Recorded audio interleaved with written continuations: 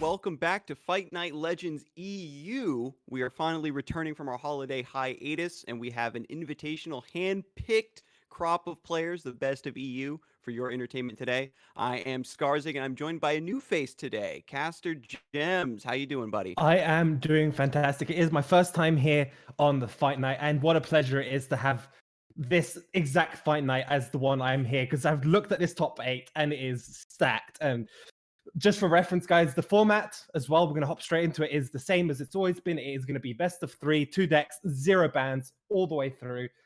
And it is looking like a fantastic lineup of matches that we're going to be bringing you guys today. And how are you feeling as well, Sazid? I'm so glad to be back. I've been getting hyped.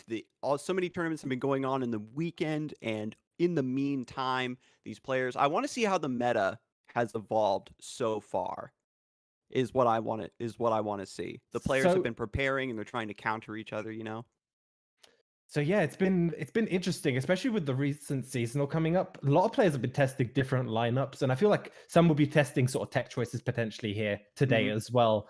And it's going to be interesting to see how they bring it up. And we can see our brackets here for the day. So our first matches of the day is going to be Marcus versus Bulat, Freshlobster versus Grisheka, Ultraman versus Pepscola, and Annie Desu versus Manittas. And you already mentioned it. The matches are stacked today. We've got some fan favorites. I know that Ultraman was specifically requested by a lot of players. They wanted them to be invited. And Freshlobster is been showing up for EU constantly, even in the Masters tournament and for Fight Night. Marcus, our 3-time reigning champion, going to be here to try to take that 4th title, and maybe Bulat takes them down. So for those of you guys who don't know who Bulat is, he is an Italian player. He's done fantastically in recent tournaments, coming joint 3rd, I think, in a recent other community tournament of mine that I was hosting, and that had over 210 players. So he's a strong contender. He's done fantastically. So he's one to keep an eye out here. And if we do get to see his lineups in the future, we've got some spice coming up for you guys. Yeah, the Italian region for sure has been extremely strong. I'm glad that Bulat was able to make it. Previously, we've had Broken Ball on the stream, and always fantastic matches coming from Broken Ball as well.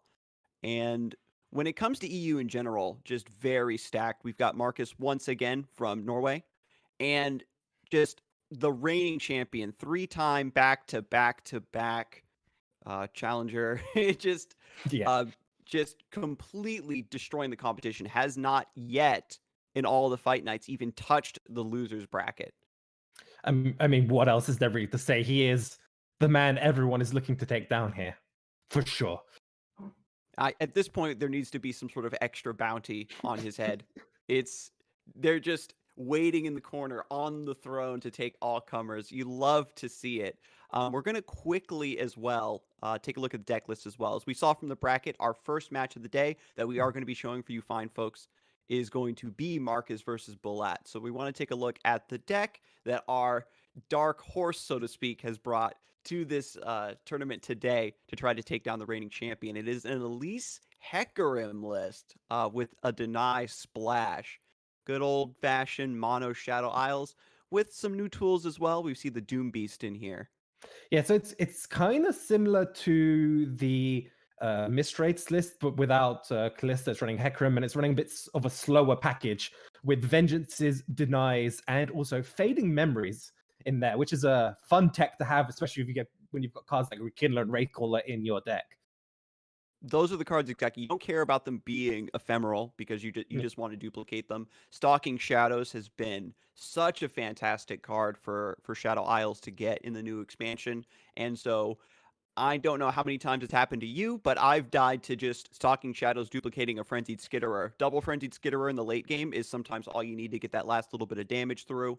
We could see some shenanigans with 2 or 3 Hecarims in play off of Rekindler or the Harrowing as a nice alternate finisher. So I like the concept of this deck for sure. You have that fearsome package, but with this late game value backup potentially.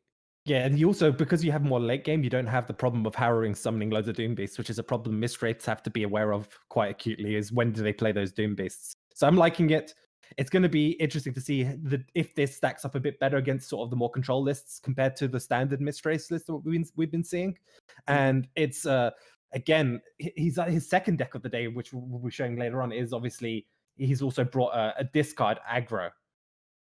Discard aggro is such a solid tech as well. When you want something nice that can take down your opponent, but you need to go even faster than Pirate Burn, that's the one to take. And we're going to jump right into game now, finally. We've got Marcus on our perspective view here. They are running a Feel the Rush list here, Trundle Tryndamere. And Bulat is going to be opening up with the Elise Hecarim. So we'll get to see how this list will perform against a slower one. Bulat only has 1 copy of Ruination. So Marcus will have to take that into account, but they're going to have to make it count. I mean, I think the deny is massive in this matchup as well, because you can just stop Feel the Rush most of the time. We already see Bulat. He's pretty much only be using that deny on either Ruination or Feel the Rush this game. And with Elise on turn 2, this is exactly the aggressive opener that you're going to need. You have to worry about Avalanche, of course, so they're just going to go for the open attack. Yeah, it also plays very, very well around the Trapper on 3, which obviously Marcus has 2 copies of right now. And again, just being able to push the extra 3 damage is very beneficial, because if he did develop, he would have been pretty punished here by a Trapper. The only alternate play I might have seen, depending on how aggressive you'd like to be in a position, is maybe the Risen Mists to get that Wraithling, the Mist Wraith at burst speed to get in there. But look at this beautiful curve. Elise into Wraithcaller on 4. the classic. So now we've got Double Trapper. This is pretty nice for Marcus because this deck does struggle a little bit with the early game. Feel the Rush lists have the ability to include a little bit more early game than a standard War Mother, but getting these trappers, these 3 attack blockers on curve as well, is going to help a lot with these fearsome units. With a couple Yetis coming down as well, Marcus is going to be putting up a pretty honest fight here. Yeah, that avalanche is pretty big here. It just delays Bulat's next attack turn by quite a bit, to the point that he might just try and develop again and try build up another board. I really like it from Marcus because he does have the double Foul Feast here in hand as well. So he's softened up the Wraithcaller, he's softened up the Elise. He can use those to remove the from the board. And because there's hardly any interaction in this list outside of Vengeance from Bulat, these 3/1s are just going to stick on the board for free. They'll have, yeah, exactly. They'll have to be cleared. And when you're playing an aggressive deck into a control list, well, I should say when you're playing the more aggressive deck in the matchup, you're forced to develop into the removal. You're forced to swing into your opponent to give them these really good trades.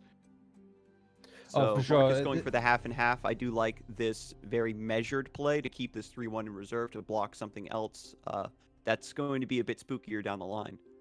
Yeah, what's also crucial is these spiders are actually a bit of a problem for Bulat, unless he obviously gets the Elise leveled up.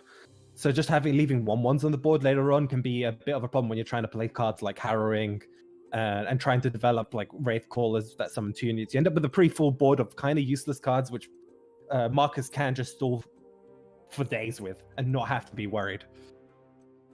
Yeah, if you wanted to, you just take the 1 chip damage from the spider over and over again just to lock your opponent out of a good Wraithcaller turn. They have to overwrite it or try to get... That's kind of ironic, right? When you're playing against a control deck, then suddenly you have too many units in play.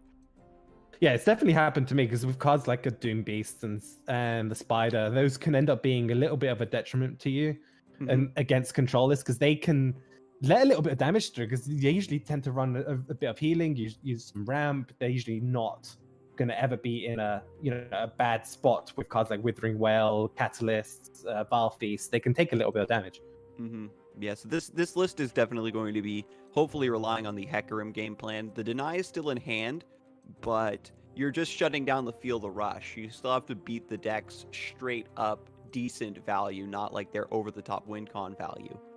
And yeah, I was saying it's looking a little bit difficult here from Bulat. He really needs to start drawing into either the Hecarims or the Harrowings already, because the board is really falling out of favor quite quickly here. We're going to see the Yeti plus Alpha Wildclaw from Marcus, and I don't think there's much that Bulat can do. I mean, he could throw a Ruination, but that's just going to reset the board, and Marcus is not going to be too upset about reset.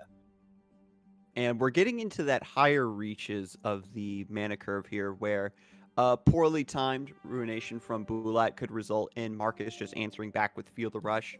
Not necessarily in response, but even at the beginning of the next round onto the empty board, and then you're fighting back against those 2 massive bodies. And we have the Fading Memories, which was a tech that you had pointed out already. Maybe use this to snag a Trapper for yourself if you're really getting desperate for value, getting desperate for bodies. See, I don't like the Trapper because you end up throwing a Yeti into your deck when you end up diluting your top 3 cards, right? When you really want to draw a Hecarim or a Harrowing or of some sort of the big key cards from your deck. So I think it's very much a do I feel like my situation is bad enough that I need to try and get just a 5/5 Yeti on the board? So Bulat is not that desperate. Gonna go for the Ruination instead. This is nice. You, at the very least, you waited for that Ice Pillar to get scooped up. Your opponent still has some mana to develop, but Bulat is still pretty healthy. The thing about control decks is you're gonna have your HP for most of the game, and then suddenly you explode.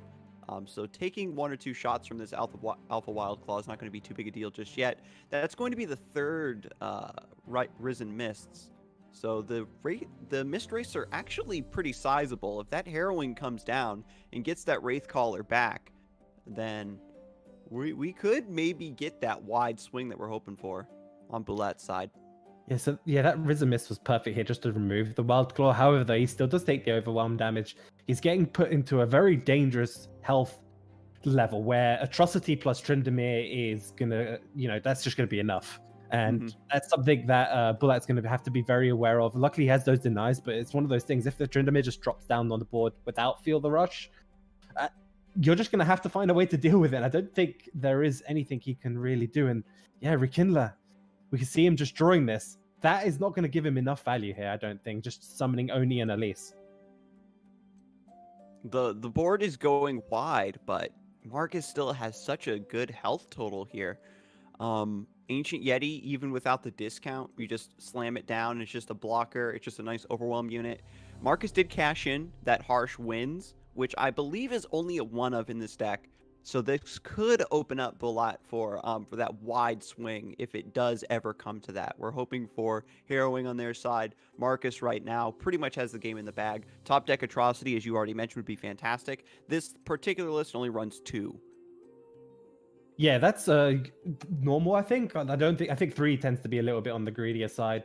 Yeah, three is what you run in when you're expecting the mirror a lot, but 2 I think is a more sane number. Yeah, what I love about this Vengeance here from Marcus, though, is it will force the deny out from Bulat, which means if Marcus does get like a Feel the Rush, that's 1 deny down. Less odds of him having a second one, so you'll feel a little bit safer about throwing out that spell later on in the game. And the Overwhelms still connect beautifully.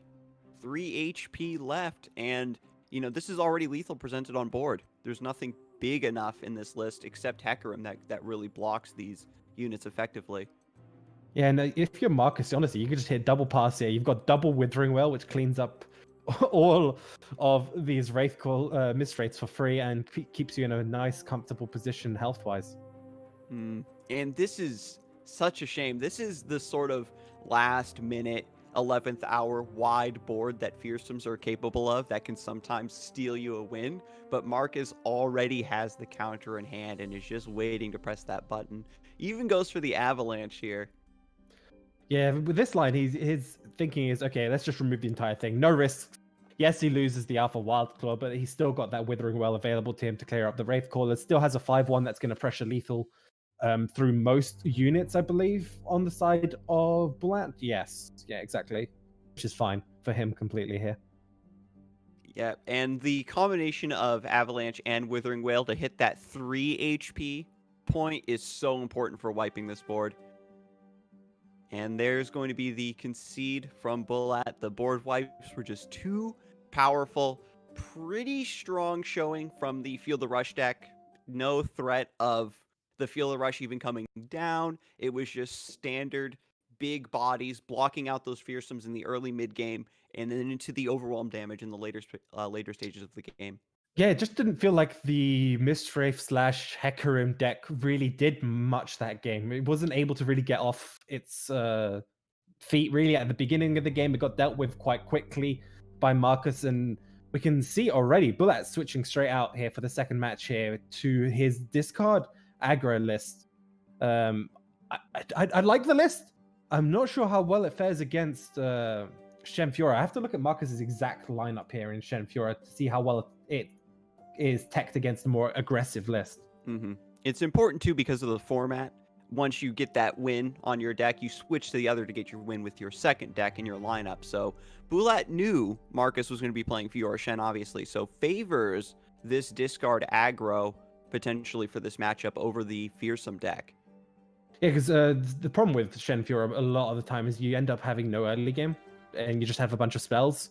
And that's usually when we see Shen Fioras just get a little bit overrun. The problem I have though is you have to be very, very worried about a Fiora coming down. Because Fiora can quite quickly snowball out of control with the stacks, especially with a couple of spells. Either a Riposte or Star Shapings will usually be enough. And there's the Fiora on 3, going to start sniping these smaller units. This is the disaster scenario. There's potential to go for the Get Excited simply to force it from the opponent. Sometimes they have Fiora and 1 backup spell, and if you can force them to cash that in, then they're riding on top decks. You could potentially, this should be enough through Sharp Sight. So this actually ends up being perfect here for Bulat.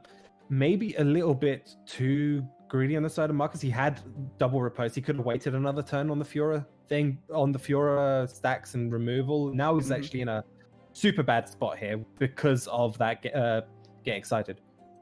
Going for the Fiora early, maybe Marcus is just feeling a little bit of pressure here, right? From the triple spider opening, the precious pet, plus the vision there.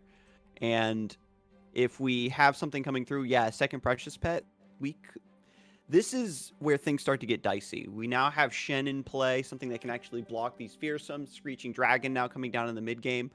Unfortunately, Bulat doesn't have the power cards of this matchup. Yeah, for sure. I mean, this is the problem he's facing. His hand is very, very low quality. He has no way of getting past the Screeching Dragon here that came down on 5. Really, at this point of the game, you really want something like a Jinx. Would have liked to have a Draven on the board already, so you had the potential for axes to throw away some of the jury rigs. And it's just looking a little bit dire to the point that Augmented Experimenter might just have to come down here just to refill your hand up with some other stuff. Because right now, it is not enough for him. And another unfortunate circumstance here, because of the hand discards resolve from left to right, you're going to lose out on the Flame Chomper potentially. Oh, but the deny. Oof.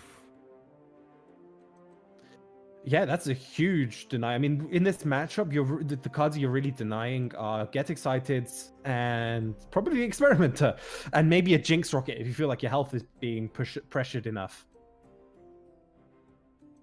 But at the very least, you can block a little bit here, get some chip damage on Shen. With Arena Battlecaster, hopefully another Vision top deck, the Flame Chompers could go a long way towards sniping. And with such a wide board, you're hoping for like maybe top deck crowd favorite, you know, to push through some of that nice overwhelm damage too. Yeah, it's just looking like Marcus has gotten to the point in the game where he's taken full control. Even with crowd favorite, he's got Concerted Strike. Even with the Jinx, he's got Concerted Strike, Riposte, Sharp Sight. His hand is just full of very valuable spells to stop the attack from Bulat. And with the River Shaper being on board, he can draw additional cards and spells. And oh boy, is that just a Spirit's Refuge that I just saw in Marcus? That's a Spirit's Refuge indeed. Yeah, that is just gonna like seal the game, right? A discard aggro, when he gets to this point in the game, is very much reliant on Jinx, drawing multiple cards, trying to get those rockets off, because you're not getting any attacks through on this board. Not enough damage anyway to really pressure your Marcus at all here. And again, with River Shaper connecting with the Concerted Strike, you're going to be drawing even more fuel.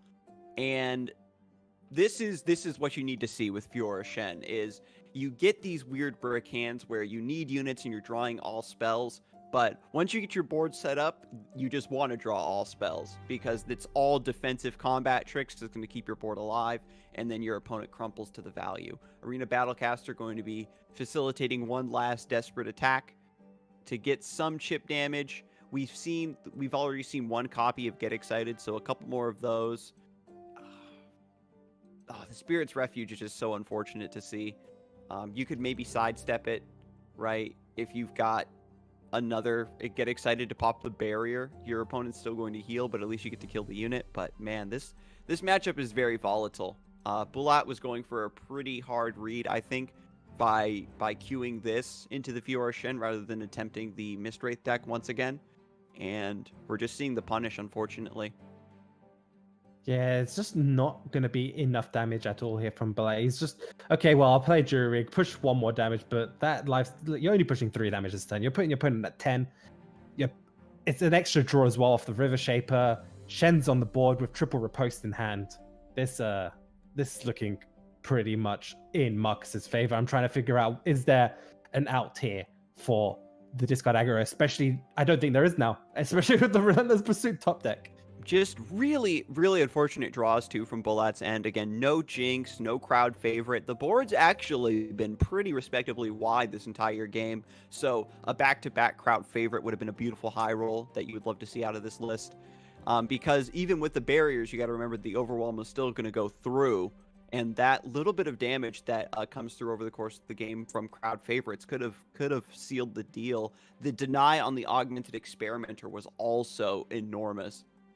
Oh, for sure. I feel like that deny pretty much sealed the game in general. Stop Bulat being able to draw through his deck a little bit more, try get to that Jinx, try get to sort of the other key cards. And he was kind of stuck most of this game with just the Jurigs in his hand, which are kind of useless here against the Shen Fiora. Yeah, even with Marcus only drawing the one Fiora that got cleaned up pretty easily, just the raw power of the rest of the deck was enough to wall this out. And Spirit's Refuge just came through. Marcus getting the power cards needed for this matchup, and Bulat really coming up empty, unfortunately. Yeah, and with the Shen level up as well, now all these riposts in hand are going to be adding so much value, so much damage to the Nexus if we see Marcus go for that on the next attack turn. There is potential for some shenanigans to happen with the Greenglade Caretaker. Like if you top deck another Shen, you get the Stand United, try to swap it into an open spot, things like that. But here we go. Just gonna get this this lethal damage. Straight up 17, one hit, the riposts, and I gotta tell you, that happens way more often than you think it would. Where Greenglade Caretaker plus ripost is just such an extravagant amount of overkill damage. It's usually with Bright Steel Formation when that comes down, right? It's the Bright Steel Formation when it slaps down on the board, and it's like, well, everything now has like plus 15, plus like 8 attack, plus 9 attack, and it's just game one here of Fight Night is going straight over to Marcus. He's brought a very solid list, and he's shown us quite comfortably why he has been a 3-time champion. The matchups there were very strong for Marcus. I felt like the Mistwraith list did have a fighting chance, and not to downplay Marcus's beautiful play. I think that Bulat just got pretty unlucky. There's a lot of very powerful things that both of Bulat's lists are capable of doing, and just did not come out. Again, no Jinx, no crowd favorite, not a single Hecarim seen in that first game either. If you get Hecarim down at least at some point in that game for a little bit of overwhelm damage, then Rekindler brings back the Hecarim instead of just an Elise in the late game, maybe you can get something to happen there. But yeah, there's also no Harrowings, I believe, as well. No Harrowing, true. No Jinx in the discard list. It felt like, it just the early game mulligans. He had an opportunity to potentially keep the Jinx. That could have been a decision point where we could have seen a different line there into the Shen Fiora that could have maybe changed it. And Bulat will be able to hopefully run it back out of the loser's bracket, and we will catch up with the rest of the developments from the round 1 matches right after this short break.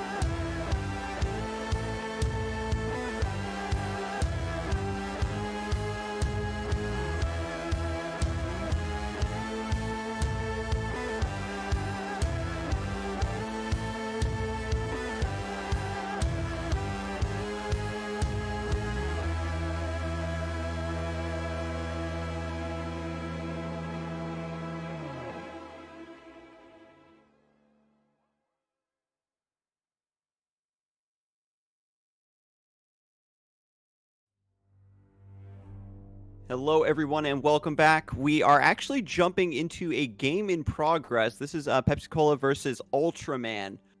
These are both TLG members that are just going head-to-head. I imagine that these two players are probably practiced and tweaked their lineups against one another. So this is going to be interesting to see when both players kind of know what's coming and have a little bit more experience for that particular matchup. Yeah, no, and this is, I think, the second match in this series. It is actually, 1-0 to Ultraman here. So he's only left here with this Draven as list, I believe, up against Pepscola's Zed Lee Sin. So Zed Lee Sin, very classic deck, has some good mid-range and combo potential at the top end, but against something with a little bit more aggression to it, like this Draven list is capable of, could be pretty difficult for this list to get set up against. Typically, again, Lee Sin Zed, they play the Mountain Goat, the Zed, and just beat you up, but with the aggression and removal...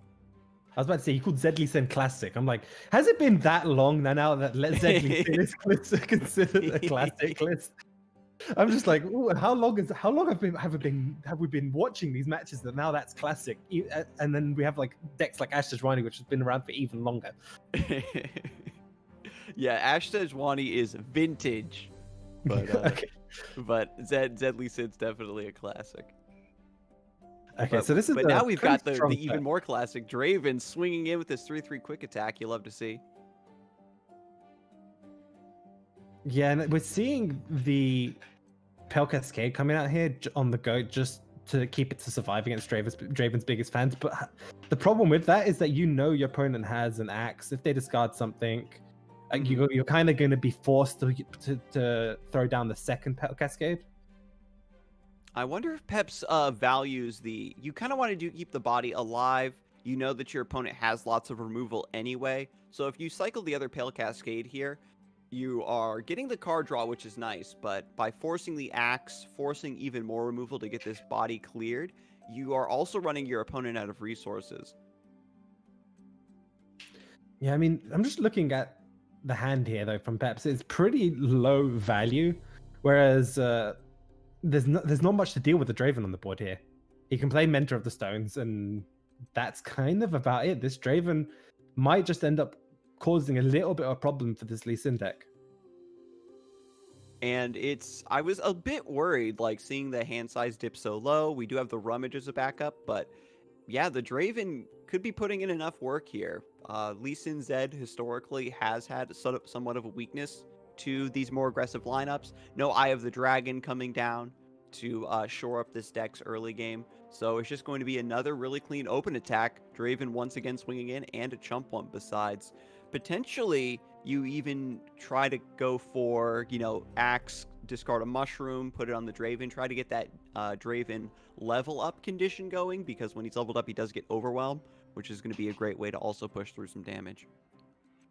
Yeah, I don't know if you necessarily need to do that. I mean, you can try, but I feel like it's... I like it. I'm just trying to feel like, is there a line where you maybe just hold on to all your spells so if you get an Ezreal? Because at this point, you have so much burst damage. Ezreal's going to... I mean, Ezreal's nowhere close to leveling up, but you do have Flock, you do have Thermo, you do have Arachnoid Sentry if we do see like a Lee Sin or a Zed even come down at any point just to stop the attack. But again, it's looking... I like the Rummage more. You get to draw 2 cards through your deck. You get to search for more burn, maybe more units that you can try and develop. And throwing away the 2 axes is what I like to see, because you can then... oh, okay. Well, you just draw another Rummage. Okay, yeah, because again, there's a split there. You use the axes to fix trades, you use them to level up your Draven, or you use them as discard fodder, and you get the same decision tree with the mushrooms. Sometimes you save them to trigger Ezreal, sometimes you trade them in to get that little bit of burn damage you might need down the road, but cycling them with Rummage is also fantastic here. Now, the Ezreal Draven deck's really hitting its stride. Beautiful Sentry to counter the Zed here. Yeah, what this also reads, though, is that if you're Ultraman, you go, okay, he most likely doesn't have Lee Sin plus protection in his hand at this point of the game, or he does, but he's trying to just maybe bait out something. So the odds, especially because you haven't seen much cards play for the last like 4 or 5 turns, or even units, only being 1 Goat, 1 Mentor, and then on turn 6 you're seeing Zed. You can probably have a good read that his hand is going to be predominantly spells. Yeah, that's a fair assessment. And the nice Noblefy coming down wants to save the Zed. Even though the Zed is not going to be able to attack this turn, it's like Zed has this interesting quality where he's a defensive attacker, so to speak. Like when you swing in, you get 2 attackers. If you're forcing your opponent to cash in their board to block Zed to keep him from leveling up, then you have, you're clearing your opponent's board. But another deny really needs to keep this Zed alive. Again, when your units are only Zed and the rest of your hand is spells, you have to do everything in your power to keep this body in play. Oh man, this is looking so great for Ultraman. He gets the Farron. He's swinging for at least 6 damage this turn. This is looking fantastic. Thinking about it, thinking about the Whirling Death here. You've already seen the Nopify. You've seen a deny. If you get this to connect, you get your axe, which is really going to help activate the Sump Dredger here. I like cashing this in for sure. Yeah, I completely agree. The Sump Dredger is going to help you draw into a few more cards. You're playing Farron most likely on the next turn anyway, putting your opponent under that pressure of the Decimates, and they're in range. They're at 11 HP. They would have to have Guiding Touch and Heal to put themselves out of it. They've already cashed in 1 healing potion as well from way earlier, and once you have them under this pressure, not just with the Decimates, but with just a wide board, Captain Farron's Overwhelm, you're good to go. And typically, too, when you're playing against Ionia, you don't want to play one big guy, again, because of Concussive Palm. We have because this is an open deck list, we know we don't have to worry about Will of Ionia, for example, but having the backup, right, of this wide board, and then the triple threat, Decimates, Overwhelm, and a wide board worth of pressure is exactly what you want to see in this list. No Ezreal needed. Yeah, however, this Bastion, though, is going to come in clutch here for Pepscola. It's going to allow him to actually keep the Zed alive, swing for potentially 10 damage here. And there is a good play here now from Ultraman. He's delayed the Captain Farron for a turn. Even just going to go throw it away. He's, okay, my game plan now is not even Farron. It's just, I'm going to let this 10 damage go through, and then I'm just going to swing in on the next turn.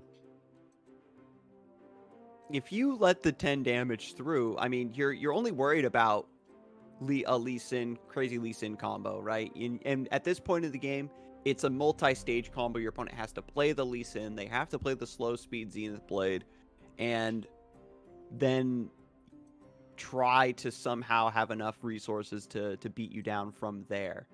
And, well, I mean, first things first, they have to deal with the board from Ultraman on the open attack. Exactly. So you aren't lethal. Yeah, that was the worst roundabout way to basically say that Ultraman does not have to worry about the Lee Sin combo. And here we go. This is swinging for lethal.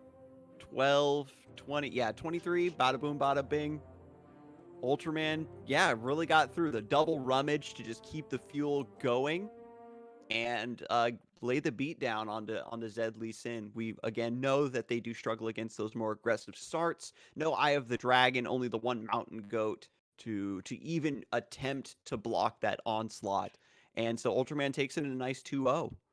Yeah, it really comes down to the problems Lee Sin has always had. If you don't have Zed or Lee Sin at the right times in the game, or you just don't draw them, and your hand is just spells with like gems and stuff, you're not gonna have a good time. I mean, we saw he had the Mountain Goat, he had the Mentor, but that was it, and those got cleaned up very quickly. And Draven as a deck that shouldn't have been able to be that aggressive, would be able to develop that big of a board, had enough time to play, what was it, double Arachnoid Sentry, Chump Womps, Draven, just completely for free, no removal over the course of multiple turns, and just swung in for a massive attack.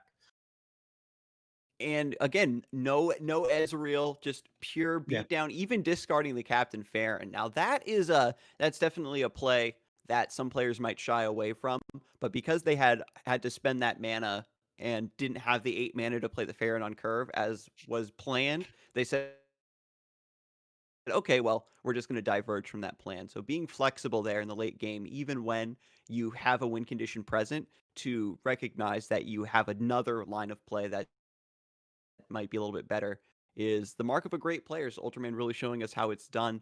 We are going to jump right into another game here soon. It is Desu versus, let me refresh my memory on the bracket. It's versus Manittas. Yeah. Okay, wonderful. So the series is currently ongoing. According to the bracket, Annie is up 1-0. So this is going to be another sort of in-progress game we're jumping into. That previous one we caught just the very end, missed it, of the Ultraman set where they were playing a Go Hard mirror. Yeah, so we had Pepscola EU Masters champion dropped 0-2. Now we're watching his teammate from EU Masters, Manittas. Can he carry on the flag from Portugal here against Croatia, who's also another player they were playing quite often against in the EU Masters series? And it looks like we will actually be able to see a nice Go Hard mirror here. So there's a lot of different ways to build this deck. We settled into a sort of meta with the list, so to speak, where it was Twisted Fate, Elise, all the card draw you could carry. But now that the list is starting to become more popular, the players are now trying to outdo one another. And there's some interesting techs regarding whether or not you run Ruination. We see Annie has an Abomination in place, so they have the Cursed Keeper technology. Also, Annie is running 3 copies of Black Market Merchant in his list, which is something we need to talk about because of the interactions with Gohard and being able to nab a Pack Your Bags. If you know they're at Pack Your Bags manner, if you nab a Pack Your Bags, I believe it stays as Pack Your Bags. Oh my god. That is not good. But again, basically what this shows is Annie Desu has built their Go Hard list with a nod to the mirror match. With the Cursed Keeper, sure, you put you give your opponent a nice Go Hard target, but you punish them by getting the 4/3. It's a great Glimpse Beyond target. It's a great Fortune Croaker target. I do really like the concept, but Manittas now has 3 copies of Go Hard in hand, so this is just going to allow them to sit on that 1 mana board clear until the last second. Unfortunately, no units in hand to develop on top of this. Yeah, this is looking a little bit dicey. I mean, Manittas, yeah. Look at the HP though. That's the thing you have to be putting into consideration. Yes, he has. His hand is pretty low value. I mean, he's going to have at least a Pack Your Bags this turn, but it does put his opponent to 2, which then is within Doom Beast range. So that is something, and he has to be very wary about here.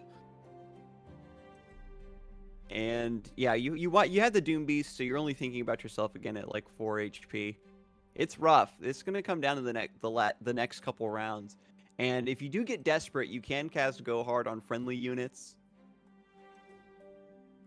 If, for example, if Manittas hadn't top decked the Elise and you really want to get that Pack Your Bags up and running. Yeah, I think Annie has to go for it as well, because it's getting to that point with look at the life totals. I mean, does Annie just win here? No. Okay, I'm just trying to count how many Go Hards have been played, because we're in the middle of it, and if he has enough Go Hard to play, he has Zap. We'll draw him potentially another one, Doom Beast, and then that should he then needs units. He uses them on his own units. That should just be it this game, or that is next round. And doesn't go for the double glimpse there. Needs to keep mana open for the other Zap that's already in hand, and the Doom Beast. Now you potentially have the option for Dreadway deckhanded into Doom Beast to heal for a little bit more. Oh no, there it is! Yeah, Yeah, instead of going for the Doom Beast directly to try to set up the heal a little bit more, get punished by the Doom Beast. I think he had a potential line there, right? If he just played the Go Hard, he could have healed himself up a little bit, maybe dropped his own Doom Beast, and I think he was in a winning position. That was kind of hard to see because like Go Hard has a lot of moving parts. We're trying to figure out how many copies of Go Hard had been played so far by either side, but there was definitely a line there with the Zap Spray Fin and the Abomination in play, potential for double glimpse. If Andy was really behind in the Go Hard race and was maybe just looking again for Doom Beasts or just other units in general to just play to the board naturally to just swing for lethal rather than going for that burn plan, that might have been Annie's line of thought there. Yeah, for sure. That does mean it is going to go to a game 3 between the two of them. Annie will be sticking with that Go Hard list, and that will mean Manittas will have his ASOL Lux list available to him. So Aurelion Sol Lux, I've seen a permutation of this matchup in a previous fight night, and the Aurelian Sol list sometimes just draws very slowly, and the Go Hard has potential to just curve out, right? Because it does have a lot of wide, low curve minions that are just designed not only to draw cards, but also to just stall and chump block. And if you aren't playing anything, then they're just going to beat you up. Yeah, and this is an okay hand for Manittas. I mean, he's got what he really wants is to be able to get these Radiant Guardians down on the board, because that's going to stem the damage from Pack Your Bags on his Nexus. It's going to keep him nice and healthy throughout the game. The question is, though, he has to time the drop of Radiant. So at the same time, Annie will try and remove the 2/2 here on his board, which is a bit tough because Annie's in full control, right? He gets to choose exactly the turn any units basically get removed in this matchup. And once the Radiant Guardians do come down, it puts Desu, you know, oh, I need Ruination, I need Vengeance to get these out of the way, because once that happens, there's no other way for this deck to really slow them down, unless you get like a really fantastically timed gold card. If your opponent's already at very low HP, gold card could potentially delay the Radiant Guardian healing, but just a solid opening. Hired Gun to take out the 2/2. Dreadway Deckhand potentially sets up a 2-mana, a 2-damage Go Hard, or maybe a Doom Beast that strikes for 3. Yeah, and we see just the draw from Manittas. His hand is very much a late game powerhouse right now. He's got the double Valor. However, though, that is a little bit weak into Go Hard, and I don't think he's going to really want to be able to play that on a turn where he can't also combo it with a Radiant Guardian. That is fair. You don't want to give your opponent that target. As again I noted, you can Go Hard your own minions if you do want to just get it cooking. With the way that this Go Hard list functions, you typically don't care about keeping your own units alive. But as you and you called it brilliantly, the Valor is going to come down. You want it to die here, so that way you can get the Radiant Guardian in play. And this, right now in the mid game, is exactly when you need that to happen. Yeah, because you can see Annie's got a pretty decent board now. He's just going to start drawing through the deck, try to get those Go Hards, try to get that Pack Your Bags online. Unfortunately, we can't see his hand. But this is looking also pretty good for Manittas in general, because he's going to have Radiant Guardian this turn, potentially another Radiant Guardian on 7, instead of an Eclipse, depending on his own life total. Although you'd want to see the Eclipse, I think. I'm thinking his game plan is, okay, try and survive here with this one Radiant Guardian, turn 7, drop Eclipse, turn 8, Aurelian Sol, and then from that point onwards, you're going to have to be forced to play like Ruinations on the side of the Go Hard deck from Annie. So we'll see if that does come to be. The Twisted Fate potentially going down here. Is this enough draw? I have to admit, I haven't been keeping track of the Twisted Fate here. The salvage into the glimpse. Yep. That is enough. Oh my god! Leveling up the Twisted Fate on reaction. So it's actually going to survive the Valor. This is pretty huge. Now that you have this in play, you have potential for, you know, the red cards and the gold cards to prevent your opponent from healing to get so much chip damage. But fortunately, the scout attack from Valor is going to swing things back into favor for Manittas. 20 HP is still pretty comfortable. With Aurelian Sol at the top, the value game. He does burn a card, however, though, it was just nothing really of value, so I think he's going to be quite happy with that. Dreadway, in this matchup against loads of Radiant Guards, I guess, could be useful if you have Pack Your Bags, but it feels like a pretty big gamble anyway to try. So I'm happy. I think he's probably happy as well. Okay, I throw away a pretty inconsequential card here. Oh, and Doom Beast. That sucks. But that's okay. Again, when you have this much value, a couple burn cards, just mentally tell yourself they're at the bottom of the deck. It's okay.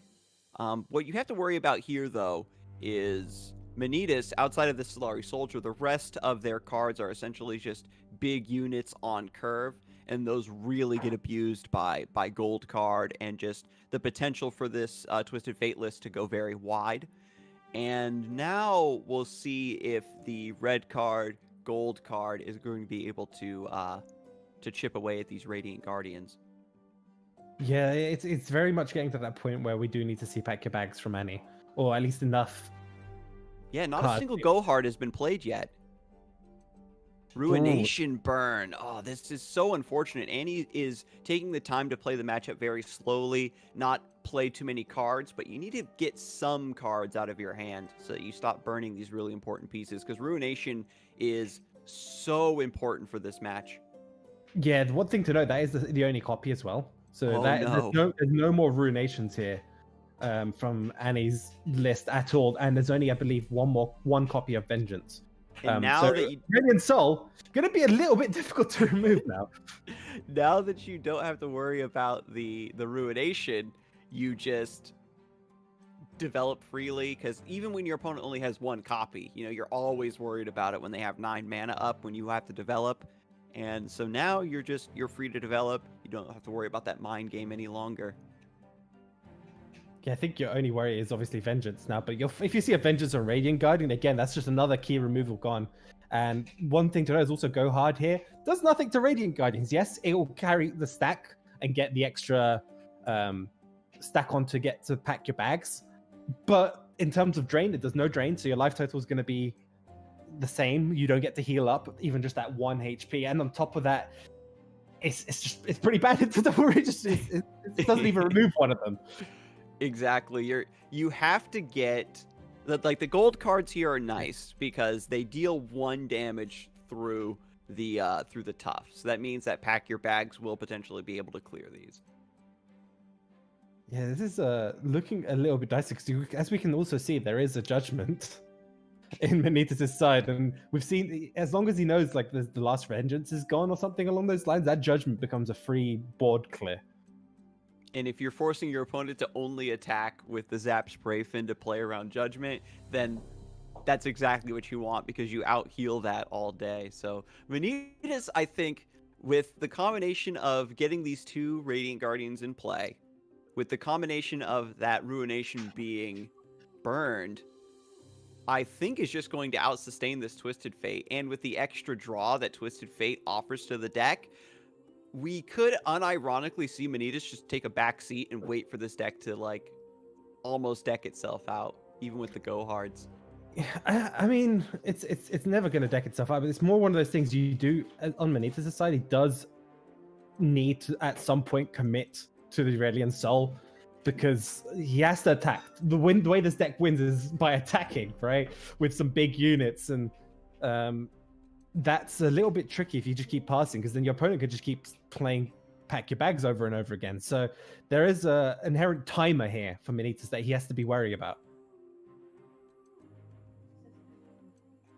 I wonder if it will come to that, if we get to the the just endless chain of back-to-backs constantly, because they're also being combined with the red card, so that's 6 damage per turn.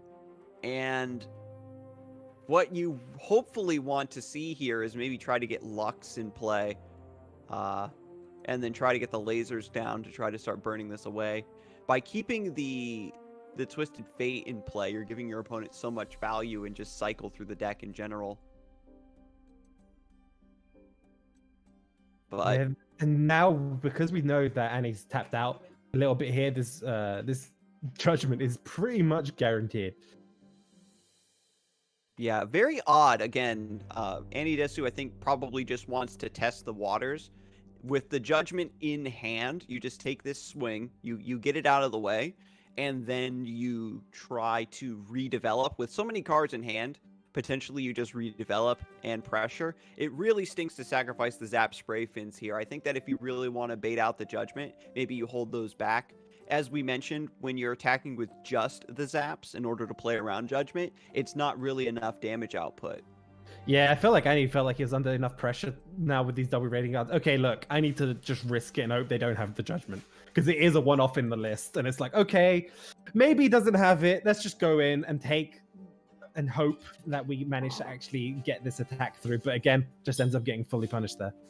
Mm-hmm. And that's the mind game. When you're running lists like this and you have the 1 copy of some big board wiping spell, that's what you force your opponent to do. Do I have it? Do I have it? And again, with Annie's mind game now gone with the Ruination being burned, this opens up the Lux to now come into play. Now we have the healing and these lasers for removal. Oh, for sure. And I'm just thinking now, is there is there an out here for any outside of just playing loads of pack your bags? And I don't think there is. What could he have nabbed? That's another thing. He had the nab go off. Is there any key cards he could have stolen? I don't think there's much. The only thing I could say is you want to maybe nab Eclipse Dragon or something like that to get some more Nightfall, the Nightfall trigger to get a Celestial and another Dragon in hand, and maybe like the big value of those can carry you somehow, invoking into the Great Beyond or the Immortal Fire, like another really big elusive unit, for example. Maybe you get Slurry Priestess and a Falling Comet can help you out down the road to get one of these Radiant Guardians out of the way. Yeah, you can see Annie's like, okay, well, I just need to draw. My deck has only got, what, 12 cards left? Most of them have to be go-hards. At this point, we need to get to these go-hards going as soon as we can. Fortunately, again, the Twisted Fate deck has a lot of very cheap cards, so you're going to be being able to cycle the cards off of Twisted Fate pretty consistently. The Radiant Guardians are offsetting the red card damage, but you're still getting the go cards to chip away at this board, and then you can finish it off with the pack your bags once that comes down. Yeah, how many go-hards have we seen so far?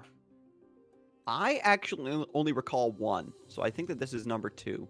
Yeah, you're right. This is number 2. So he needs at least 2 more of the cards in his hand to be go-hards here. And this is, again, very likely. We don't have a view on any Desu's hand, but when you're looking for just Manittas' perspective, we saw how many cards Twisted Fate drew, and with the Zap Spray Fins just being played, this is the 3rd Zap Spray Fin.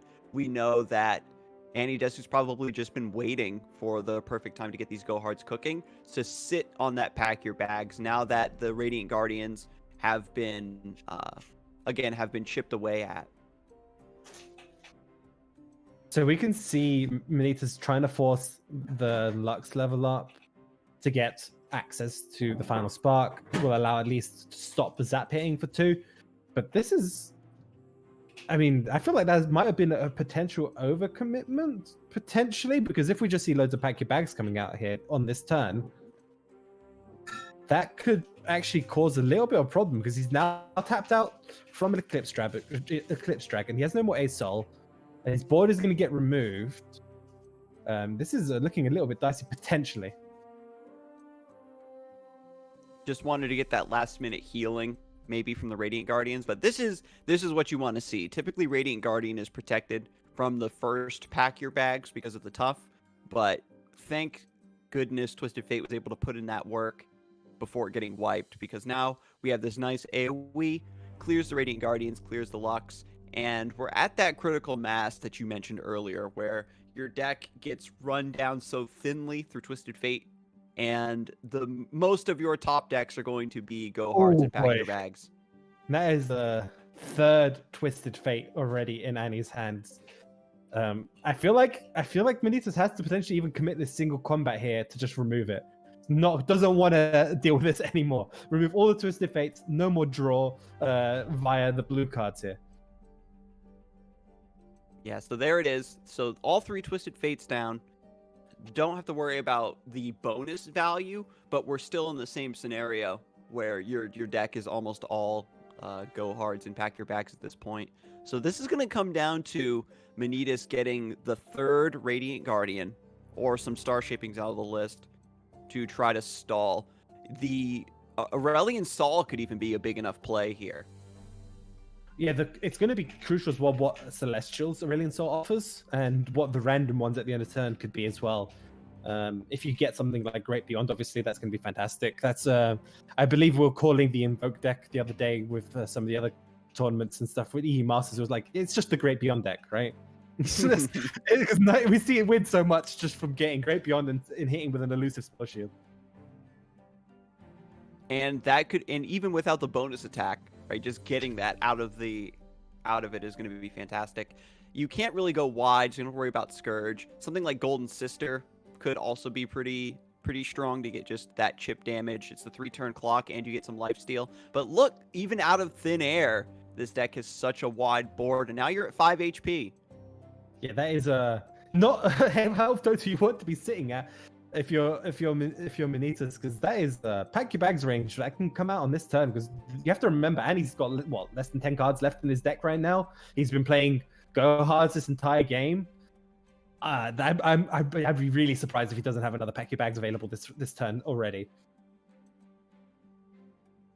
And Remembrance, even if you get Radiant Guardian off of this, you don't have any ways to proc It's looking for single combat off the Pale Cascade, I believe. Or Guiding Touch. I think that's like your outs here for Manittas. And Solari Priestess. And there's the surrender. They already know that the hand is full of go hards, full of pack your bags. And even with Judgment wiping the board, we saw again that they just wanted to get it out, just get it out of them. They're going to have it eventually, because I'm just going to be sitting here and waiting. And you let your opponent wipe your board, and with the Twisted Fate getting you so much fuel and extra card draw, I don't even think we saw what was nabbed from the black market merchants, right? No, I don't think we Even did. without the cards that they got there, it was purely the deck doing what it wanted to do.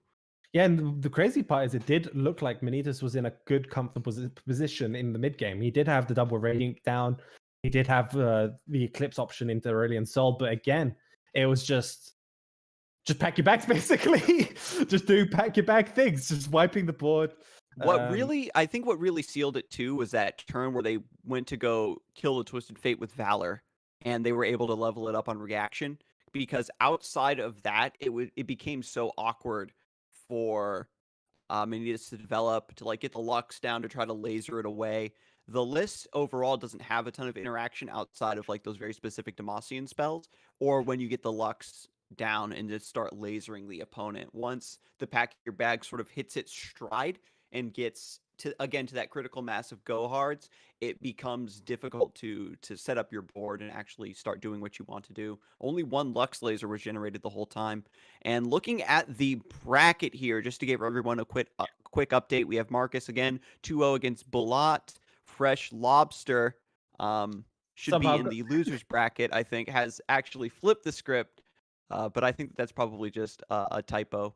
Freshlobster going up against Marcus. As we saw earlier, Ultraman is going to be going up against Annie as well for the winners bracket. But Bulat, Crisco, who we haven't seen on stream yet, Peps and Manittas are going to have an additional chance to fight back from the losers bracket. There are two things true about Fight Night EU, is that Marcus is an unstoppable force, but we always have very strong losers bracket runs on this broadcast. Should quick update, it's actually Krisheka versus Marcus. Ah, it was so correct. That was a typo. It's just, yeah, it's Krisheka, so Lobster's in that losers up against Bulat. And so how do you feel about the Lobster versus Bulat matchup? Well, Lobster, he's brought pretty standard line, right? He's brought the same as Marcus. Feel shouldn't feel the rush. So I feel like he's in a comfortable position against Bulat's lineup if it happens to match anything similar to what we saw earlier on with Marcus. All right, so we'll see if Bulat can run it back against a similar lineup, and we'll catch up with that right after this break then.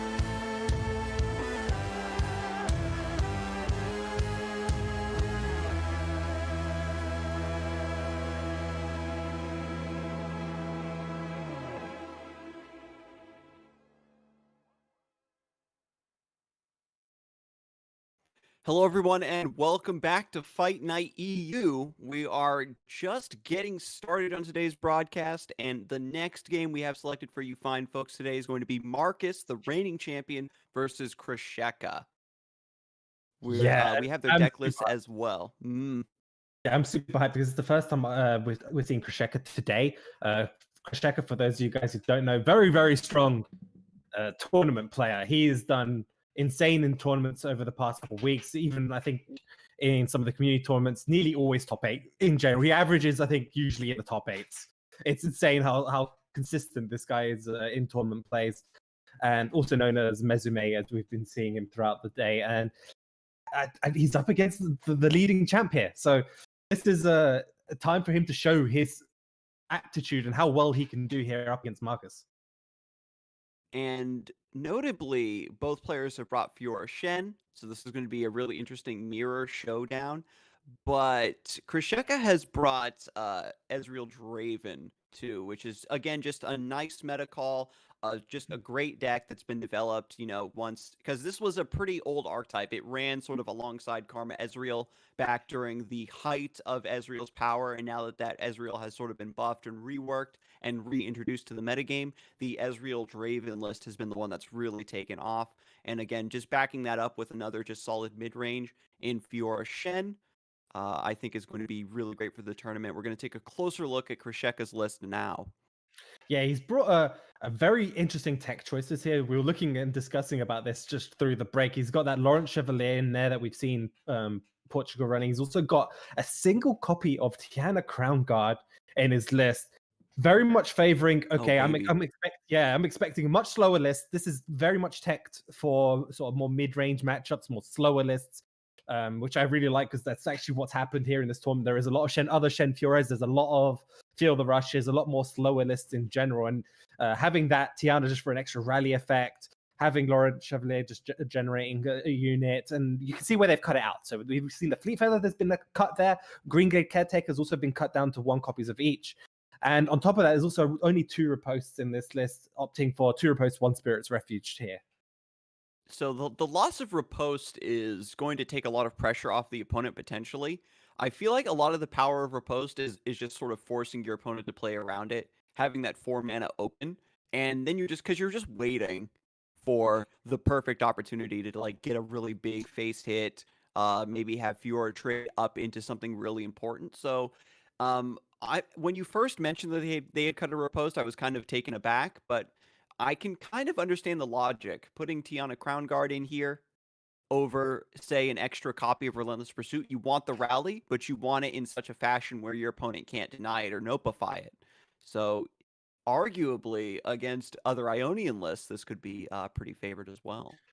Yeah, it's very similar to some of the other Shen Furies that were running basically 2 Brightsteel formations. It's very much okay, well, whoever has Brightsteel formation in the Shen Fury, and we get to that point in the game where at 9 mana, usually whoever has them is in a winning spot, is what happens. And a lot of lists were throwing 2 of them just because they're expecting a mirror matchup potentially showing up with Shen Furies, and increasing your odds just to draw it by turn 9 is very crucial. And so, yeah, to even counter that double Brightsteel tech by having Tiana Crown Guard, they're relying on their round 9 big unit. You have your round 8 big unit, and then you double down on potentially being ahead on round 8. So it makes a lot of sense. Hopefully it works out, because I love it when players are going like to that 4th and 5th level of trying to outplay and outmeta their opponents in the tournament when it comes to these really specific choices. And right off of the bat, we get the mirror match. Yeah, I don't think either player really wanted the. I mean, Krisheka probably wanted it. I don't think Marcus wanted this mirror to be the first match here. However, though, his starting hand does have the option to keep a River Shaper, but I think really wants to try search for the Shen. Shen is, I think, one of the key cards here in the matchup in the mirror specifically, even more so than Fiora. Just getting those barriers for free is crucial, because then it forces your opponent to maybe have to play like a riposte in response to a Shen barrier. And just getting that extra value from the barriers that way can help you slowly chip away at the opponent's board. So Marcus with all of the units and Krisheka with all the spells and only Cythria is at the top end. So Marcus is going to have a beautiful tempo start here. Yeah, it's a great start. He gets to push a little bit of damage. However, though, he's got triple screeching dragon, which is, I mean, it's great because the chance of you drawing spells are very high. However, he's not drawing any spells. He's just drawing another Cythria. So that throws my point out the window. The chance of Oh no!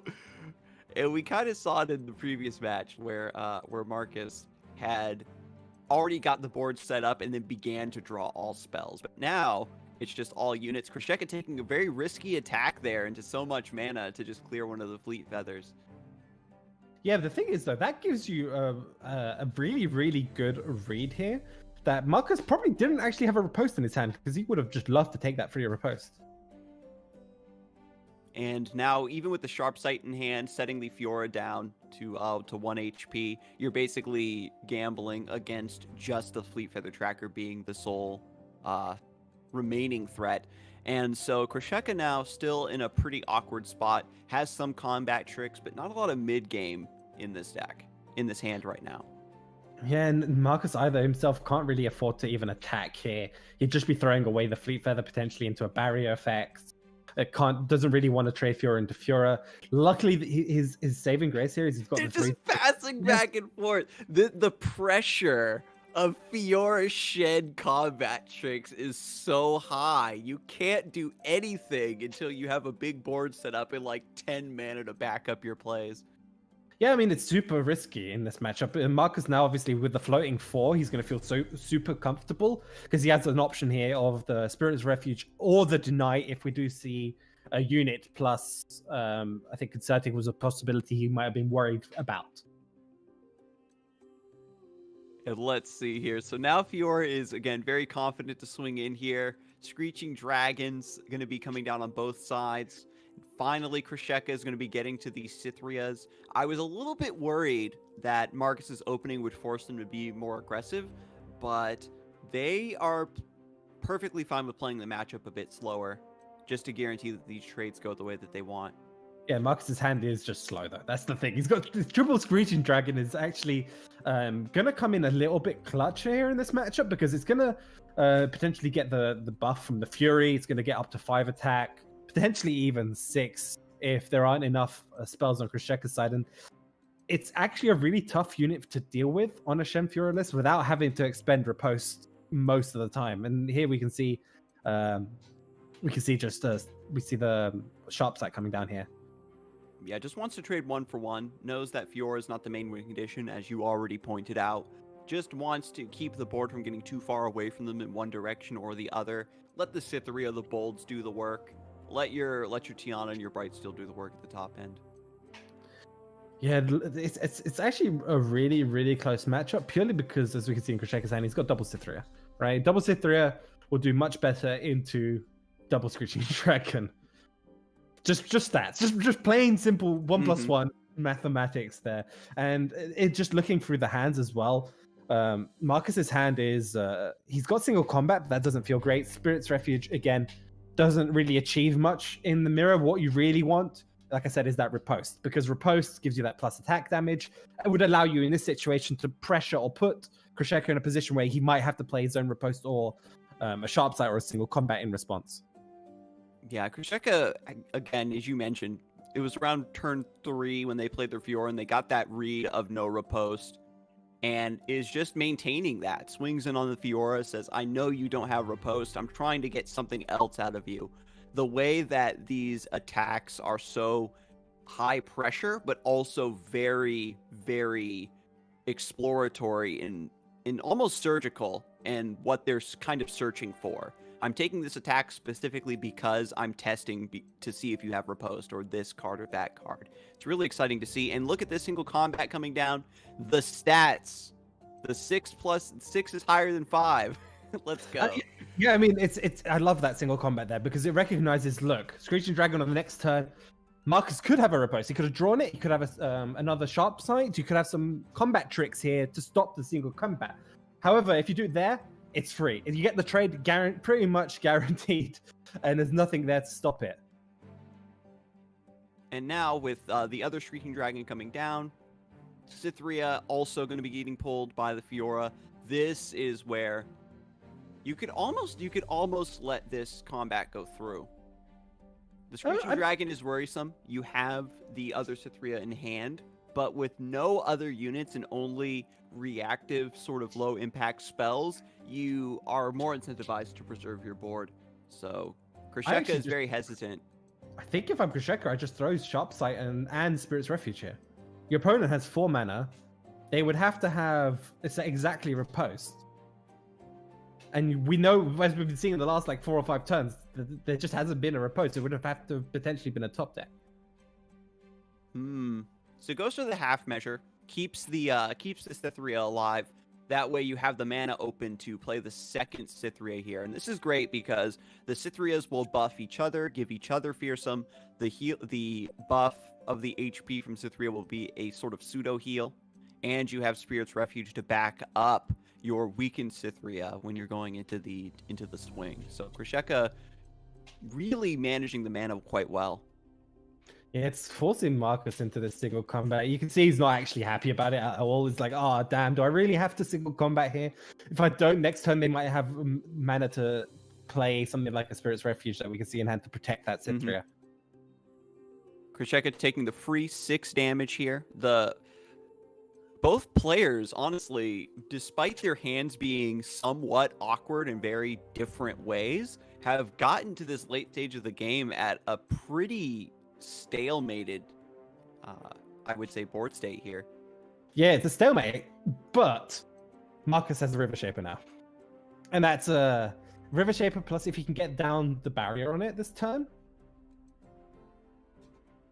That is just going to sort of give him that extra boost that he really desperately needs to try and get that draw engine going as soon as possible. Once you get the River Shaper in play, you start to have access more consistently to like your big combat tricks. Marcus has not yet played a riposte, and Krishek has been kind of had the read initially and has been playing around it as much as possible this whole game. But now it's going to become a more realistic option for Marcus to have, and being under that pressure of riposte, especially when your opponent is ahead of you on board, is going to be pretty problematic. Yeah, we might even see the single combat into a deny match here happening on this turn, which Krisheka is ultimately winning. Yeah, without the card draw, just a Sharp Sight, a little bit of Relentless Pursuit. You just need bodies. Krisheka doesn't want to cash in the Cytherea here. You're forced to use the Spirit's Refuge preemptively, right? But then potentially you die to the single combat. So it's you would be fine. You'd be fine into a single combat because he has no 5 plus deny, and Marcus would have had actually enough mana to do it all. Yeah, so I wonder why you don't go into the 6/6 there. Probably just playing around Sharp Sight. Yeah, because you have Sharp Sight Refuge. There's so much. Again, you can just see how there's just so much things that need to be considered in this matchup.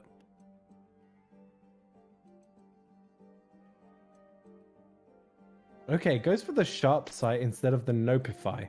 I don't know how I feel about that because you give Marcus an additional draw. I would have just probably liked to start off with the Notify, just because in general you just don't want that draw to happen. Yeah, so then the deny goes on to the Notify. Was this the plan to just force the chain to be a little bit longer? Potentially, yeah. Now that Marcus is sort of low on, it's just going to be sort of out of resources at this point. Yeah, I mean, he is out of resources, but again, he still has a River Shaper, right? So that's just an extra draw he's pretty much got guaranteed here.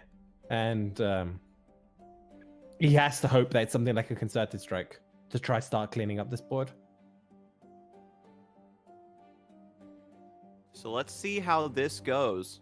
Cytherea forced to block here. This is going to be a blowout this turn. He's going to be forced to deny the Relentless Pursuit as well. Wow, Krisheka just manipulating the combats in the hand of Marcus in order to set up The Screeching Dragon top deck was absolutely beautiful. Krisheka, you know, when you're playing a deck like this, you realize at this point in the game that top decking a unit is pretty likely. So to take that very specific line to say top deck pretty much any unit's fantastic for me. Yeah, this is not looking great for Marcus. The draws have not been kind to him. Hasn't been able to get to sort of any of the big late game units after we saw the double Cythrias and stuff. And there's Tiana. There's that card. There is nothing stopping that rally effect this turn. And we could even see 3 attacks here.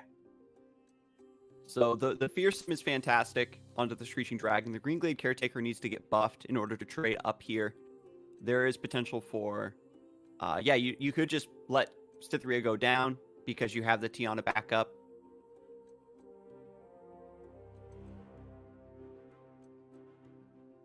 Yeah, Tiana's actually just going to blow out this game completely, I think. Yeah, the board's just too shrimpy. You're forcing your opponent to just live by cashing in all of their combat tricks. Yeah, and you can't even kill the Tiana with Sharp Sight because of the tough tag.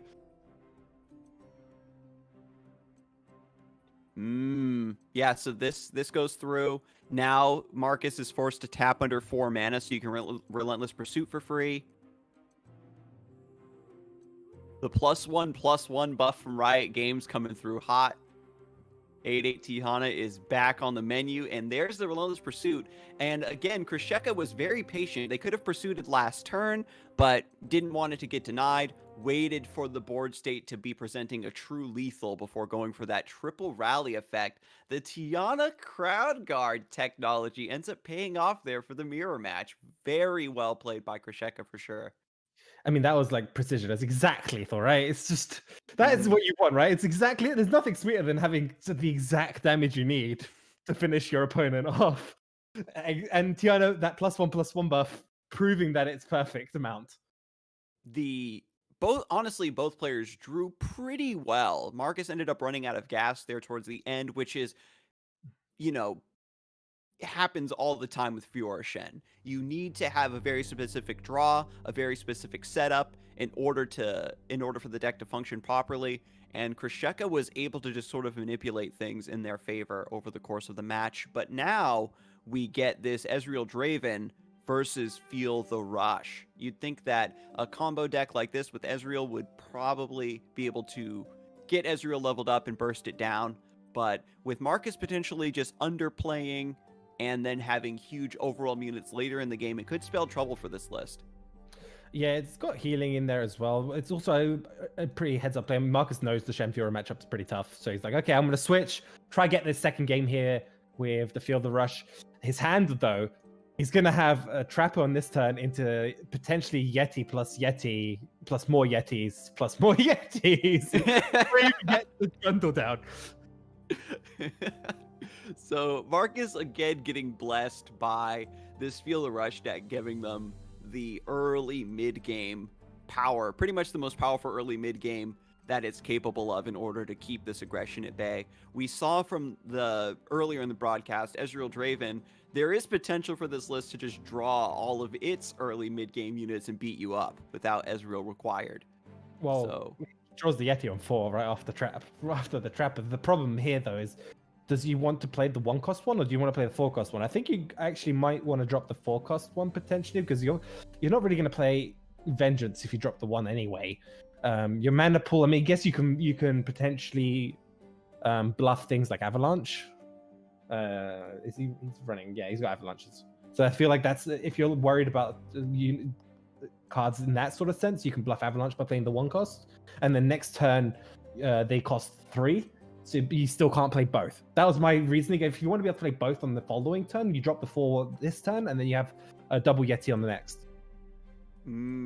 So Marcus goes for the more mind-gamey play of just a Yeti, maybe baits out removal, and then you have the Ancient Yetis to come down. But yeah, just Krisheka just going to go wide, just going to try to get as much chip damage in around the sides as possible. Goes for the swing. I wasn't anticipating this. I thought that you would just save the Yeti in defense. I mean, you have to start removing the board, right? from the the Draven Ez list. I figure that like because you see the axe from the Draven, you're opening up the Yeti to maybe get tripped by a spider and die to ravenous flock. I mean, on top of that, you do have double flash freeze, so you could be hoping your opponent's respecting flash freeze as an option.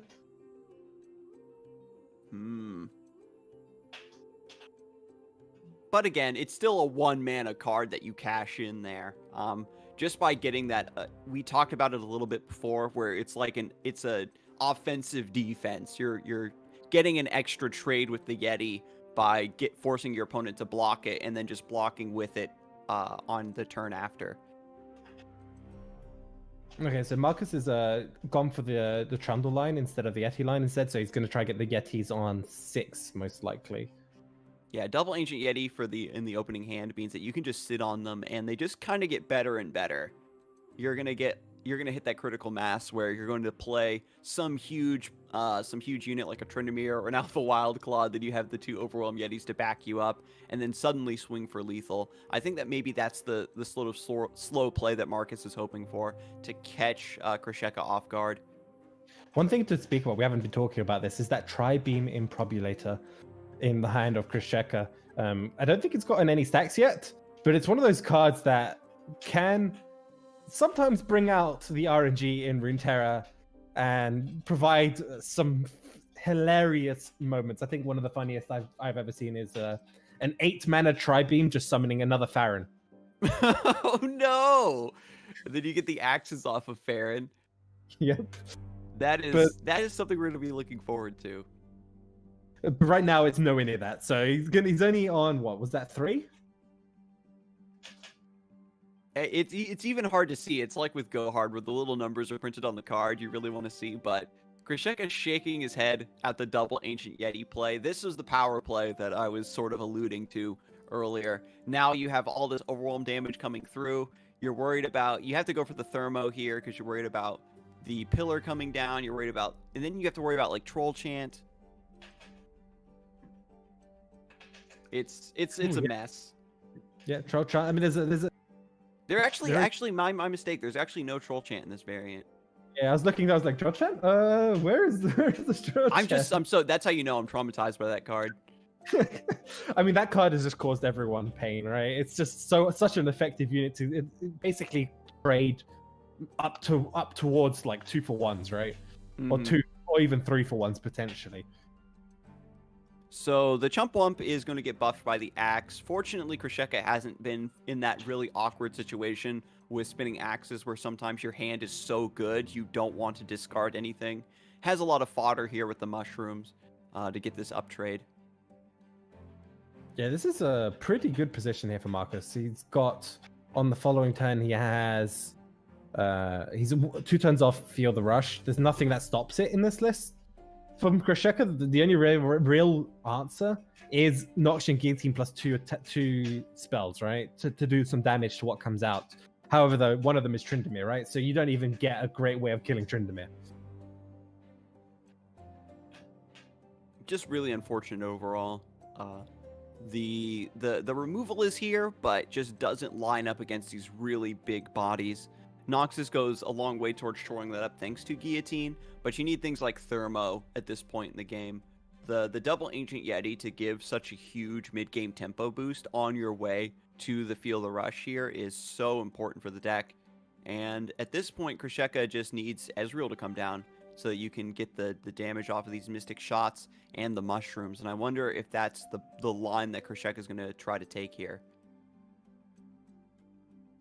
Yeah, I mean, if you do go for that line, you end up in, again, that same position where you don't actually have any damage removal for when Feel the Rush actually comes down. The other option is you can hope this Tri-Beam Improbulator. But again, Marcus is floating 10 mana. Do you want to risk developing here? It's a pretty risky proposition. Wow, even has enough room to just vengeance this Draven. I mean, with the amount he's got, his hand is just filled with removal, right? The only cards he's really worried about is going to be Farron, and he's got another vengeance anyway to deal with a Farron if it does come down. with the Withering Whale in hand as well, and you're at 13 HP. You don't have to necessarily worry about Farron's axes being any sort of threat. When you're threatening here in 1 or 2 turns to just one-shot your opponent with the Field of Rush overwhelm damage, we're looking for maybe what, Arachnoid Sentry to stop that. Yes, I think that's about it, right? There has to be that plus.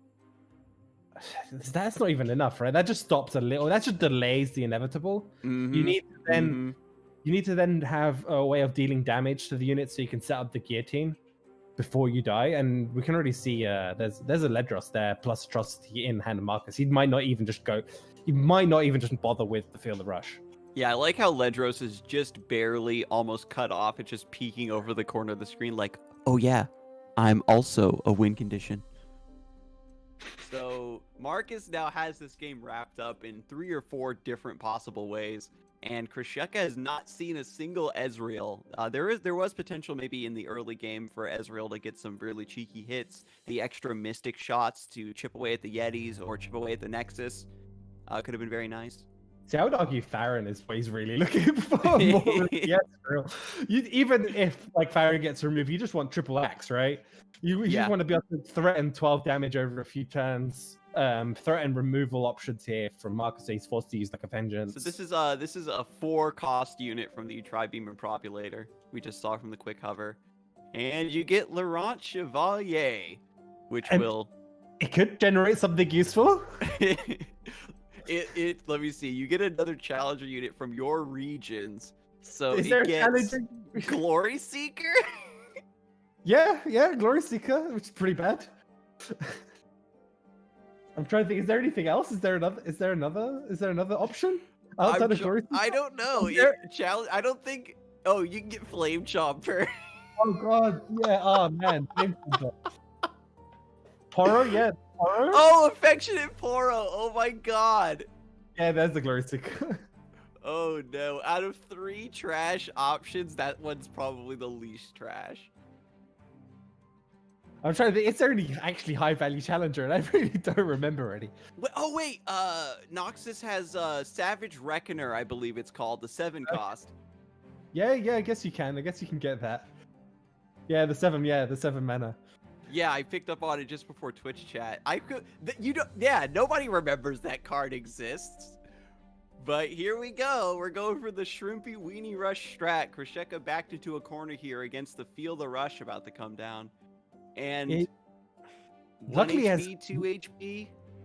He has the Sentry, right? So he can stop it a little bit this turn. But there isn't an answer to just an easy Atrocity here on like a Tryndamere. Yeah, you stop one, and your opponent just sets up the Atrocity. The deck unfortunately can't interact with it. You would need the unit to be damaged. You can counter the Atrocity with the Guillotine. But yeah, so he's forced to block the to stun Tryndamere, obviously because of the overwhelm. You can kind of set it up potentially. So you can get. I'm just trying to think. How do you remove any of this? You can Mystic, but you don't want to. You ideally want to block the Trundle, but Marcus is just never going to attack, right? Has no reason to.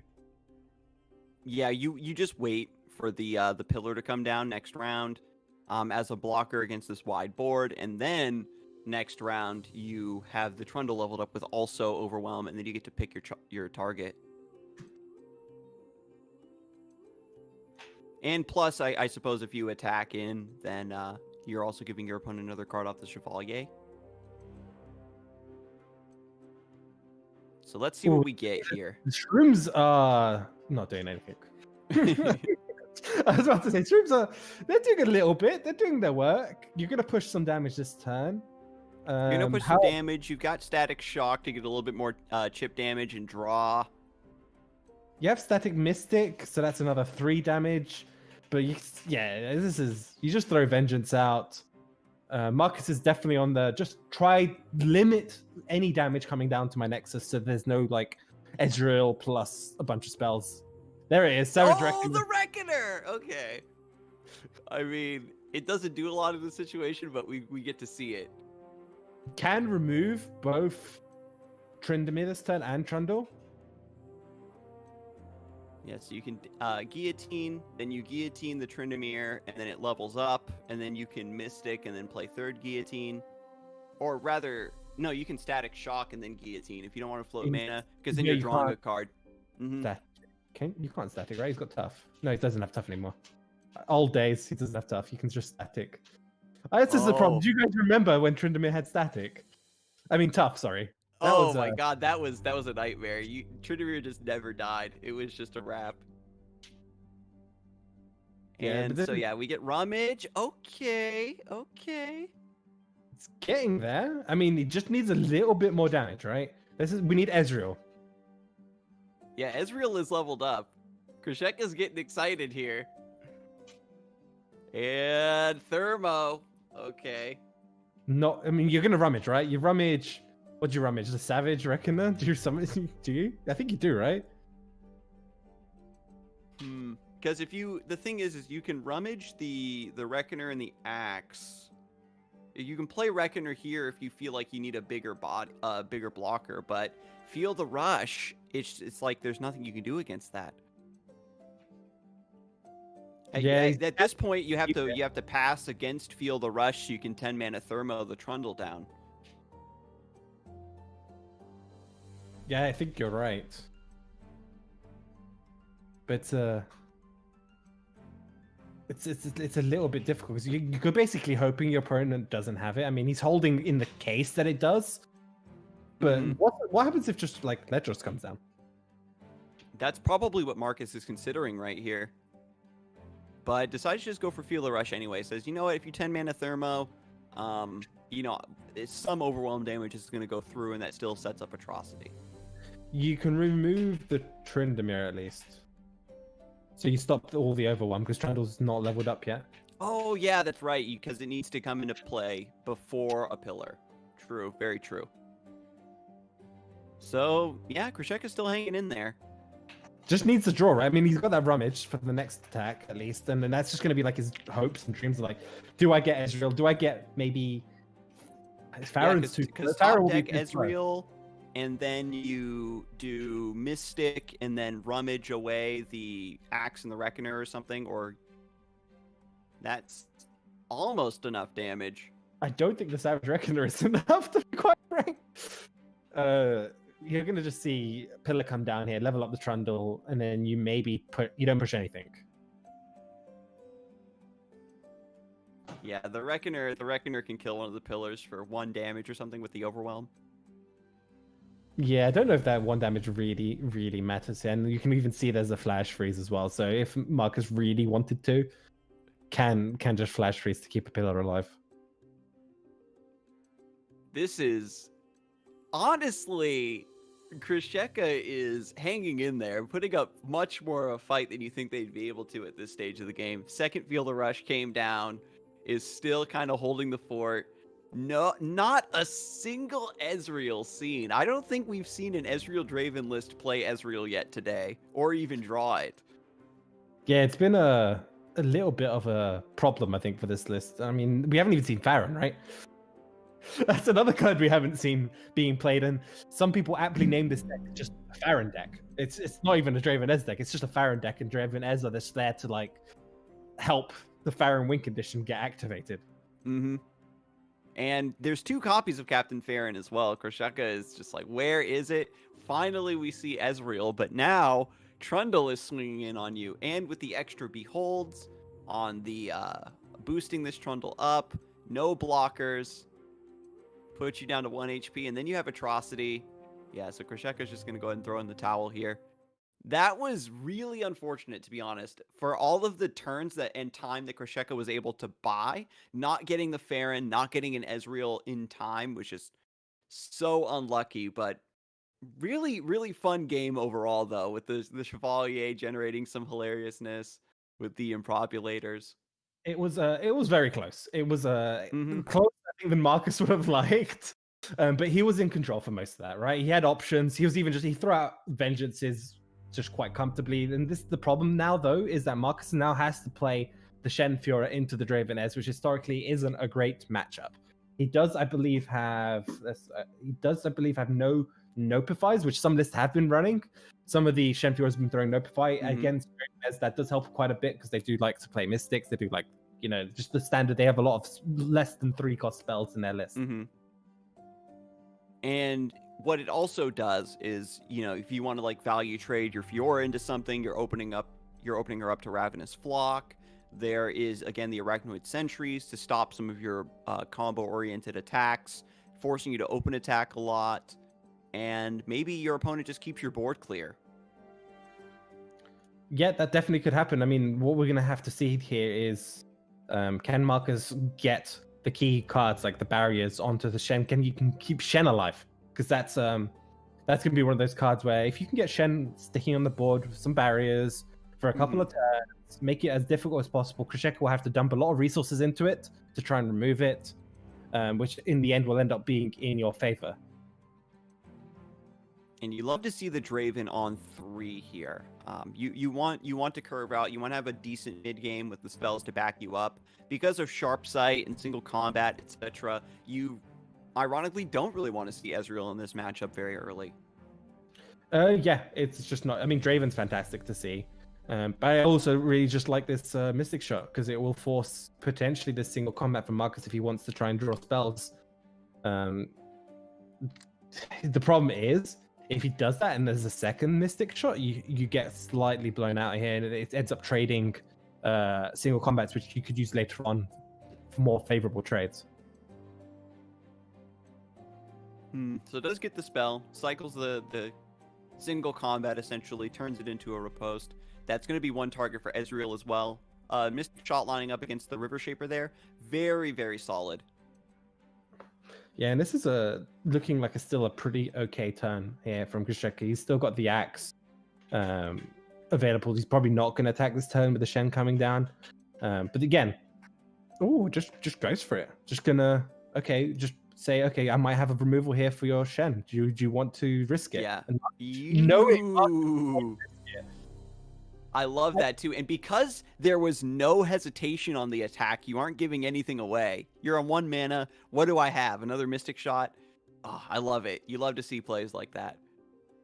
Yeah, because by doing that attack, what's also great is that now Marcus is still going to have to be worried about those potential cards in the future turns, right? And because if he didn't attack, you would have given Marcus potentially information that, look, I don't have any way of actually killing Shen. And yeah, even if your opponent takes the block, clears your Draven with the Shen, you're still setting it up for removal that you draw down the road, even if you don't have it immediately. So attacking there is fantastic. But now we get this Greenglade Caretaker down. This is going to be another problem for Krisheka because it's a very cheap unit that is going to take a very important removal spell away from them. Because if you don't answer it, it's just going to scale up and become a huge issue for you down the road. Yeah, and we see the same attack from Krisheka happening yet again. And he doesn't actually have... He's got static shots, and that's about it, actually, in this time around. Does Marcus go for it? I mean, he has Stand United, but that is a little bit risky. You might take the damage again. This is tough because now you're getting into the really low reaches of mana. We're a couple turns away from a Captain Farron dropping down potentially. We know that Marcus's only source of healing is a Spirit's Refuge, so right now is where Marcus needs to turn the corner and start taking over the board to keep this chip damage from coming through. You can see how he's timing out his turns to always float 4 mana, which is one of those things if you play Shen Fura, you start naturally doing that. It's like, I could throw Cithra here and float 3, but if I float 3 mana, that means I'm not threatening Dunai, I'm not threatening Riposte, I'm not threatening so many key forecast spells, so you end up in this situation where you always play 1 turn a little bit late. It still happens as well with Brightsteel formations as well. So most of the time, Brightsteel doesn't come on 9, it comes down on 10 just because you can have the floating 4 for a Deny if you need to. So Deny on Static Shock is actually pretty decent here. You're keeping your stuff away from getting cleaned up by other removal, Ravenous Flocks, and denying that card draw to the opponent. Yeah, But Shen, now, I believe, is on what, 2 barriers now? there was the one from Brightsteel Yeah. And Protector, we and see then an from the attack? actual attack. Yeah. Yeah, so attack plus riposte could do it. All that does is level up the Shen, though. You actually don't get the bonus. Yeah, but it's still pretty good because it just puts him at a health total, which is a little bit more difficult for Krocheka to deal with outside of like flocks and guillotines. So like Mystics is a bit more awkward. Yeah, Thermos have to expend a bit more. I just like it having him buffed. Yeah, so just wait for the commitment first. See where I want to throw this riposte. And yeah, you also have the backup static shock here to fix the combat in your favor. And second deny for that. This is going to be really huge for Marcus. That way you get these to come through. Why? Because at the end of this turn, what's going to happen here? Krocheka's still going to be able to have the guillotine available to him. He still has Tri-Beam and Populator. He's going to set up everything now. He's seen what, 2 denies? Mhm. That I believe. How many denies were in the list? He's running 3, so that's 2 out of 3 gone. You now have Tri-Beam if you want to ping a little bit of damage, and you. I don't know. I guillotine don't think now these are for stacked board though. clear. But it doesn't matter. You can guillotine for full board clear, and if you want, you don't even use Tri-Beam, right? You can set up Tri-Beam with guillotine and just rack that up very, very quickly. Yeah, because the guillotine, the individual casts of guillotine, each are a proc for your Tri-Beams. Yeah, so is Draven as well. Don't forget. Yeah, it's not just 3 mana spells; it is 3 mana units. That is a good point. Yeah, so we're getting the 3 mana Thermo, the Draven, and on next turn we have guillotine to clean up anything else as well if we need to. And there's 2 Tri-Beams. This could end up being pretty spicy here. How big are those? I can't see. 3. I see a 3 on the card, but that's I think that's from the bottom of the text. We'll take a look at it here once it's being put on the stack. Oh, it is up to 3. So just nice even against the Fiora. You want to force another barrier or something out. This is great too when your opponent's on defense and you're forcing their combat tricks like this, because if you aren't planning on attacking anyway, all you're doing is just getting their offensive pressure dealt with as well. Yeah, you're going to really hope that you get a pretty valuable 3-drop here. Because now your second Tri-Beam, Ooh. I mean, it does pretty well into the attack here with the axes.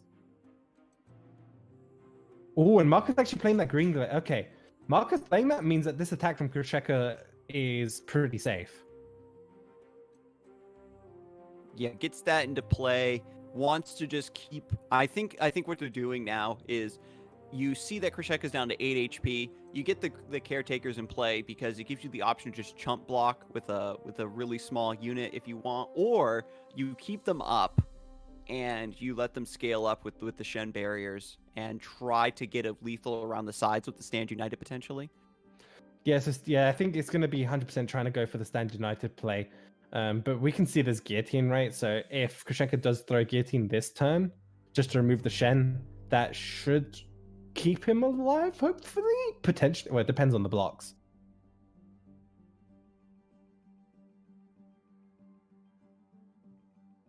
Actually goes for the other Tri-Beam. Ooh, okay. Okay. 1 turn off Enlightened as well. That... Oh my, Emerald Awakener! It gets +4/+4 if I'm recalling. Yeah, if it survives this turn, that's the thing, right? We're gonna have to hope for it to survive this turn. Now we see 100% I expect the guillotine, right? Just remove Shen, no more barrier shenanigans coming out here.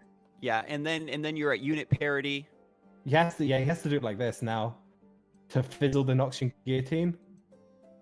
You fizzle the guillotine, and you aren't going to be able to swap the Green Glade into open slots, but you're forcing your opponent to take 6. Unless they have other removal. You have the Mystic Shot now for the other Green Glade Caretaker. Yeah, you probably Mystic plus Trump Womp this turn just to play a... No, What he if doesn't you need that Mystic time. the Yeah, he Shen can't and even then- play the Trump Womp. No. This is I don't know how he actually wins. I think Marcus just wins here, right? Let me He's see. taking 6. You take 6. I don't know. Let me No, see. you can't.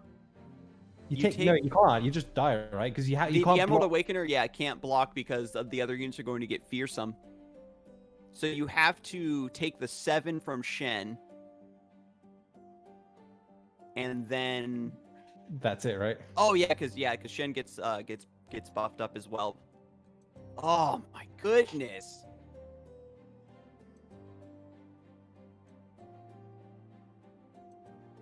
Yeah, so you can buff up the Emerald Awakener.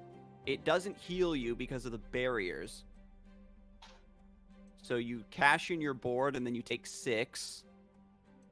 You can Mystic Shot the barrier away from the Green Glade. Yeah, I mean, I felt like he had to go for the Mystic earlier, right? He had an opportunity to Mystic one of the Green Glade caretakers Before before combat, yeah. Yeah. So that way you stay at unit parity.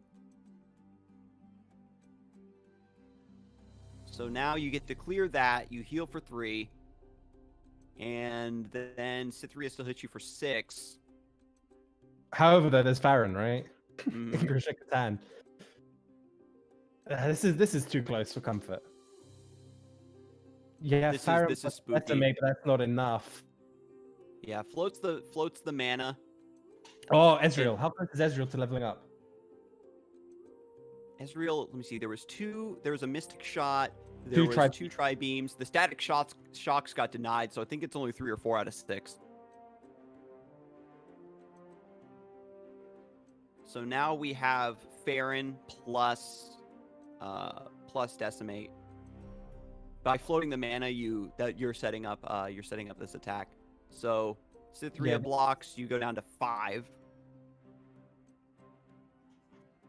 But then you have the axe to set that up. Yeah, oh man. Whoo! This game definitely was too close for comfort.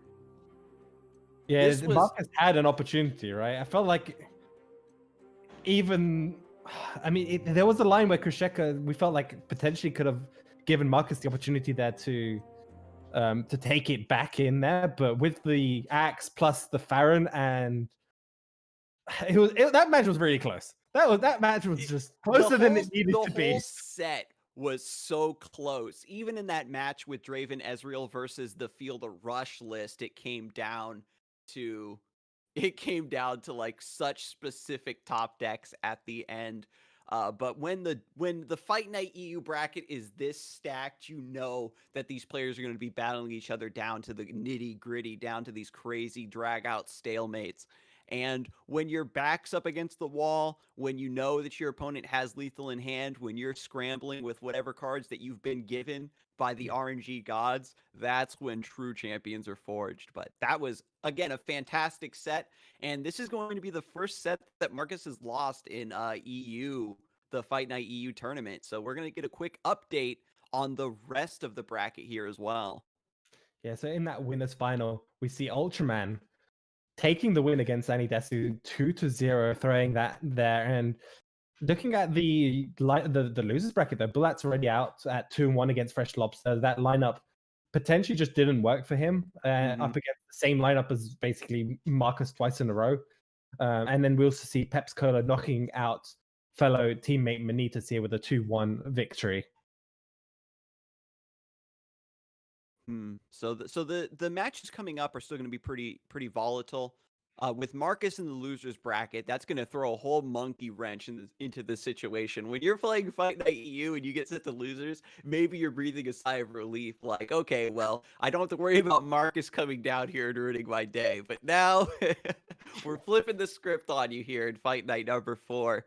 But we are going to look into the implications of our 3-time champion being moved down into losers once we get back from this break.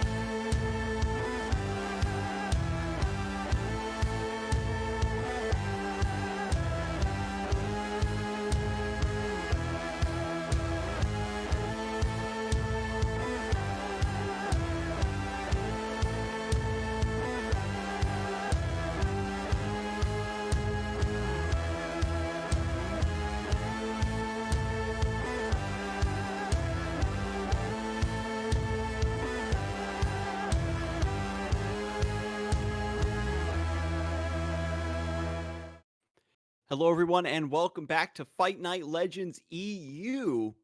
We just had a massive upset happen on the bracket. Our reigning champion Marcus was sent down to the losers bracket, and we are going to be jumping into our next match pretty shortly. That's going to be between Ultraman and the player that just sent Marcus into the losers bracket, Krisheka.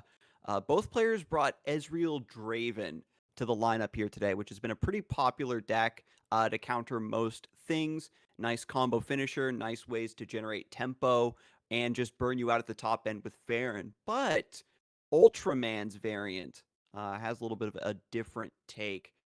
You can see here Ultraman from Belgium just also favors these tempo decks very much so. Yeah, that deck list is slightly different. We saw some of the tech choices appearing in the prior matches earlier on today, with Draven's biggest fan appearing in an earlier match. However, there are more choices that he's gone in there with the Zornite Urchins and a couple of other cards that we'll be seeing in just a couple of moments. I mean, Ultraman is again one of those players we've been seeing in general do fantastically on ladder. Hasn't had the tournament sort of accolades yet. Trying to look to build those up more recently with the EU Masters and now with Fight Night. So it's going to be interesting to see how well he does today. Doing pretty well That's so always far, though. So again, I think a lot of people are rooting for Ultraman. Definitely a fan favorite. And to look at the list again, to get a little bit deeper into the tech choices here, the big thing you notice right away with this Ezreal Draven is no Tri-Beam Improbulator. Yep, no Tri-Beam. Draven's fans, Zornite Urchins in there. Yeah, a single copy of Get Excited as well. Those are the main differences, I think, from most other Draven S lists. A lot of them have cut out Get Excited as well. So it's a slightly different variant, trying to guarantee the Draven on 3, potentially, or increase the odds of getting the Draven on 3. Try cycle through the deck a bit more to get to those key cards like Farron, which could in a mirror match end up being pretty beneficial. And Ultraman again valuing the tempo, having that strong start against your opponent, getting potentially Draven's biggest fan or Zonite Urchins, having these extra small bodies, just also gives you a way to defend against maybe some more aggressive lists where you might be struggling. Get excited, probably just good for the emergency burn, and lines up against some really specific units like say Misfortune, right, or maybe even a Fiora if you time it correctly to get that really important 3 damage breakpoint. That way you aren't always worried about Thermogenic Beam having to spend all of your mana or having to do Mystic plus this or card plus Ravenous Flock. Sometimes just having that burst of damage and then discarding an Axe or a Mushroom so you can really get away from that downside could be very helpful. Yeah, it's a different sort of list, and I like it. I like the idea in a tournament like this. If you're expecting a lot of other Dravenesses as well, you go, okay, well, I want to try and rush through. Whereas if we see on the other side, this is a more standard sort of Draveness list we've been knowing to see and love, that we've been seeing throughout tournaments with the Tri-Beam, with the Captain Farah, no get excited at all. Little bit slower potentially if we don't see the Captain Farah, whereas on Ultraman's side, he does have more draw options available to him. With this version, we've just got the triple house spider. We've seen both sides, where in some matchups you want the house spiders early, and in other matchups we've seen the house spiders getting discarded with rummage or getting cycled with sump dredger. And both players are going to be hard mulliganing for the Captain Farron.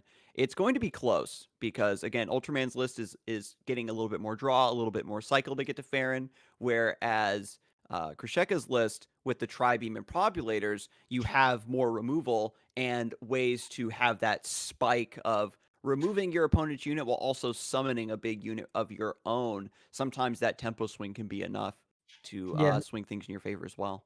That is, however, though, if those two decks line up against each other in the first round, right? There is the option that we never see the mirror potentially, and we see the other two lists that these guys have brought in, Go Hard and the Shen Fiora.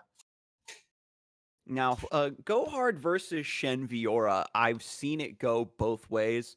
Sometimes Fiora just drops on 3, you can't remove her, and then all of the small units that you're trying to set up, like Pool Sharks and the Dreadway Deckhands and Zap Sprayfin, all just get eaten alive by Fiora, and then you just explode. But then there's, again, the other side where you draw a Fleet Feather Tracker, which is an awful card in that matchup, or you don't get the Fiora, right? And then things become more awkward as you're getting beaten up, because as long as you don't have the OTK, so to speak, pressure of Fiora just instantly ending the game, and your opponent is perfectly fine with just summoning all of these small, cheap units to chump block your Screeching Dragons and your Shens as they slowly build towards that win condition. Yeah, I mean, we just looked at that list as well, that Go Hard list. It doesn't have any runations, which actually could be okay into a Shenfura, because most of the time they do run the deny. So just having other units available to you, maybe try and go wide a little bit more with your units. I mean, you have a single copy of Crumble. I don't know. I personally have never been a big fan of Crumble. It's one of those cards that's been pretty hit or miss, I think, amongst players as well. Some people just feel like it can end up just being a dead card. And it's like, well, yeah, a lot of times when it comes down to the Go Hard, you bring the Crumble specifically for like Soraka Tom Kench to yeah, kill a Star Spring, but that's about it. A lot of players cut it for a second Vengeance or something like that. And so Fiorashin's also going to be looking again for denies and notifies for the Go Hards if it does come down to that. But we are going to see what the players opted to bring as their first decks going into this best of 3. They're getting into the game right now. yeah, we do have to mention that there is a single copy of Notify. Oh, okay, so it's Dravenez against Go Hard. Who do you reckon is more favored in this matchup, specifically because we do see the slightly different lists out of these two guys? Oh, off the top of my head, I think it's got to be Go Hard. With the extra healing from Go Hards and like Doom Beasts over the course of the game, I think it's going to be a bit difficult for this list to kind of chip you down the way it wants to. Yeah, I completely agree. Go Hard is you don't have healing either, right? So every time you get packed your bags and your whole board gets wiped, all your units outside of Farron get completely decimated to a pack your bags, and if you're not trying to keep up in the early stages here, you're going to fall pretty far in general behind to then have to struggle to claw yourself back up against this Go Hard list. Yeah, with Krisheka here, with a lot of 3-drops in hand, you aren't going to be able to keep up with this very wide board as well. Your opponent's going to just consistently, as I mentioned when we were analyzing the decks, they're perfectly fine with chump blocking 1 or 2 things in order to just keep the board getting this damage in around the sides. Yeah, it's an interesting turn for Ultraman, not going for the Go Hard there, just potentially floating the 2 mana so you could glimpse if you needed to. This allows Krisheka here, if he wants to just remove the keg. You're not really going to be pushing damage, I think, anyway. Oh, Ultraman has gone offline. A little bit of a hiccup there. We're probably going to have to consult the rulings to see how exactly this is going to go through. But it could have just been an internet hiccup. But Krisheka is going to take the time to think, let the clock run down. Looks like. The thing too is that if you pull the barrel with Draven, you get to generate an axe for free potentially, but they have the Glimpse Beyond. But it looks like the game is still going fine. Okay, yeah, we're fine. Yeah, I was worried there because it's one of the worst feelings in any tournament is internet problems, right? And just being KO'd by your own internet is like not the line you ever wish to happen to you. Yeah, so the Draven comes down, just beats it up with the Sump Dredger. The 2 damage Go Hard is nice because you're getting a little bit of healing. You're setting up this Draven to potentially, it can't block essentially. You don't want it to chump block anymore. Mystic Shot and the Zap is also good. Right now, Krisheka looks to be pretty favored. Decent hand, pretty wide board, but Ultraman now getting this Glimpse Beyond denied by the second Mystic Shot. Yeah, that's exactly what Dravenez wants to have a chance here, right? Just stop the draw engine going, stop the pack your bags sort of cycle, try to get through, digging deep into the deck from happening is kind of like the line they have to try and take and hope it pays off. As we can see, there is a Gangplank, there is a Salvage, there's double Pool Shark. So Ultraman is not in a bad spot whatsoever, even though that Glimpse got removed. He's got plenty of options on how he wants to refill this hand. And with the Zap Sprayfin going down, there is potential maybe for one of these Ezreals to come down to try to swing through before another. But Ultraman opting not to just to play the Gangplank on curve, just going to go for the Pool Sharks. Once you get to like 5-6 mana, it's very common to be able to play whatever you draw off of the Pool Shark, so the fleeting doesn't become an issue. Yeah, don't play Pool Shark on 1, guys. That's one thing I've seen people do. Oh my god, it makes me cringe every time. The only time, I mean, there's very, very fringe cases where you want to play Pool Shark on 1. Like, it's very, they exist, but it's very, very, very small. Very generally, you don't want to play Pool Shark. At the very earliest, you can maybe play it on round 3, because you don't want to end up milling a Twisted Fate or something really important like that. But here we go, Salvage. Ultraman, again, just looking through the deck, trying to get this Go Hard set up. One has been cast so far, but the second copy has not come through. Opts to let the Elise and the Dreadway deckhand get thrown away here, just instead going for all of the card draw. Yeah, they're not that key, I think, anymore. They're just fodder into Draveness anyway. Just wants to draw as much as possible. Try get the Pack Your Bags online, because that's going to be key to removing this board here from Krisheka. Now that the board's very wide, Krisheka's in a really good spot, actually. When your opponent has only one Go Hard cast, you know they're pretty far off of it. It gives you a lot of space to develop like this. Yeah, the thing is, though, Krisheka, there's currently actually no removal from Ultraman in his hand to deal with Farron. So Ultraman has to try and draw into one of those Vengeances. He has no Ruinations, remember, in the list. It has to be a Vengeance, or yeah, that's about it. So this could end up being pretty big here for Krisheka. Early in the game, Ultraman had a really good start with the Elise. We thought that Krisheka would kind of get beat up a little bit with a wide board, but the script has been flipped, and Krisheka is actually the one with a wide board against his Go Hard list. Yeah, it's been a little bit awkward. I mean, if you're Krisheka, do you just... How many cards do you have in your hand? Do you have enough to just play? You might have to toss something away. You have 8 right now, so the axe puts you up to 9, and then you can just rummage both axes away if you want to draw some more. But yeah, again, you really want to put the Captain Farron down. Maybe you preemptively discard an axe. But no, you still get all 3, yeah, so that puts you up to 10, exactly. Yeah, this is looking a little bit scary, actually.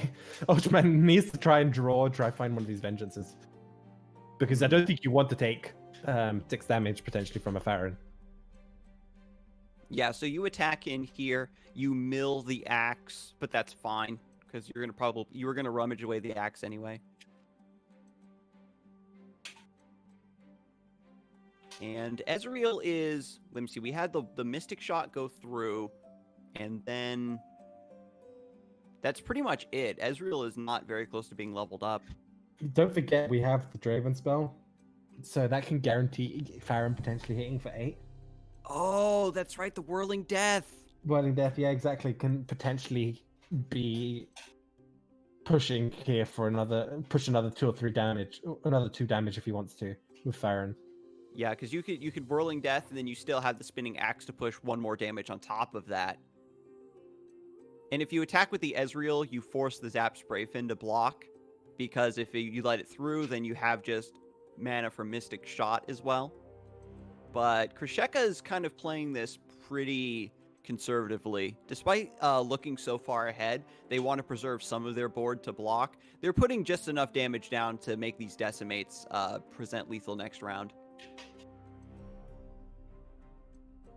Yeah, I mean, I mean, you're probably going to have to throw an axe anyway.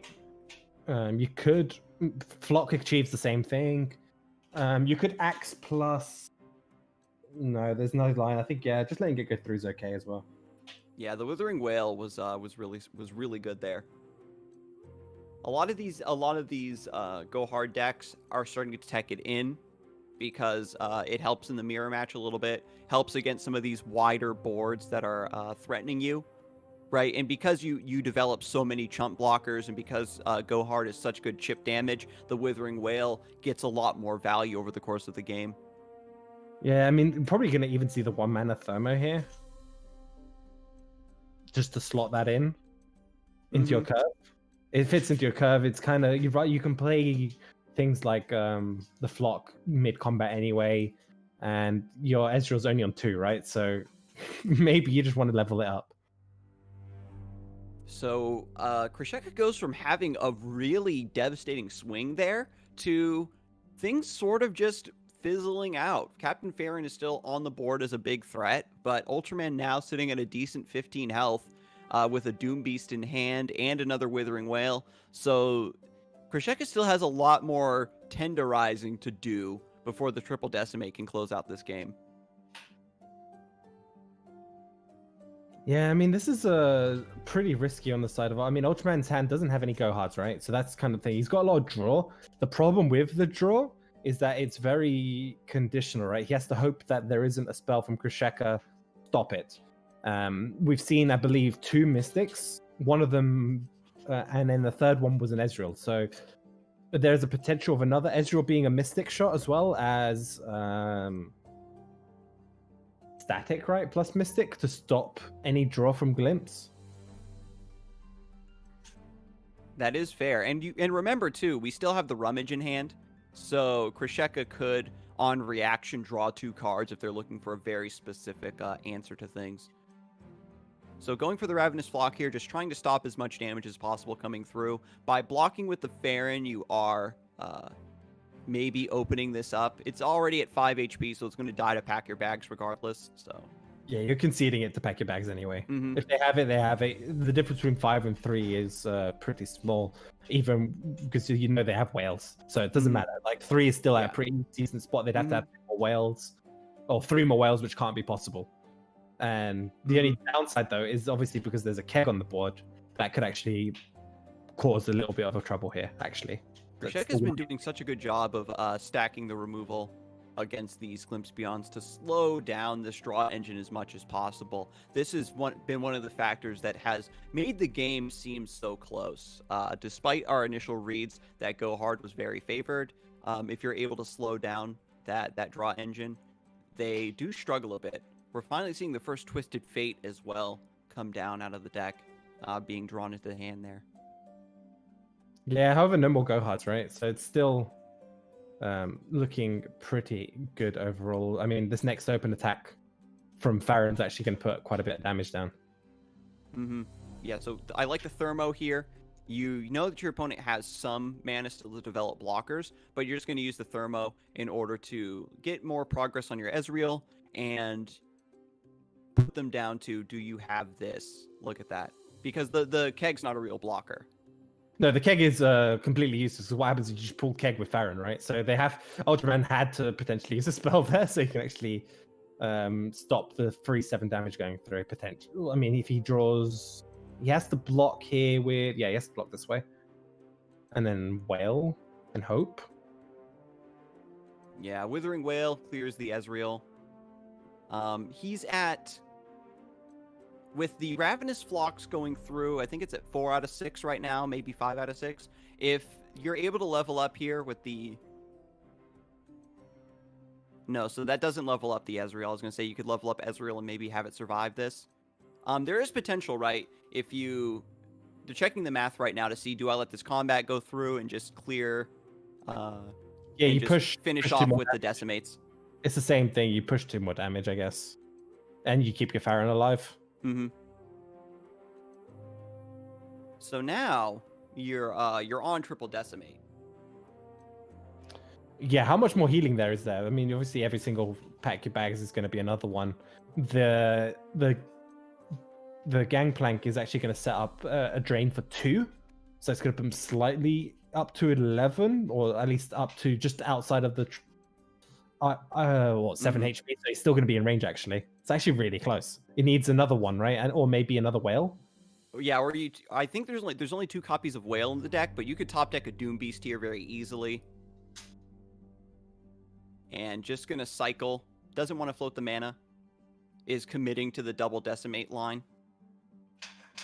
And there it is. There's another 2 go hards. I believe. Does the next one become pack your bag? Yep. Yes. So That will clear out the board, heal up to 7, which will be just outside of double decimate. Is there a line where we play them? I think that the Oh, the double go decimate hard will enough. heal for 2, so you go up to 7. Enough, yeah. So Still dead, yeah. yeah, so you're dead to double decimate from here. And you need to what? You need to blue card into Doom Beast. No, that still doesn't work. you'd have to start off with it, but yeah, I think you're still dead either way. I'm trying to think, is there a line that beats it? With both whales already being cast, I think that's about it.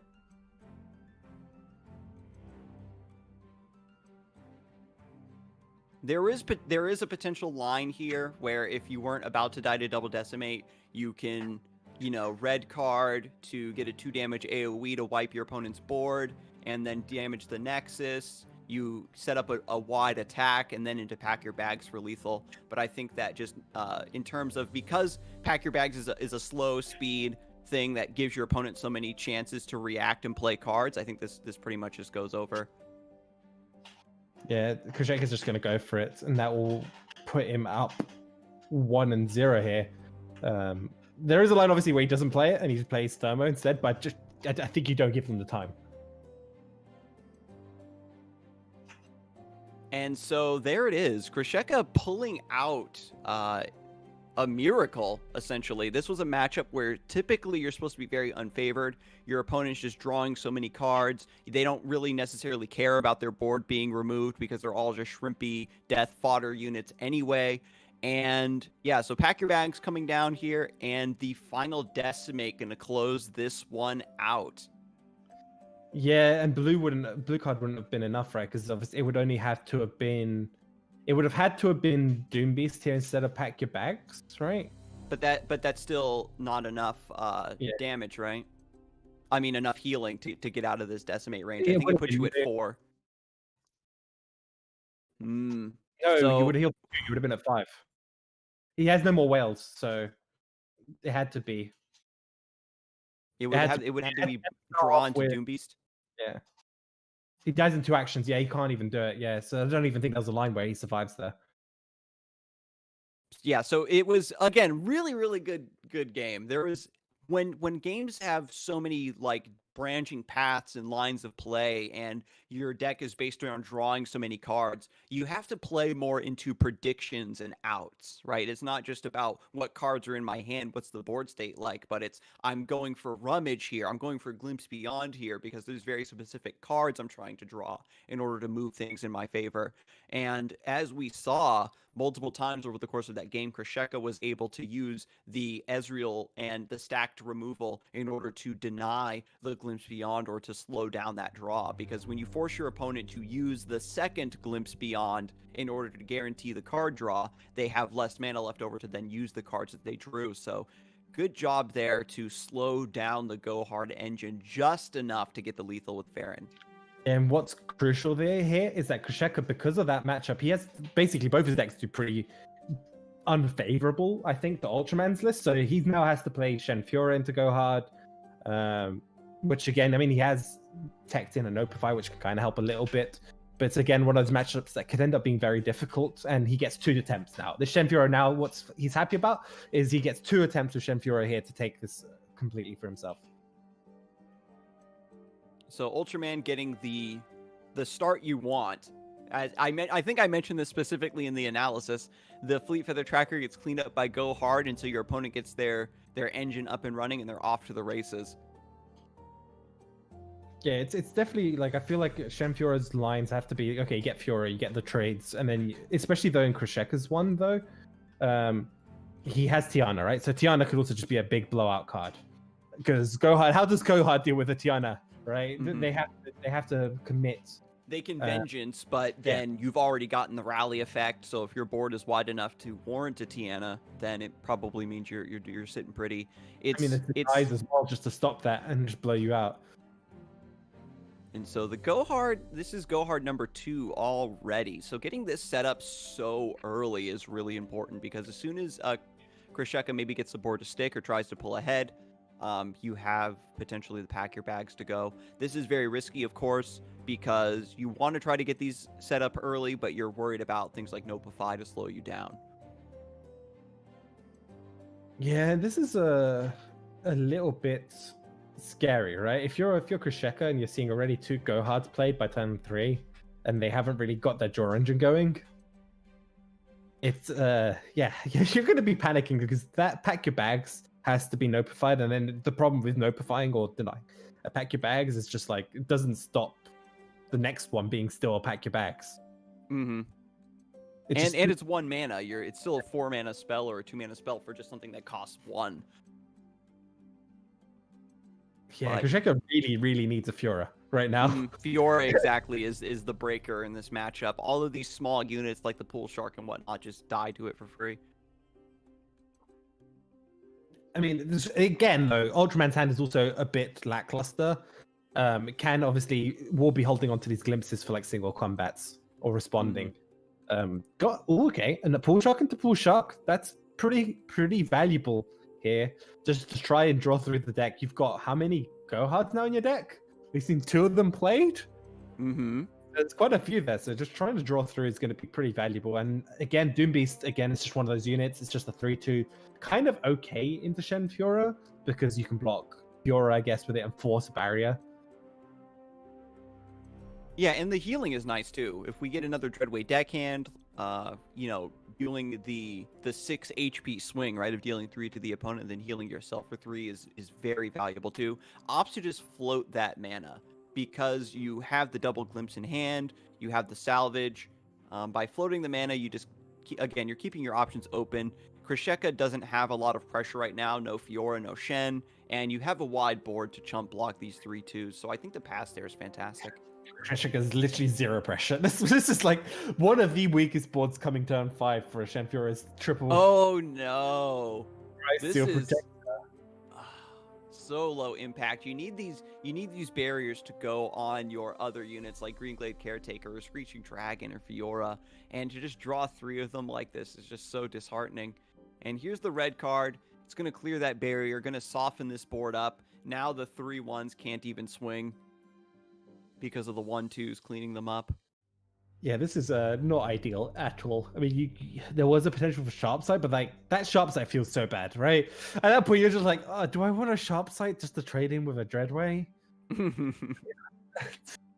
Yeah, Krisheka's hand is a super low value. The only kind of saving grace, I guess, is if you can get to those big late game units. If you can get like a Cithria, if you can get a Tiana, he's got Tiana plus Nopify available. He's got Relentless Pursuit for a couple of attacks, but I'm reaching here. I'm really reaching here for a line out for Krisheka here with this current hand.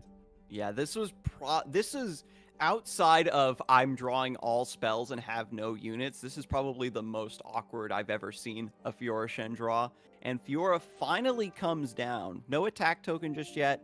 Now Ultraman is trying to level up to Twisted Fate. 3 out of 8.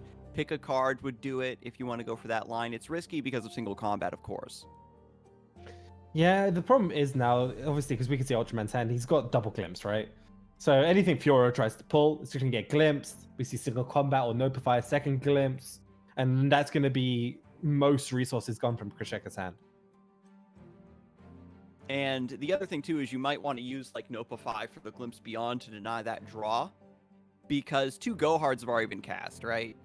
And now you're thinking to yourself, I need to save this Nopify for back your bags, but do you want to use it for red card here? It's a lot to think about. Maybe yeah, I really like just Ultraman taking that attack because it pressures Krisheka to have more answers here. And what's fantastic is if we do see something like a Concerted Strike, he has obviously the glimpses to try and negate it.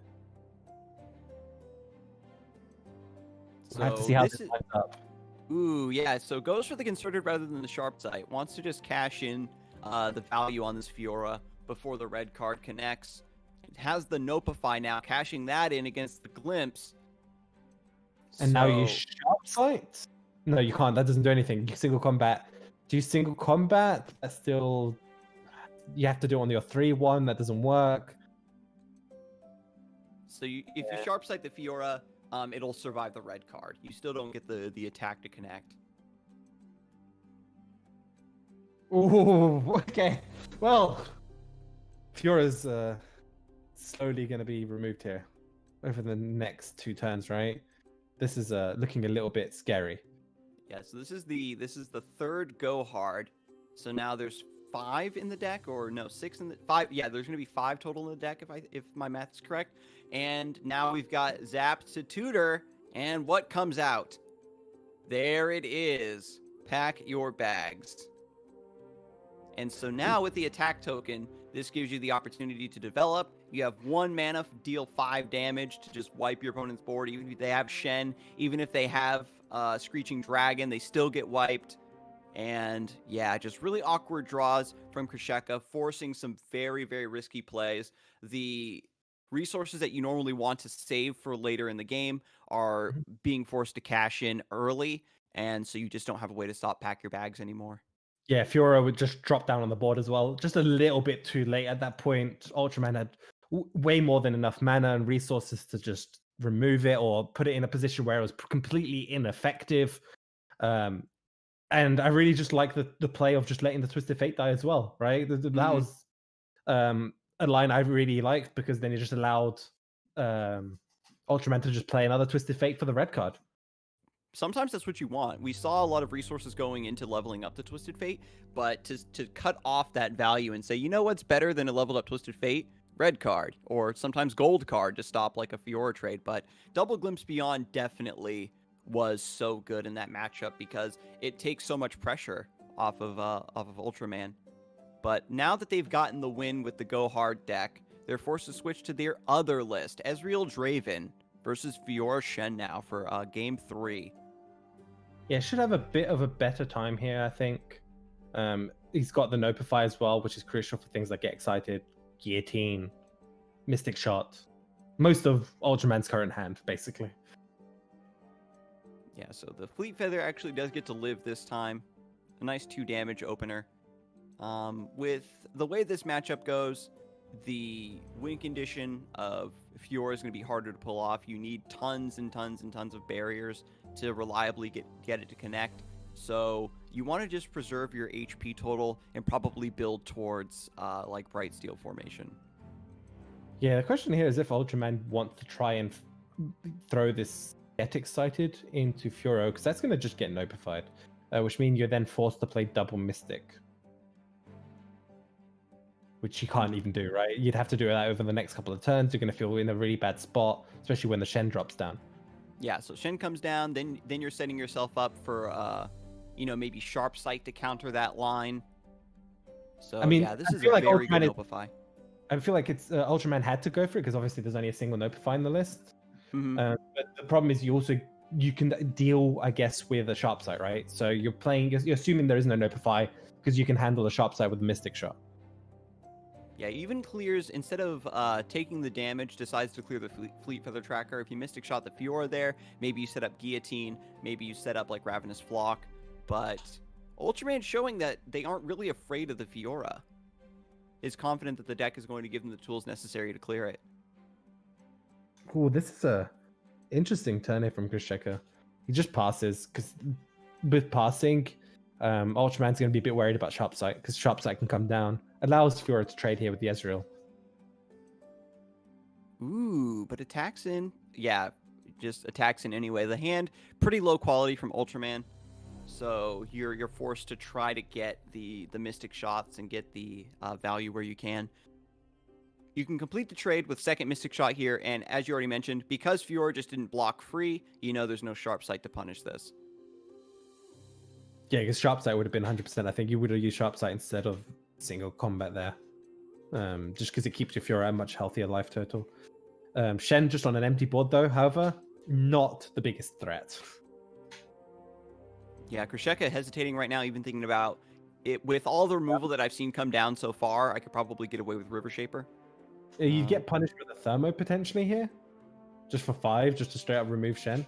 Mm-hmm. And maybe that's what you want. Maybe you're like, okay, I want to get the thermo out of them because my bigger units, right, like Tiana, Bright Steel, the thermo is going to be the only way to really deal with them. But Shen sticks, no attack token yet, but you take the block. Maybe you do. I don't think you ever really do, because obviously you have to be worried about You're worried about guillotine. like flock and etc. Yeah, there's a lot of things. I think 3 damage is okay. You're in an okay position here. And this looks like a setup for guillotine plus removal onto Cythria. Yeah, pretty solid overall. I like the sharp sight here. Yeah, to not die to the thermo, but then the guillotine. Here's the thing: the guillotine wipes your board, and then Ultraman has no cards. Yeah, and I think that's still good for you. And we see the Draven's biggest fan here being drawn, and this is one of the problems with this card, right? You don't want to actually draw Draven next turn. I don't think you do, right? I don't think there's a line we actually want to draw Draven next turn, because now Sheka knows, okay, he has Draven, right? The next card he's playing is Draven. You draw Draven next turn, and I guess Yeah, this just allows you to rummage rummage away the Draven or like the axe or something.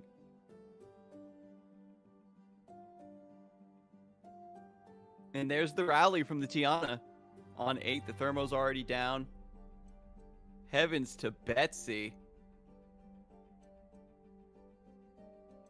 Yeah, you 100% stop this guillotine going off, right? Yeah, because by using the single combat to preemptively kill the Cythria, the guillotine loses its target and fizzles, and they don't get the second copy to clear the Shen either. And then you get to open attack immediately.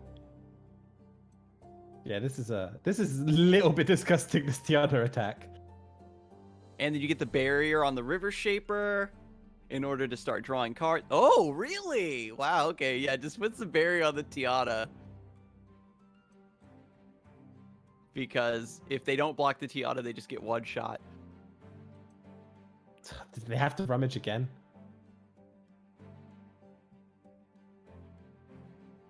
This is, holy smokes. I've never seen an Ezreal Draven have so few cards in hand.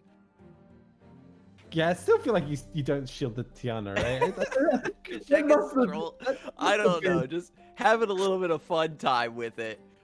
Wants to keep the... I think the logic here is that, okay, no guillotine. The only thing that kills this is thermo. And if they thermo this, like, they just die, right? Like, there's nothing that can actually stop Tiana if you keep Tiana from taking damage there.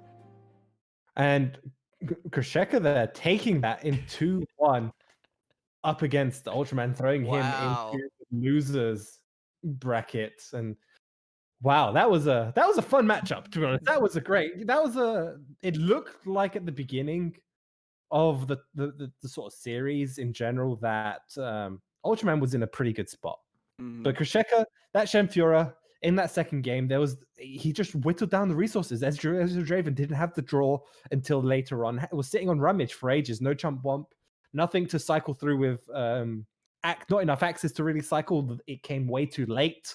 And Tiana put in a lot of work. That tech card has been coming up so strong.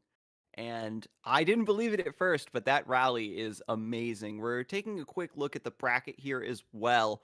Marcus did win their set against Pepscola to keep fighting out of loser's bracket. Going to be going up against Freshlobster next, who took down Desu 2-1. So Freshlobster and Marcus have actually played tons of times in Fight Night EU, and I believe they actually did meet in the finals one time. So getting this loser semis of showdown match is going to be interesting. But now we have Kersheka now sitting in the finals.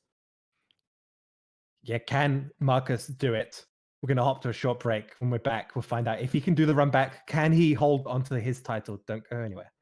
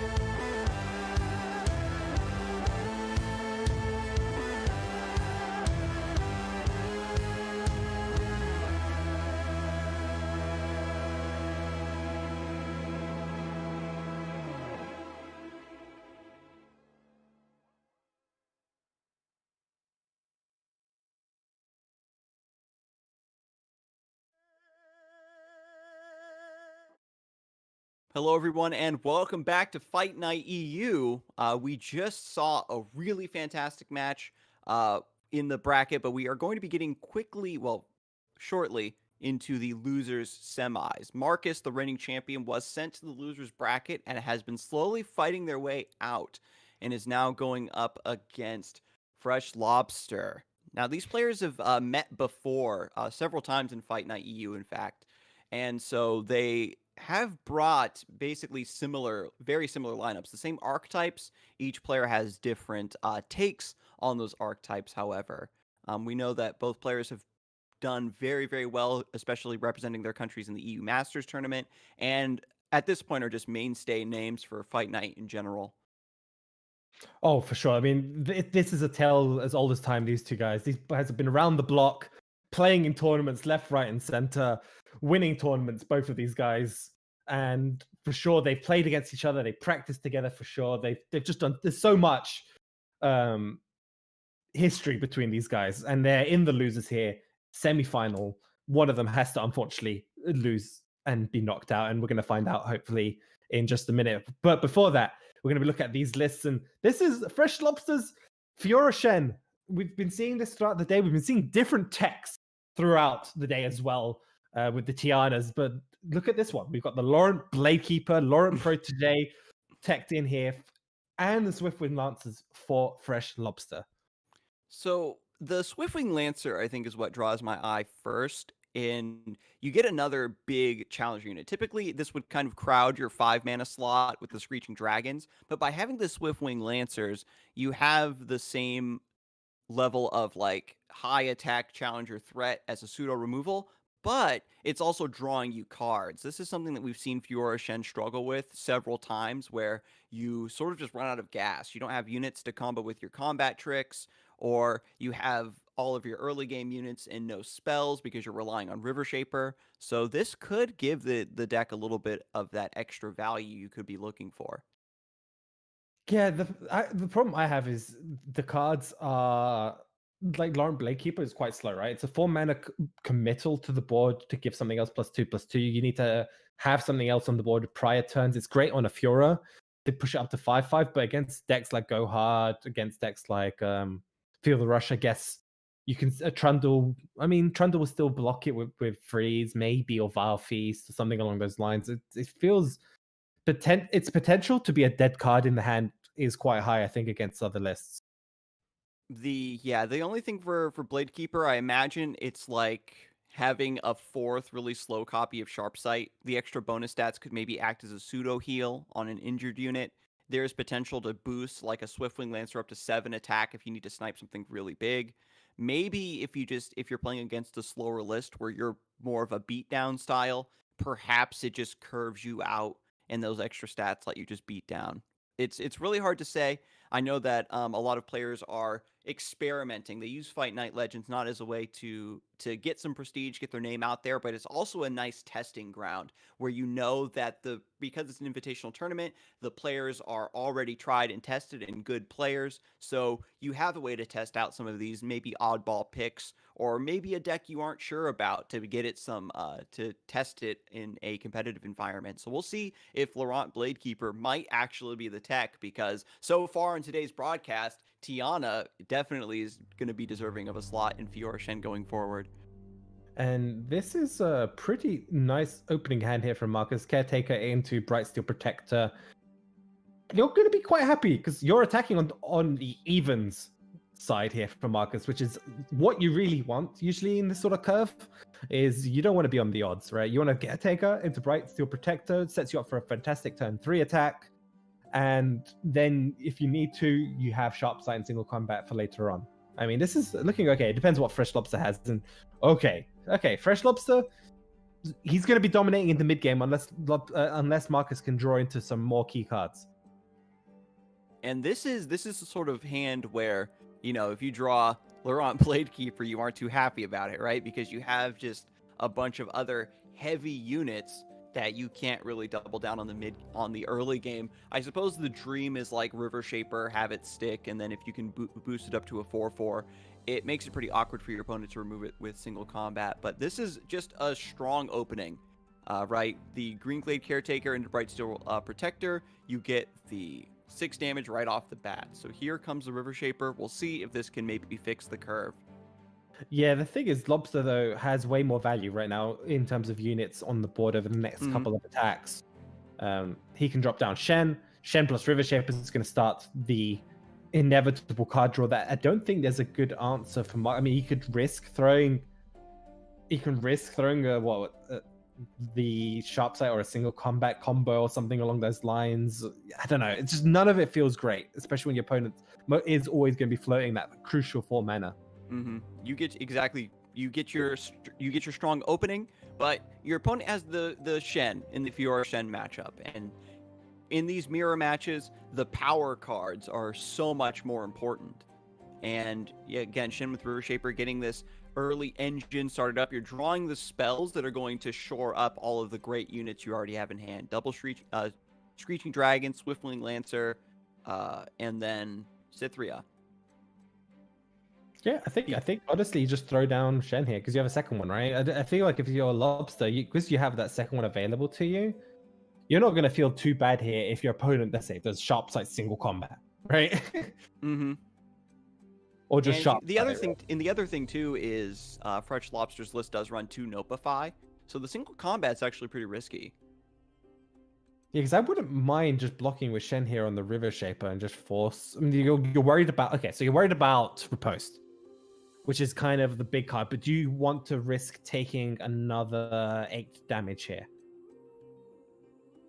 And now by blocking the River Shaper, depending on what your opponent's hand is, right? Are they going to riposte the Greenglade Duo to get like a really massive hit and try to double down on like the strong opening they've already gotten, or do they want to take down the Shen?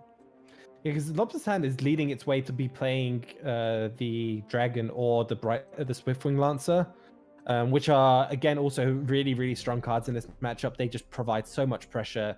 Like I said, kind of forces your opponent to have Riposte has to have other options, and the fact that we see Sharp Sight coming out here instead of a Riposte from Marcus, Lobster's gonna have a read. Okay, no Riposte right now. Yeah, so no riposte, and now Freshlobster's probably considering the single combat. Do I want to cycle this off of the River Shaper? Do I want to chip away this River Shaper? They'll draw 2 cards, which feels really bad. You might just let this combat go through. They're drawing 2 anyway, so I don't know. I don't think if that is your primary concern. I think you're more worried about maybe another single combat response would have been a little bit awkward. So I think it's fair to just take the damage there. Again, these matchups sometimes, if you get one wrong read or you go for some risky combat trick, you just get blown out, and then sometimes it's really hard to recover tempo once you fall behind on board against all the barriers and combat tricks. It's hard to get reestablished. So right now things are pretty even, and with Shen plus Screeching Dragon, this could be the turn where Freshlobster starts to take over the match.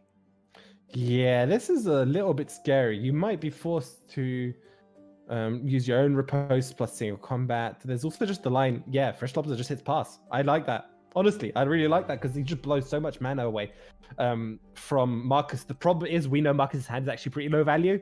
Lobster's thinking, great, I pushed it out. He could have got a pretty good attack there and actually been in a favorable position for Lobster if he actually went for it.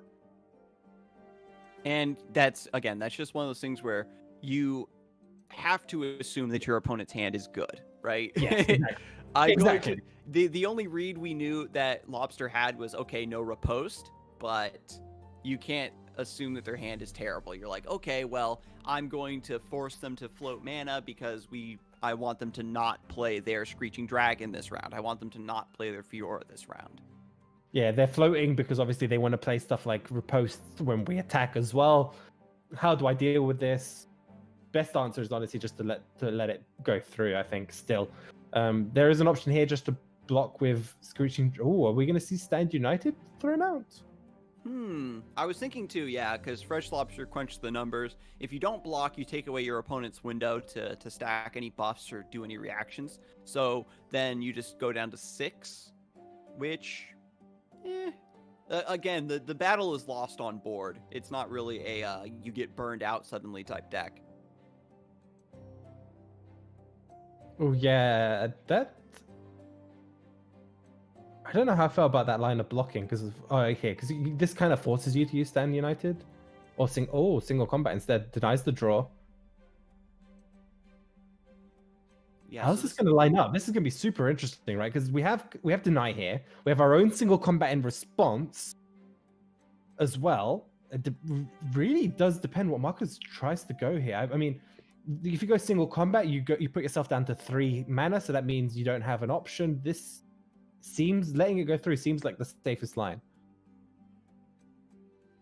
That's a fair trade. You've already gotten a decent value out of the Green Glade Caretaker already, and then it just clears the Shen, and the River Shaper lives to fight another day, right? It doesn't draw you a card right now, but Marcus has plenty of spells in hand, and just having this big unit with barrier, if your opponent develops post-combat, it retains the barrier so you can single combat afterward. Yeah, Freshlobster, as long as he floats 2, should be okay here, right? As long as he's outside of single. I don't think you play around concerted too much, but single combat you definitely do. At this point, Lobster is thinking, okay, I could play Cytherea. If I play Cytherea, they single combat, sacrifice the Screeching Dragon. Yeah, this is gonna be a snap Notify, I think, if I've ever seen one. One of the only cards in the matchup that you can really that you can hit. It's fantastic. Yeah, denying the draw is, I think, the most crucial part there. I think you obviously keep your Screeching Dragon alive, but you don't want Shen Fiora to have the opportunity to have more options, right? This is the thing. This deck relies on this River Shaper draw, relies on the value engine that it provides to keep the board presence of it, keep like Screeching Dragons alive, keep your own River Shapers alive by constantly cycling spells. And we're getting to the key turns here. Do we see Cytherea coming down at any point here from Freshlobster? Cytherea into a unit that potentially can't block is fantastic. And with the Screeching Dragon in play, you can just have it pull something. The River Shaper can block Cytherea herself, and you'd have to worry about River Shaper plus Riposte into the Cytherea at that point. Yeah, it's that thing in this matchup where, because you're not floating that crucial 4 mana, you can't bluff a lot of cards, right? You can't bluff Deny, you can't bluff Riposte, you can't bluff just like all the key cards that you're worried about being blown out by, you can't bluff. And by dropping the Cytherea here, he's going to only be allowed with 2, so his options are going to be Notify and Sharp Sights and single combats. Yeah, there's a lot of options here regarding, do I play Cytherea, because you're also buffing your board. So the Screeching Dragon has a little bit more reach to snipe something. The River Shaper has a higher chance of value trading and surviving. Then there's the other line of, do I play Shen or Swiftwing Lancer so I have more mana to back up? I think that Freshlobster is willing at this point in the game to just concede, okay, you got me. You caught me red-handed. I don't have Riposte. I'm just going to play my big unit. Yeah, so the thing is, in this matchup, we've been talking about their lists here. Marcus doesn't have a Bright Steel formation, so the longer this goes for him is actually potentially detrimental to his game plan. Because I forgot about that. So Lobster's okay to honestly just keep passing for a while, hope to try and draw into that one off. Yeah, it's Bright Steel or, again, even the value of the Swiftwing Lancers, right? Fiora Shen, if you can't keep your board alive or you're being forced to trade into your opponent over and over, you're going to run out of units, and then Swiftwing Lancer giving you bodies. The worst it can give you is like Vanguard Lookout, but everything else you can get off of it is fantastic. Ooh, triple deny.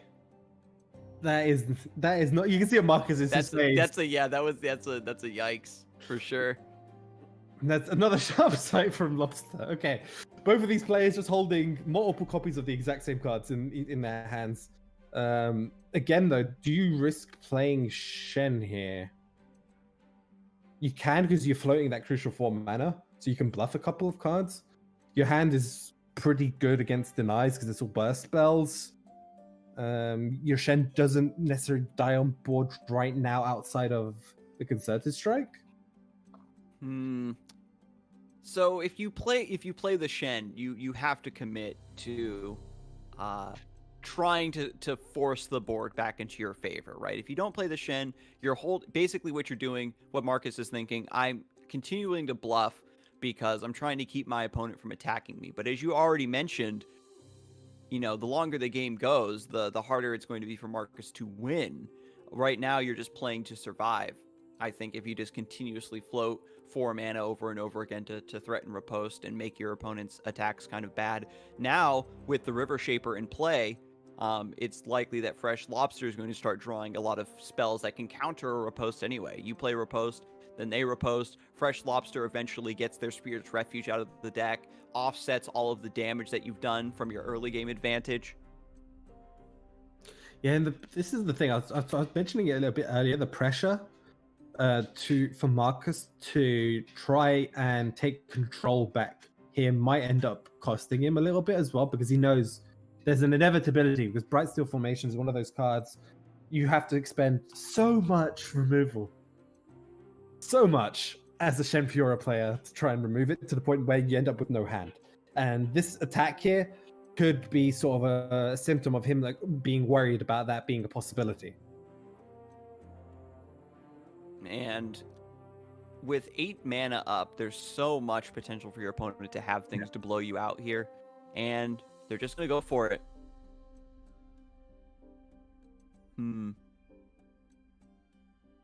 Yeah, so we have, sharp sights. There's concerted strikes to maybe try to clear something, but no barriers to back up in this combat. So it's going to be concerted strike or bust. Yeah, it has to be, right? And it has to be. So you have a few options. Do you value keeping Cytherea or Fiora alive? That's a tough one. I think that the Fiora win condition isn't very realistic. Well, you're not forced to keep Cytherea alive, right? You're going to Concerted Strike, and then we're going to see the second Sharp Sight come out on River Shaper. Oh, okay, we're going that way instead. So Fresh Lobster is actually fine with giving up the River Shaper here. Says, you know what, I'm just going to draw one spell. I'm now pretty ahead on when it comes to unit quality and board advantage. I have the Shen to reinforce this board with barriers, even if I don't have spells. Or I just play Swiftwing Lancer, because the Swiftwing Lancer gets value and then dies. I just get another unit. At this point, Fresh Lobster has the read that Marcus's hand is probably all spells or some sort of dead cards, probably at least one deny, right? Since over the course of the game has been drawn, you know that it's going to be a dead card. And so Fresh Lobster saying, okay, well, your hand is bad enough that I can win with what I've got. Yeah, just these are not the cards Marcus is looking for. And who knows? Fiora's alive. She kills one thing. I mean, against Shen with Screeching Dragon on the board, gonna be tough. Exactly. The Fiora win condition is nigh impossible against a deck with this much combat interactivity. So now... I like seeing the Brightsteel Protector come down on the Shen. It's an extra barrier. You means Shen you can attack. They would have to have their own combat tricks in response. We've already seen a Concerted. I mean, it's so tough. It's super tough for Lobster. There's so many decisions. He doesn't have Brightsteel Formation, which is what you really... If you had Brightsteel Formation here, it would have been just slap that down every time. Goes for the open attack.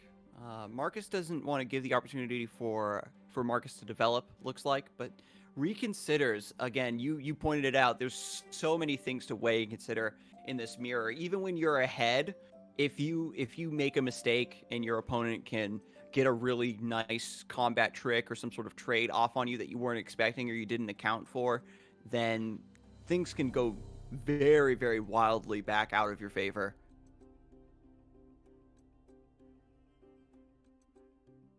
So Lobster just takes it very conservatively, doesn't opt for the Brightsteel Protector, I guess, to finally bait with this riposte. I mean, obviously Lobster's most likely going to throw out this riposte, doesn't want the Cithra to get a free trade, which will be met back with, obviously, Marcus is probably riposte in response. It's tough, because Marcus has to now make the decision. Does he care about the Cithra or the Fiora again? And with his current hand, I suspect it is Cithra, because you want to get that Shen down. You want to get Shen plus Cithra on the board. Just develop as big of units as you can. Maybe try go for some sort of relentless pursuit play here. Not on this turn, maybe on the next turn after you attack and hope. With Fresh Lobster down to 11 and no cards in hand, right? With no spells, they can't manipulate combat any further. It's going to come down to pure stats and unit quality. So if you can get these barriers hooked up with a Relentless Pursuit and force Fresh Lobster to trade their board away, then you come out on top. We see the Stand United, however, which is really going to stifle this. But theoretically, this would be the window that Marcus would need.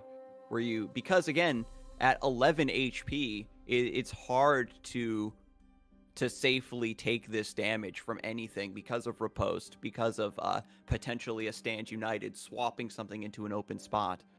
Well, we have to consider just Stand United taking the blocks here. We'll just level up Shen. Exactly. And I think that Marcus is definitely all in against Stand United. Yeah, I don't think he can play around it. That's the thing. He would have to commit a single combat to remove a barrier, which is never going to feel that great. And now, with Fresh Lobster having the unit advantage, with potentially Stand United, well, one thing is going to die for sure, right? You can't attack with a Brightsteel Formation. You want to go in just with the barriers, but now you can just block. You can chump block the 3/2, and then put the Screeching Dragon down potentially. Yeah, I think you're fine just taking a 4 here as well. Yeah, because if your opponent has riposte, you're only taking 7. And it comes down to board. It's not, you don't have to worry about any sort of burn. It's not like a Green Glade Caretaker that's threatening you right now, where if they have riposte, it's going to be extra attack damage on top of that.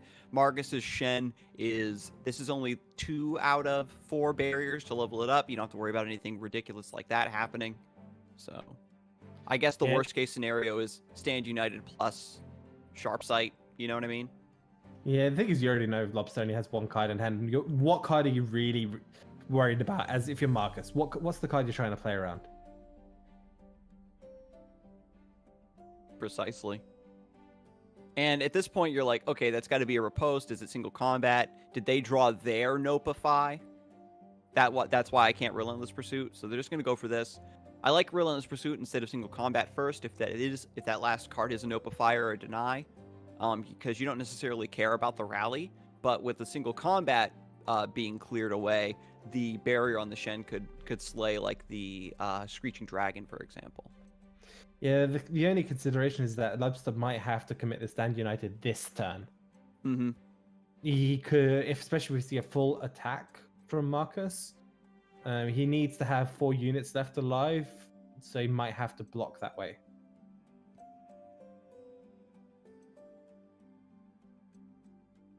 And the other side of the coin is that, yeah, because the HP is so low, it forces you to block. And again, Marcus holding the 3-2 back. They aren't trying to bluff Stand United or anything silly. Just letting the barriers do their work. You need to keep blocking over and over and over again. Yeah, and can you risk riposte here now, though? That's the question. Exactly. This is where it gets tricky. Or where the riposte is actually lethal. I mean, even Sharp Sight was as well. So this is actually great because these are units I don't think you mind dying, and because Swiftwing Lancer is giving you a unit to play, you're still going to be going wide against your opponent's board. Yeah, I think I like this line. It's just exactly roughly the amount of units you need. The problem, Shen's only on 2, right? He's not on 4. Is that going to be enough damage with Stand United? That's an extra, 6 damage? Ooh, yeah. So Stand United here to counter the single combat is just going to move the Screeching Dragon into place there potentially, and clean up the Cytherea. So then you start the next round at +1 unit, and then you can start getting that damage through. Does Marcus deny his own single combat?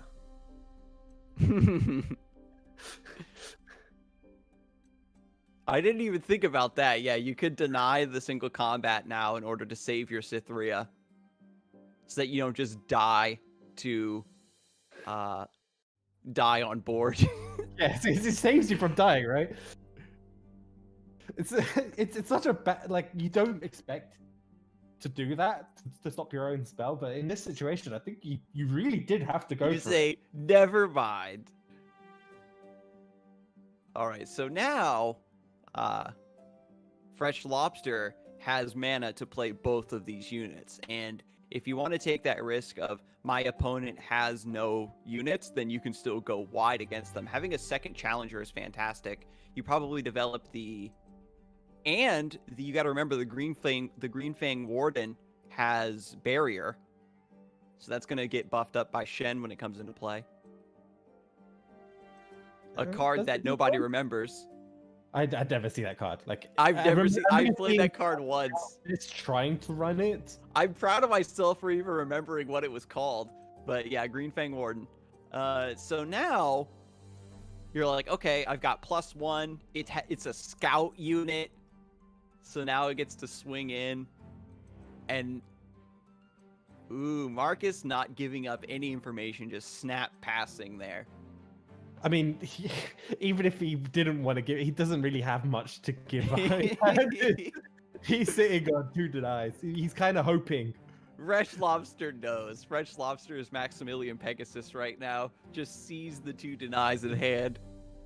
He's just basically going, well, I have to hope Lobster basically 5 heads himself, right? And just overthinks things. But At that's this point, it's like those two cards have been sitting over there on the side of my opponent's hand the entire game. So yeah, this is just wow. Just goes for 3. Freshlobster is making it so this.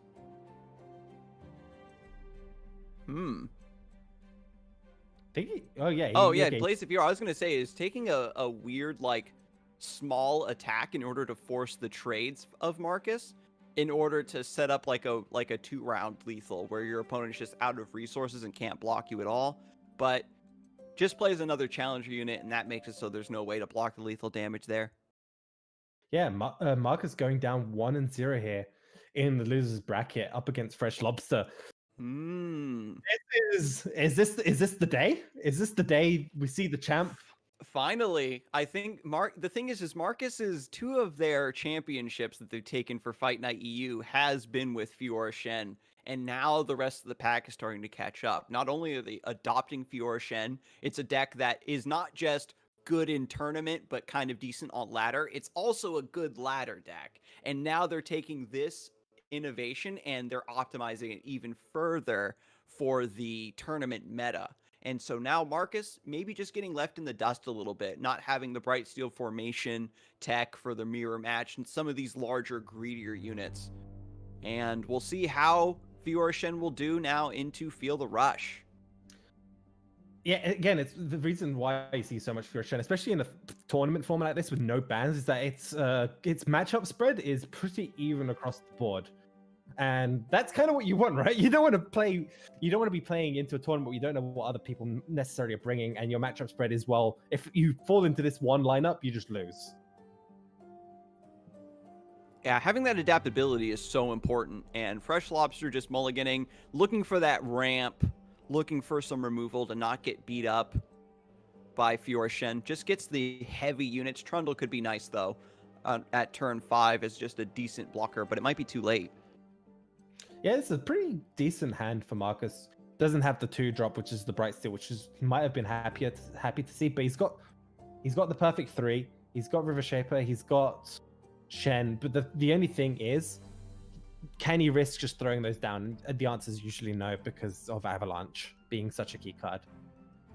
Yeah, the River Shapers, you have to have backup for them, at least Sharp Sight or something, because if they just die for free and you don't get the card draw, this control deck is going to run you out of resources so quickly.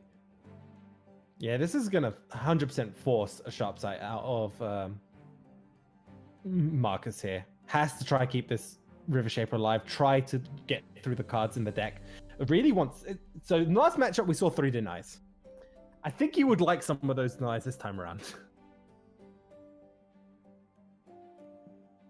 That is hopefully Marcus's destiny here. Usually in a game where you draw all 3 copies of one card, it's just impossible to draw them in the next game. Oh, for sure. I think that just happens to everybody, or the card that you were hoping to draw the last game and you lost because you didn't get it, you draw 2 or 3 copies the next game. It's super late, but I like this too. Thinking about the Vile Feast here to set this down as a 4-1, and this gives you a 1-1 in play to finish off the River Shaper. You're also healing, and you can just attack in here for free if you want to, because they aren't going to block. There you go. Perfect. Yeah, Marcus is most likely going to just be forced to drop down Shen, which, again, if we see the Shen, do we see the Avalanche again from Lot? Yep. Avalanche, you don't care about taking the 3 damage. You just want that River Shaper gone. There's nothing to stop this. And you soften up the Shen as well later on if you needed it. And what's also nice too, you're removing that unit so Shen can't cast a barrier with its support ability. And now we've navigated the early stage of the game. We're now comfortably into the mid game, and Trundle is exactly what you want to see it right on curve. Yeah, it's one of those cards actually kind of annoying for a Shen to deal with, because it's just out of range of like a Screeching Dragon. So you need Screeching Dragon plus another card, so that ends up being a proactive committal against a deck that has predominantly reactive spells to respond to something like that. With the vengeances, with like potentially a flash freeze. And you know what? That Swiftwing Lancer lines up against Trundle really well, and maybe that's one of the reasons that Freshlobster had brought it as well. We were kind of speculating on that when we analyzed the deck list. But anyway, that's Not a concern for this match. Right now, Freshlobster is just getting the damage with Trundle, is probably looking to set up this Trapper. Arguably, Avros and Sentry could also be the card that you want to draw. Just keep drawing, looking for Feel the Rush, looking for removals.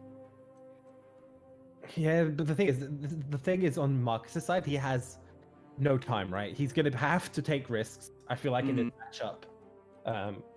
Stuff like, okay, well, I'm just going to not play around cards over the next couple of turns. I'm just not going to play around potential Ruinations or whatever. And luckily, we see the Alpha Wildclaw come down, so Marcus doesn't have to play around Ruination on the following turn.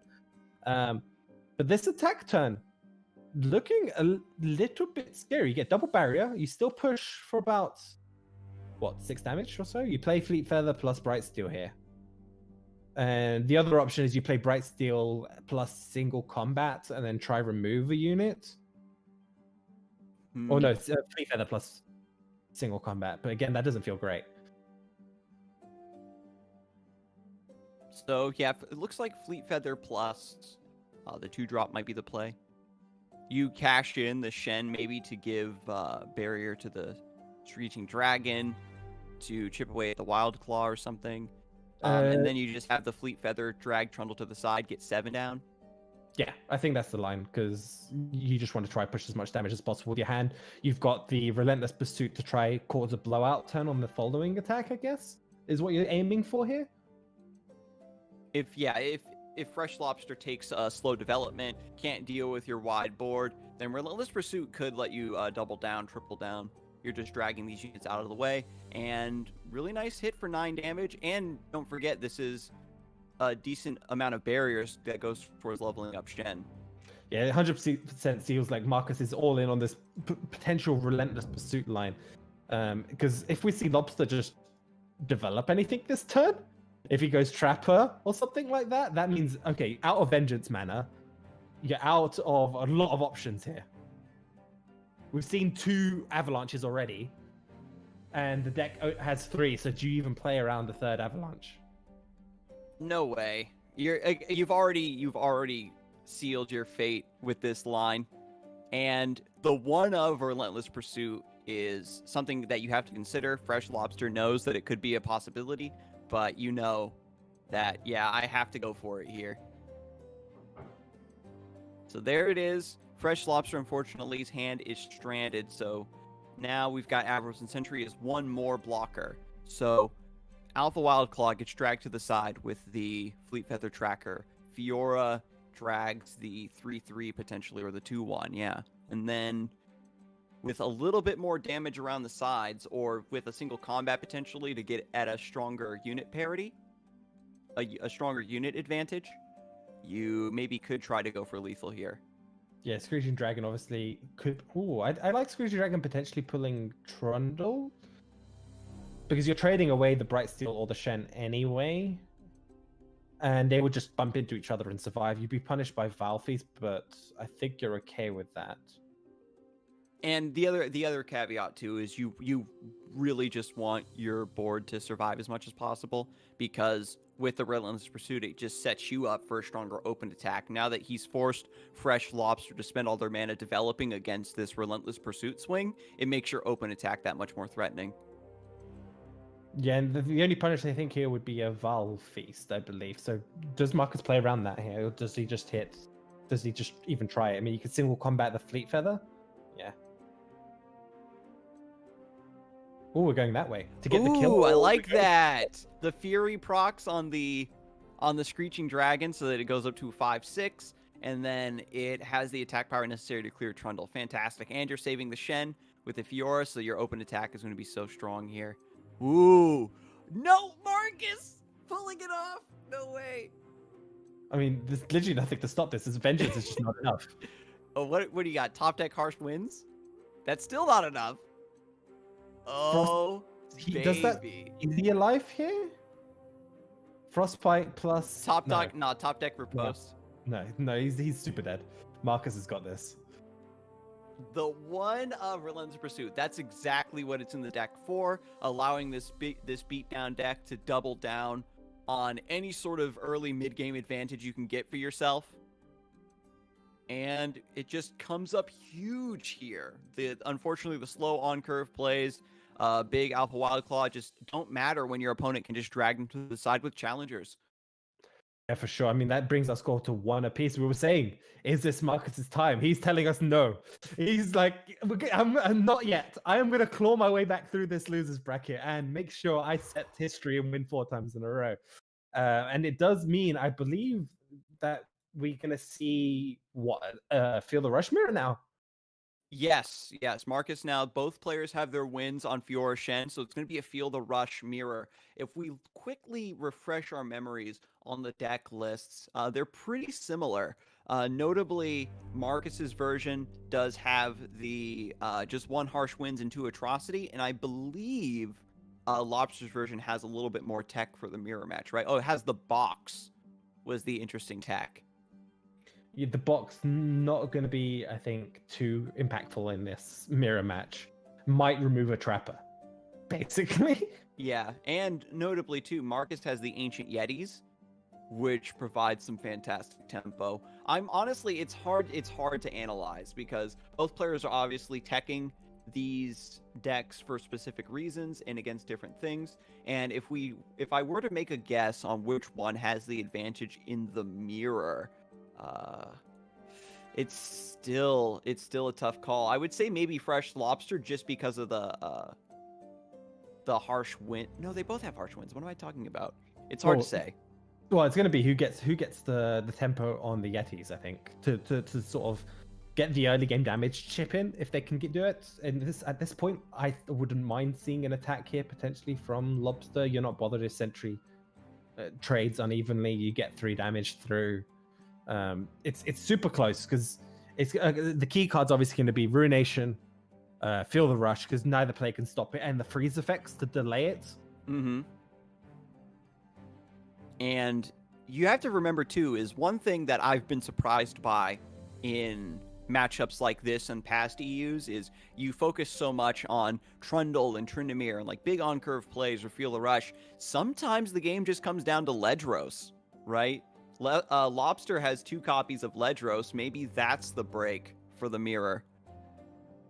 Yeah, there's only 1 copy in Marcus's list though, so there is the potential where they just don't draw it.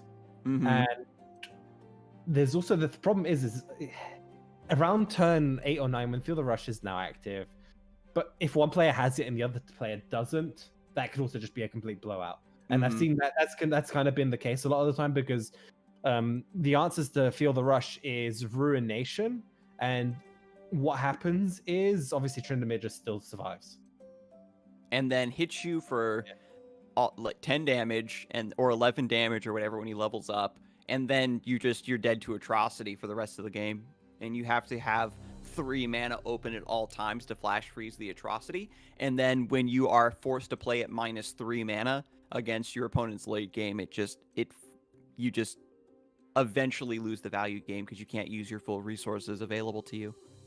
Yeah, it's a super close matchup based on obviously those couple of cards, and it's key turns like this in the sense that does Marcus want to try develop here? He didn't get his own Trundle down, but he did get a Yeti, so that could at least trade with the current board.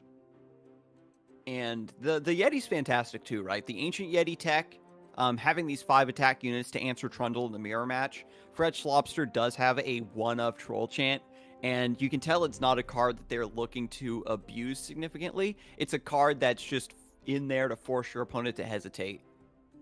Oh, tech choices in open deck lists is one of my favorite topics. Mm-hmm. It's just like you can bring cards that are like Judgment, which is becoming more popular nowadays, so that's besides the point. But you can bring cards like Judgment, a random Troll Chant, random X card, and your opponent will be potentially forced to respect it.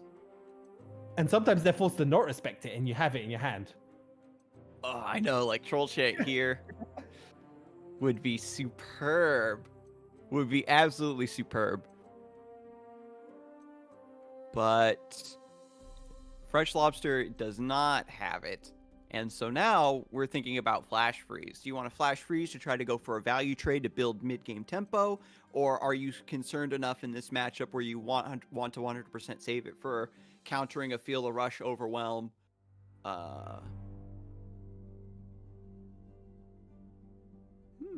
Yeah, Okay, so yeah, opts to flash save the freeze. Trundle here.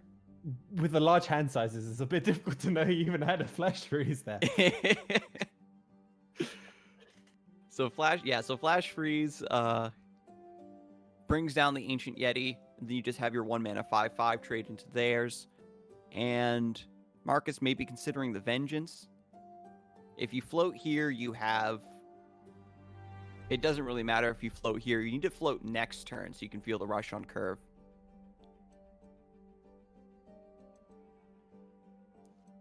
Considering what the outcome here is. I mean, you got Alpha Wildclaw as Lobster, which is okay. I guess you can throw Trapper and still be able to float 3, which is going to be crucial, I think, because you're going to be starting to get scared about this Feel the Rush. Luckily, you're at least 1 turn out from Marcus because he's only going to float 2.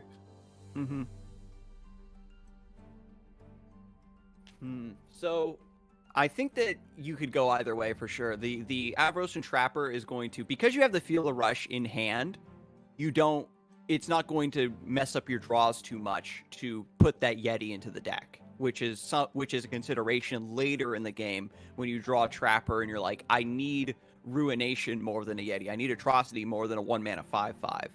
And so I think I do like playing the Trapper there, because the Yeti is really important to be able to just have a nice, cheap, but very respectable blocker, and having your mana left over for the rest of the plays you want to make.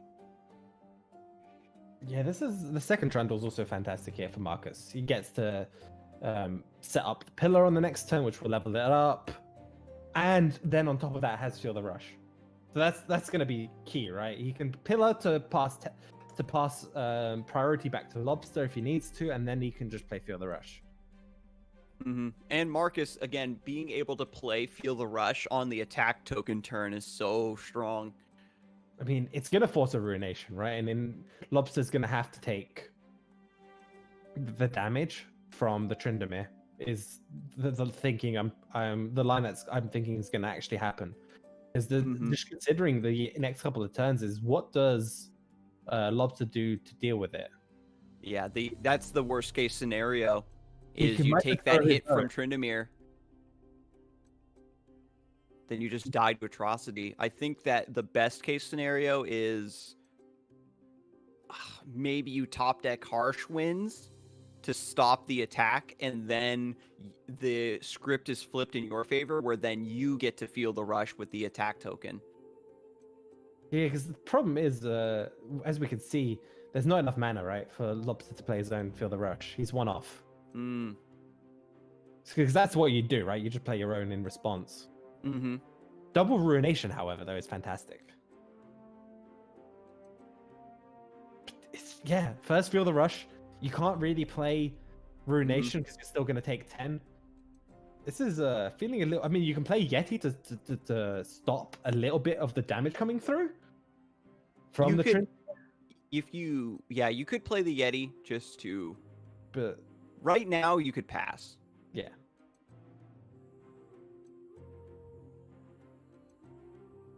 And again, using that flash freeze earlier to manipulate combat is a bit rough, because you would love to have, like, maybe flash freeze. That way you stop a little bit of damage and maybe you aren't worried about Ruination. But getting 2 Trundles caught up in this Ruination is also fantastic. And this is just in exchange for taking the damage from Tryndamere, as you would put it. Yeah, the part that's also crucial is obviously because Tryndamere's died now, Atrocity becomes way more risky. A lot of the time you'll see Atrocity on an leveled up Tryndamere, obviously because you have to kill him twice somehow, which is pretty difficult to do. And so then we have the Yeti coming down, and because you're forced into Ruination there, even if you float the mana, you still can't play your own Feel the Rush, so you're kind of just behind on board. And now you're in the situation where it's like, okay, I want to Ruination again to wipe this Tryndamere. but my opponent has 10 mana to develop afterwards. And maybe Freshlobster's the one that has to take all of the risk now, like Marcus was forced to do in the last match, where you're just all in against really specific odds. Yeah, I don't think Lobster has to do anything. I mean, Marcus has to do anything. He doesn't need to play Trundle here. Oh yeah, he has the Atro. He has Atrocity. You play Pillar, you can pass it back, or you can just hit pass and then attack, right? And then wait for Lobster to try and remove Tryndamere, because your attack is also going to be pressuring lethal. In this matchup, you save the Atrocity for whenever. It's like, it's not, you use it in response to end the game. You don't necessarily need to use it to end the game. You just Atrocity, 2 mana. Yeah, they don't have Flash Freeze now. Marcus showing everyone that he's still in this to try and claw his way back through. His next opponent is actually going to be Ultraman, who's been sitting there waiting for him, probably watching these matches go this entire time. I mean, that set was beautiful, right? Both players had very similar matchups. We saw Freshlobster's Fury Shen technology really, really pop off. And then Marcus came through with just the one of Relentless Pursuit in order to double down on their mid-game advantage against Freshlobster's Atrocity list, the Feel the Rush. And again, you had mentioned it, the mirror match for Feel the Rush is so dependent on which player gets that Feel the Rush first. And once you're forced to spend all of your mana responding to such a huge tempo swing, you can't get your own online. And Freshlobster was forced to tap under that 3 mana just in order to get bodies and play to block. Yeah, there's a difference of a catalyst, I believe. Where that one catalyst gave Marcus the extra turn to get the Feel the Rush down just a little bit earlier. And that pretty much, as you mentioned, just spelled the end of the game from that point. Yeah, and the thing is that also was Feel the Rush on the attack token. Yeah. If they Feel the Rush but don't have the attack token, you Ruination, and then they don't hit you with the Tryndamere, and then it still gives you some room to play and not take that 11 burst damage. But now that this is all said and done, well played by both players for sure. Marcus and the script is just too strong.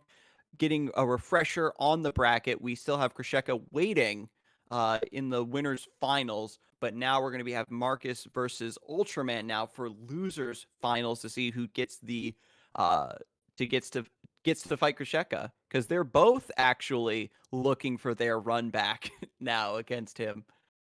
Oh yeah, but Krisheka is the guy who's just knocked everyone down into the losers. We're going to be hopping to a short break, and when we're back, it's going to be Ultraman versus Marcus. Ooh.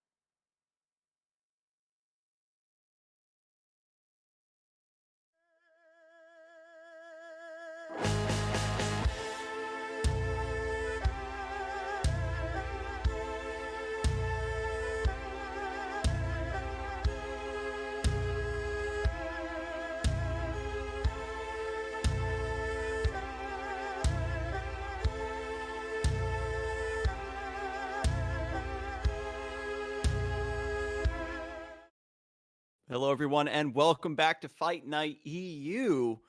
We just saw a really close set between Marcus and Freshlobster that did eventually go into Marcus's favor, puts them now into the winners finals. They're going to be going up against, oh my god, I'm just drawing a blank, Ultraman, in order to fight to see who is going to take on the grand finals against Mezume, the player that knocked them both into the losers bracket.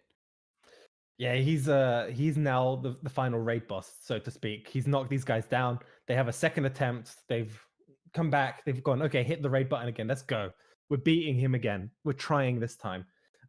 We've seen both of them today. Both of these guys have been playing pretty well, Ultraman and Marcus alike, and they've both brought very sort of interesting lists in general with sort of key sort of tech choices, I guess. I mean, Marcus less so, but Ultraman definitely has brought some key sort of tech choices within his lists. And but again, it's just a matter of both players adapting to the competitive scene and the tournament meta in specific ways. And Marcus right now on the tried and true Fiora Shen, and of course the Feel the Rush. It's a matchup spread and a lineup for the tournaments that covers a lot of options and has done very well for Marcus, historically in Fight Night, as our three-time champion currently. But Ultraman, going the other side of the coin, bringing some perhaps newer tournament technology right now.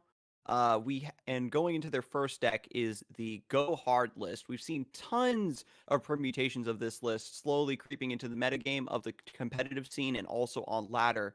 This variant cuts one at least for the Gangplank, which gives you some nice top end power, and also has the Chronicler of Ruin. This is a tech choice that has worked its way into some variants of the deck, allowing you to double up on Zap Spray Fin draw, getting an extra proc off of Pool Shark, things of that nature. And then just has the Ledge Roast at the top as well. So takes the tempo and value package of Go Hard, but then puts a little bit of that late game into it, just in case some of the games go a bit longer. Yeah, for sure. I mean, this list is it's been doing its rounds, right? It's been in every single tournament lineup for the past 2-3 weeks, ever since its inception, and it has been terrorizing both ladder tournaments across the board. It's a strong list. I really like it. I like the obviously the inclusion of Ledros as well as fantastic, and the one-off Gangplank as well as we've been seeing is the more common line nowadays, and it's just pretty straightforward. The only consideration is if this crumble ends up being a potential dead card.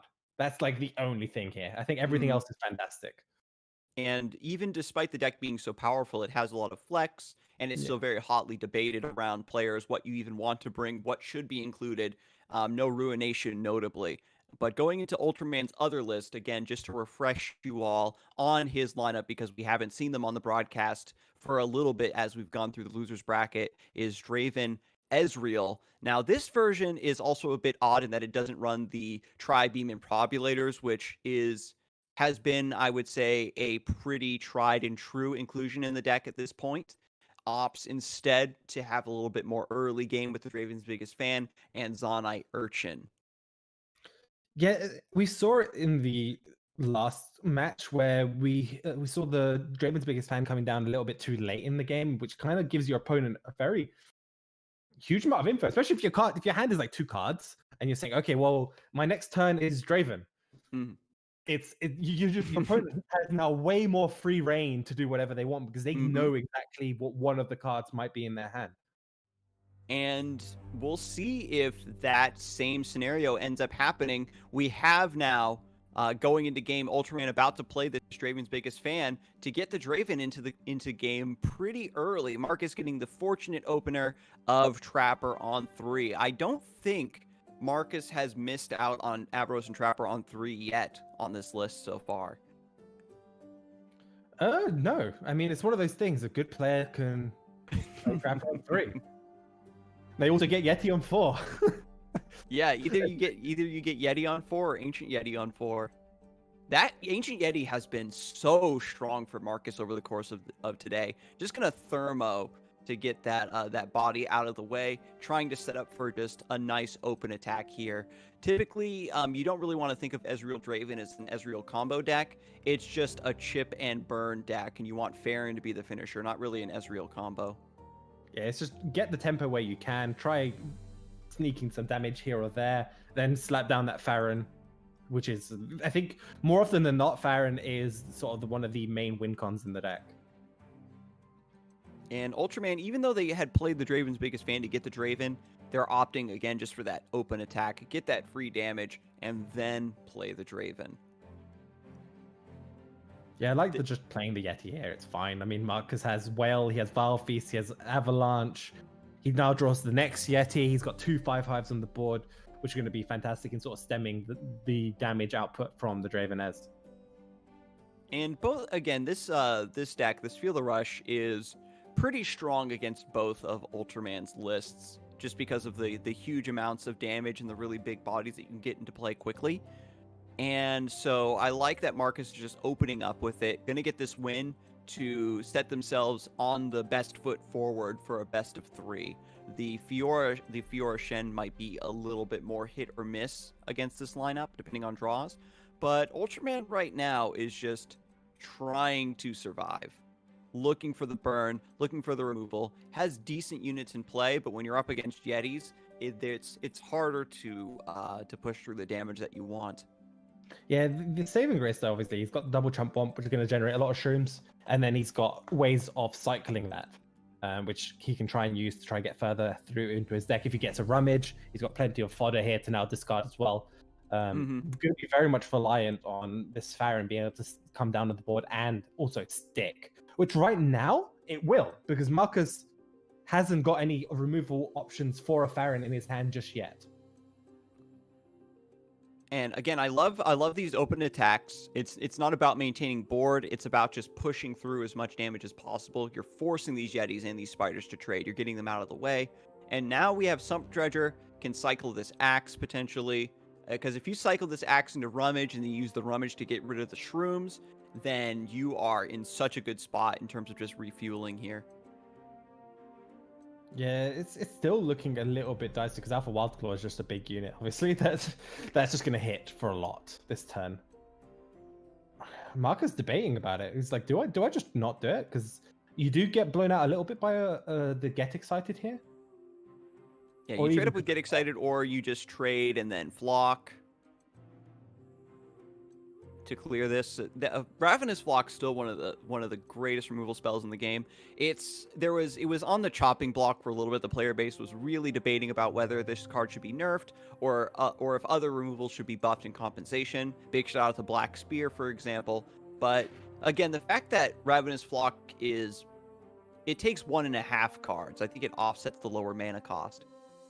Well, but that's neither here nor there. Blacksmith takes 2 cards though. I remember a time where that card cost hardly any mana and was just one of the most efficient removal tools in SI. Not so much anymore. We saw it in a few lists coming into. I think I saw a few SI lists running it, but it fell out of favor again really quickly. It's really, really strong when it lines up against specific targets, but it's a dead card most of the time. It's a bit clunky to set up. Ravenous Flock just damaging something, much easier to do than having one of your units die and then have that much mana left over where you don't want to redevelop on board. And so the mushrooms are just going to go into the deck here. No Rummage coming down to cycle these, so Ultraman is just going to go for the chip damage. Yeah, it's basically, okay, I'm going to drop Farron next turn. I'm going to hope some of these mushrooms come through, right? It's like, please, mushrooms, come through, do a little bit more damage, and try get him to that. Yeah, that's 20 shrooms in the deck. Yeah. Farron on the attack token. Marcus actually no cards in hand. They drew all their removal and was forced to use all of the removal and trade in all of their units on board just to keep healthy. Has Yeti plus Flash Freeze to delay a little bit here?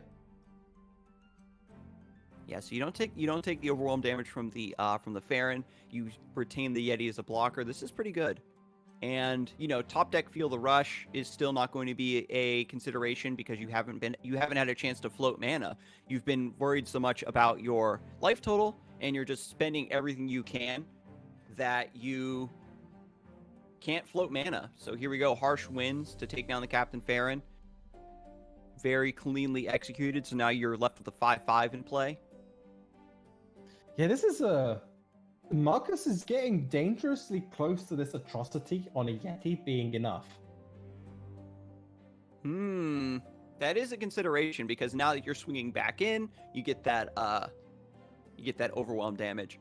So before the Captain Farron decimates can complete their task, there is a window now here for Marcus to maybe play a Ledros or something, or any big unit like Tryndamere even off the top could be so strong. There's still a Withering Wail in hand, and if Ultraman doesn't take that into their damage calculations, there it is.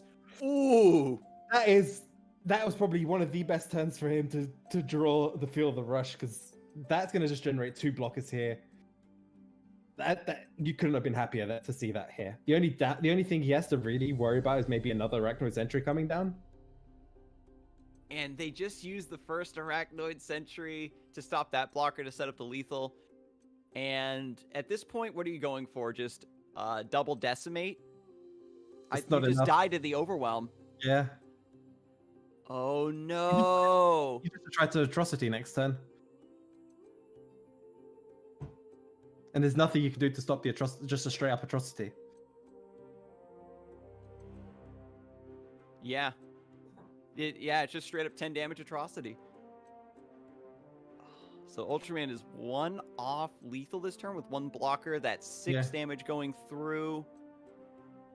You've got the axe, the spinning axe to do 7 damage. You need to have, so he needs to have an answer for Trundle. So damage plus, don't know.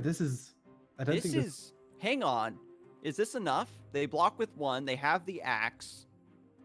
Not enough for decimate. Yeah, so they just lose to the open atrocity. You go down to 3, and we've already seen a Get Excited thrown away, so they'd have to have Static plus Mystic combo. And the other caveat too is that, they would need to have the lethal somehow this turn. That is so... Oh my god, that Feel the Rush top deck was phenomenal. After Ultraman took that slow tempo loss of just playing Farron, it wasn't able to get its overwhelm damage through and just gets cleared by the Yeti. Just sets up the damage here. Yeah, that's not going to be enough. There is nothing Ultraman can do in game 1 going over to Marcus. And to be fair, that match was very, very close. I think, generally speaking, the Feel the Rush is favored regardless. So Ultraman just getting that deck out of the way, right? The Feel the Rush was going to be... If you could take a list where you're not favored and win, you take that every day, and that was looking very close. If Marcus had not top decked Feel the Rush on that exact turn, Ultraman would have had it, I think. It was, the Feel the Rush top deck was so good.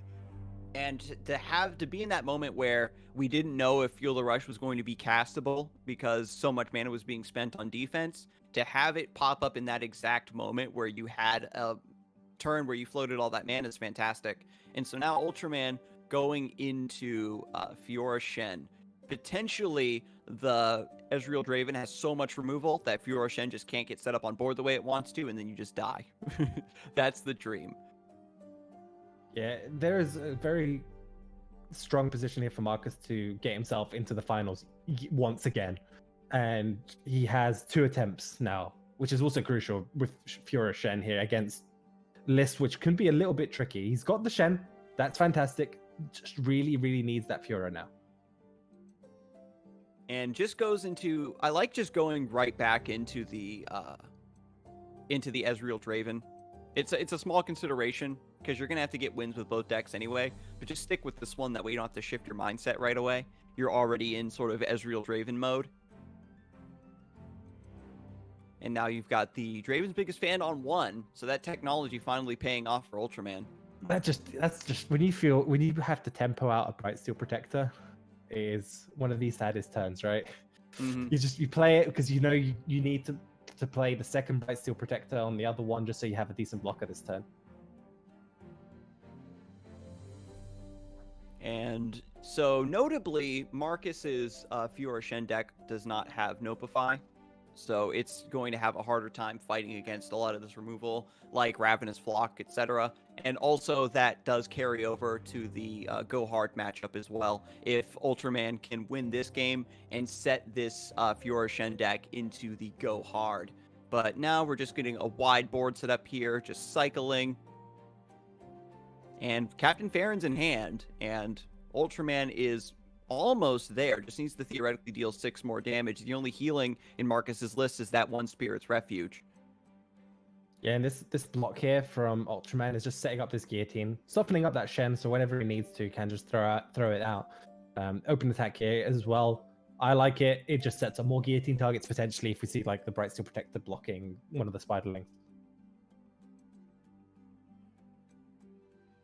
And you're you're just forcing your opponent to spend all their mana on defense. You have a lot of chump blockers, especially with the Stump Dredgers, Chump Wumps, all these spiders. You don't care if the combat's going really well into your opponent's favor. You just want the damage around the sides. That chip damage, already 13. If you are considering Captain Farron, you're already sweating. You basically have to count yourself at 12 HP. Marcus is just looking and praying to top deck that Spirit's Refuge to maybe combo with a single combat if need be. Oh, this is potentially a risky Mystic because obviously it can get responded to by Sharp Sight. And do you guillotine this River Shaper in order to... If you do that, you can't do it on Shen as well. So and I feel like you're a bit scared of Shen in general. But the only problem here though is by doing that, now obviously Marcus has the mana available to deny if he needs to. Yeah, it's very tough. So now Marcus got their board to stick. This is the break point where you've been trading into your opponent very, very willy-nilly. Just in terms of getting damage onto the Nexus is the main goal. You don't care about preserving your board, actually setting up good trades. They just have to be not terrible. And so now Marcus, after value trading and value trading and value trading, now gets to kind of take over the board now with really strong offensive swings. Yeah, I don't know how this is just straight up 5 damage. I mean, the trades are again not in favor of Ultraman. Marcus is able to draw potentially another card for free here, which he desperately needs. His hand is actually pretty low value. It's just Fleet Feather, Riposte, Deny. Yeah, if you block with the Draven, it gives you a card that you can cycle with the Stump Dredger by just discarding the Axe. And at this point, it's just unfortunate because Ultraman's hand is just all like units now, when you just need to keep that constant chain of removal and Mystic Shots and Ravenous Flocks and etc. to just keep your opponent's board removed. And the River Shaper is just going to be drawing spells, right? So your opponent's just going to be having more and more combat tricks, but not necessarily healing. The longer this River Shaper stays alive, the higher the chances that Spirit's Refuge comes out of the deck. Yeah, 16 Marcus is debating internally right now whether or not he should throw out this Concerted Strike to try and get a bit more draw if possible, and maybe another spell, remove a unit. While Ultraman doesn't have a response to something, he'd have to have 2 spells to deal with the barriered up River Shaper. And if you hold the Concerted Strike, I think you probably just want to save it for Captain Farron, because the overwhelm damage is still going to hit through a barrier. Yeah, that's kind of your biggest problem, right? It is Captain Farron, and as we can see, Ultraman does have 2 of them. And yeah, you have to use it that way, right? You can save, you've got Riposte here, so you can Riposte River Shaper if you need to. And I actually don't mind that here, because you'd have to use a Mystic Shot, right? And how many Mystic Shots have we seen so far from Ultraman? I only recall the one that went onto the River Shaper. It got countered by Sharp Sight, but I think you can just keep cycling the Riposte here, because if you can get Spirit's Refuge to land and then you heal for 4 or 5, you kind of just seal the deal. Ultraman has gone all in with trying to set Marcus down to 12 for triple Decimate to potentially end the game. You have to worry about Deny, of course, but yeah, you just go all in on keeping your board alive. Yeah, the thing is, obviously we could see Marcus has a Deny for one of those. a bit more of an ask, because obviously we can see a deny come out. The question is, do we just deny the guillotine here to keep your Shen alive? Because I feel like you have to. But by doing that now, Ultraman has Flock available. Yeah, after combat, the Draven goes down, but you still get the spinning axe, of course, which you can cycle with the Sump Dredger. Now you have the Ravenous Flock. You can just connect it because there's no Nopify. Cycling first, of course, you want to see what you get. Yeah, it's still Flock on Shen. And then you Thermo if you want to remove the River Shaper to stop spell draw. The Thermo is 3, so it could get blocked by a Sharp Sight potentially. But yeah, never mind. Just tap. You know down. that's not happening because you saw the Shen being kept dying to the Flock. So would Sharp Sight, does Sharp Sight would the bonus HP put it back up? Would it count as being full HP again? He would go up to he'd still be counted as damage, but he would have been at 6, so he would have been outside of range of Flock. Oh, right. So now we have the stun to keep the Fiora from eating your board. Surprised we don't just see Farron. I guess you're still worried about Concerted coming down. And by committing to the Sentry there, you don't have mana for Farron now. So this is just delaying even further. Ezreal is a consideration for sure. You're worried about Sharp Sight blocking it, or your opponent having some sort of way to just kill the Ezreal. But I think double Farron is appropriate. Your opponent doesn't really have a lot of cards in hand, and if you can get this overwhelm damage to connect, then you're sitting pretty. Marcus rewarded for holding the Concerted Strike for the Farron, of course, which we had talked about earlier. Yeah, I like the Thermo here because it'll force out any other denies if you want to keep the Fiora alive. It's equivalent to the same as blocking one of these 4/3s on the swing. So it's I think it keeps him alive for one more turn by denying, because obviously next turn he'll only have enough mana to play double Decimate. Yep, so then there's the Sharp Sight on Fiora in order to keep her alive. And so what this does is it levels up Fiora, and there is potential for... There's a very slim margin of chance where Fiora can just beat up your opponent, or you draw 2 barriers in a row. And you're just playing Decimates here, though, right? Yeah, you just play Decimate. Yeah, maybe you draw Spirit's Refuge. I don't know. Riposte is not enough. There's no damage. Relentless Pursuit is not enough. Marcus isn't running Brightsteel Protector. That's not enough. Screeching Dragon's not enough. Keeping the Fiora alive is specifically for the Spirit's Refuge top deck. Shen might be enough. No, Shen's not enough either, right? No. Shen would be leveled up. It would boost Fiora up to 4, so it would be 8. No, it's +3 for Shen, so it would be 7 + 4. It'd be 1 off, wouldn't it? Yeah, but still not enough. For a 1-card in hand. So I'm trying to figure out, is there a line where double Decimate isn't safe? There's no formations in the list in Marcus's. There's nothing to worry about. Yeah, so there's no late game Brightsteel formation, no Tiana Crown Guard like we saw earlier on the broadcast. And so yeah, triple Decimate takes it. Whew, man, Captain Farron coming through. Yeah, this is the thing. It's just the Shen Fiora basically is reliant on getting that good early tempo, getting the potential good Spirit's Refuge, but there is only a one-off in the deck to heal back up. If you don't have an answer for the triple Decimate, or you're not winning already by the time there's a triple Decimate on the board, you're going to just constantly be on the back foot. And we saw River Shaper didn't really draw anything too much there, didn't pull out the insane draws we've been seeing in previous matches. And again, going to 1 apiece here between Ultraman and Marcus. That does mean we have Shen Fiora up against Go Hard. And Marcus's list, no Nopifies, 3 denies, just as a heads up for everyone. So in this matchup, we're going to be seeing a lot of very specific cards make or breaking this matchup, because I've seen both sides where the go hard list draws like triple glimpse to deny Fiora getting her targets, and you're just cycling through the deck, or then there's the other side of the coin where the Fiora Shen list just plays a Fiora. You don't have any ways to remove her, and then she eats all of the chump blocker type units that you want to summon for free, and then you just explode. Well, And double Fiora is exactly what you need for that in hand, because that also gives you an additional riposte.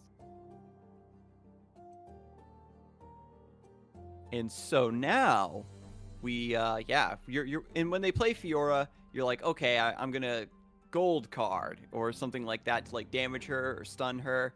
And in this matchup, you're forced to develop, right? Because you only have very piecemeal healing off of the go hard pings and the doom beasts and stuff.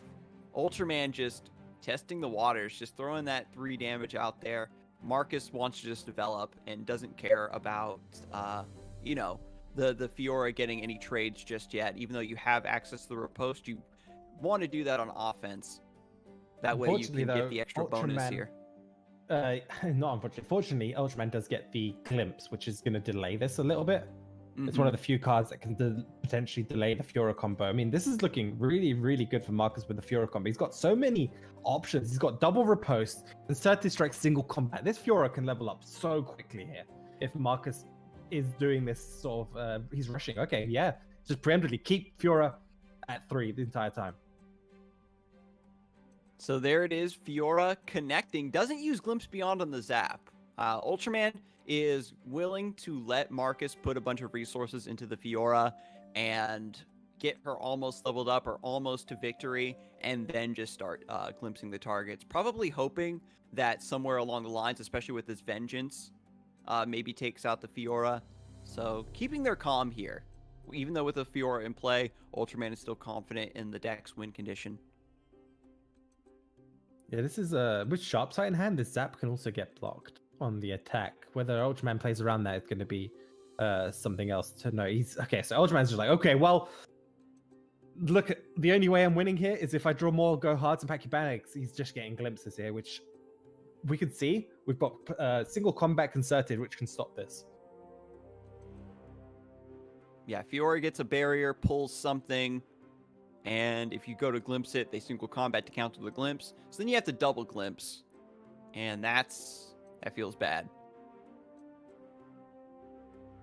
Yeah, because that's what 4 card draw potentially gone. And then on this side we can see Marcus he can't play both concerted and single. Maybe he could have gone for something like a Sharp Sight instead, because then he would have been able to concerted plus single, but I don't think it matters too much.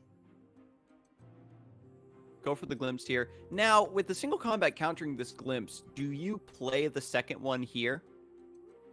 Oh, gonna go for a 2-for-1. I like it. Instead of countering the draw, you're just getting the kill with Fiora anyway and catching in this barrier to save your Greenglade Caretaker. Yeah, the problem is double glimpse it just punishes you a little bit because your opponent just gets to draw 4 cards. Mm-hmm. Do they mill 3, 6, 7, 8, 9? Yeah, they'll mill a few cards, I think. Yeah, they burn the last one. Yeah. So now we've got Dreadway Deckhand with Doom Beast. Fiora still keeps her barrier, however. So the Deckhand plus Glimpse, or rather the Deckhand plus Go Hard, isn't going to finish off the Fiora. And they're just going to use it to clear the Caretaker. It's probably your best bet. Again, you had already mentioned that Ultraman needs to get Pack Your Bags up and running. Oh, do we see the Relentless? Ooh. I don't mind this at all. The punish here would be another 2 Go Hards, right? That's it. Yeah, kind of unlikely. What do you go for? Do you Fortune Croaker here?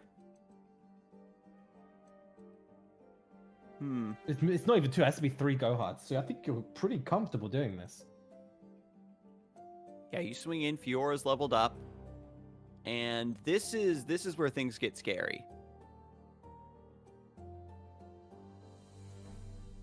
Marcus counting the go-hards right now. Well, I mean, it's one of those things. It's super tough. You have to constantly go back and count it every time because they play that card so often, and it's like, okay, are they on this number? This number? It's one of the key numbers, cards you have to keep track of, and there it is. There's another option here.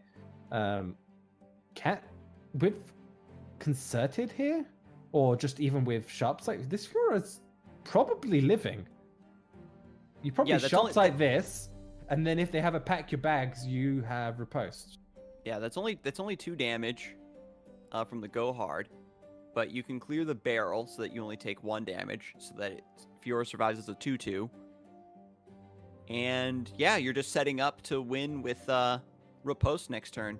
This version doesn't run any fast options to pop barriers like Vile Feast or something. The only thing here though is, does Ultraman just risk it and just play Crumble? And say you have to have deny here. At this point, you're probably backed into the corner enough, because if you leave Fiora alive, this is your highest percentage chance for Fiora to not kill you. Yeah, that's a little bit unfortunate here, though, because he was super close. So that was go hard number 3, right? Or was that go hard number 2? Yeah, I think that was 3. So now we have Pack Your Bags threatening to come out of the deck. Ultraman thinking about whether they want to play this Doom Beast, but just goes for the Butcher instead. That allows you to play the Fortune Croaker. And there's Pack Your Bags. Now Ultraman has turned the corner. Almost everything that this deck plays currently does just get wiped by Pack Your Bags. At this point, you just can't develop into it anymore. Yeah, the problem is, does Marcus play around that? I mean, it's this the risky part. You're gonna have to assume they potentially don't have it, and they haven't drawn it yet, even though they've drawn through half of their deck, which is what makes this deck so powerful. Because they just slam Pack Your Bags. If there's a deny that comes out here, they slam another Pack Your Bags. Yeah. So like, even if you deny the Pack Your Bags, because it denies its ability to turn the other ones back into go hards. So now, with Pack Your Bags, they can save the Fiora. The Cytherea still survives with 1 HP. And you get to swing in. Fiora gets Fearsome. But they've got the Vengeance as well. So that wipes the Fiora. The Cytherea is now just left as a 6/1, which will die to the Go Hard that is in hand. And Ultraman has turned the corner extremely hard on this matchup. And Marcus, unfortunately, was not able to cross the finish line with Fiora right at the last minute.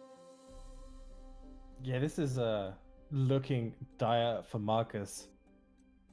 Is there a line here where Marcus can claw this back? And it's getting to that point. He doesn't have Bright Steel formation. He doesn't have sort of the potential, like the Tiana, which we saw earlier on from Kusheka, I believe, to try and steal the match, because that's what those cards kind of do. And he's fallen too far behind. I don't think there's a line here where he can claw back easily. The only thing I'm thinking is some sort of maybe Shen setup to just keep value trading against this board. Ultraman got the Pack Your Bags, but had to put a lot of card draw into getting to that point, right? The 2 glimpses are down. We haven't seen any Twisted Fate or anything of that nature. So that just means that there is maybe potential for Ultraman to run out of resources, depending on the next few top decks. The Fortune Croaker, of course, is great. Into Salvage. Oh, the Caster Curse. I'm so sorry. Salvage the pull shot. I mean, you couldn't have made it worse for Marcus.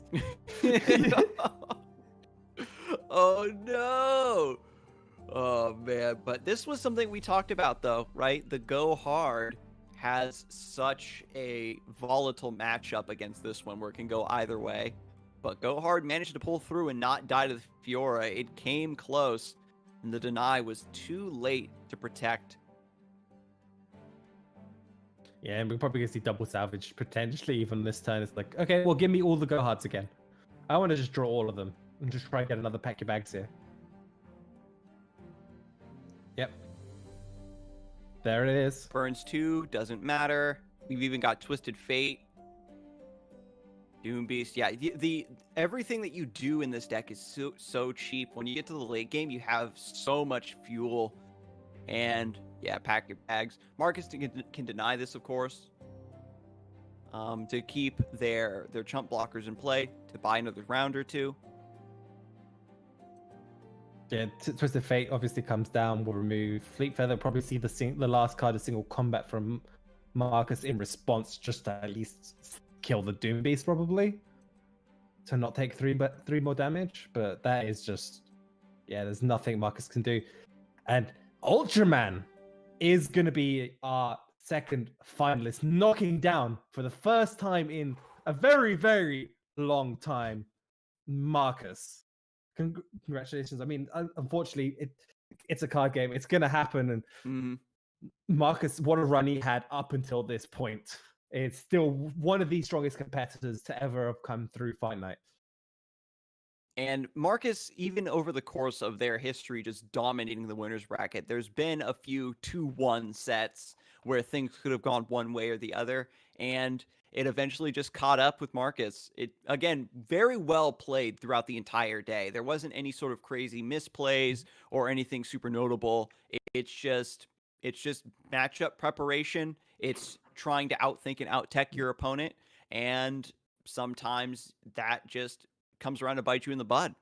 Fight Night EU is a, you know, it's a tournament that where the players are going to be practicing against one another. So we could argue that Marcus's performance has elevated the scene to the point where now it's going to be even harder to maintain these wins. Yeah, I don't know if we'll ever see a 3-win streak again in Fight Night. I mean, it's going to be tough. Then we might see it in the future, but I feel like he's probably going to set it, especially on the EU side at least. The EU side, I know the competition is fierce, so it's going to be super tough for anyone else to try beat that and get the 4-win streak.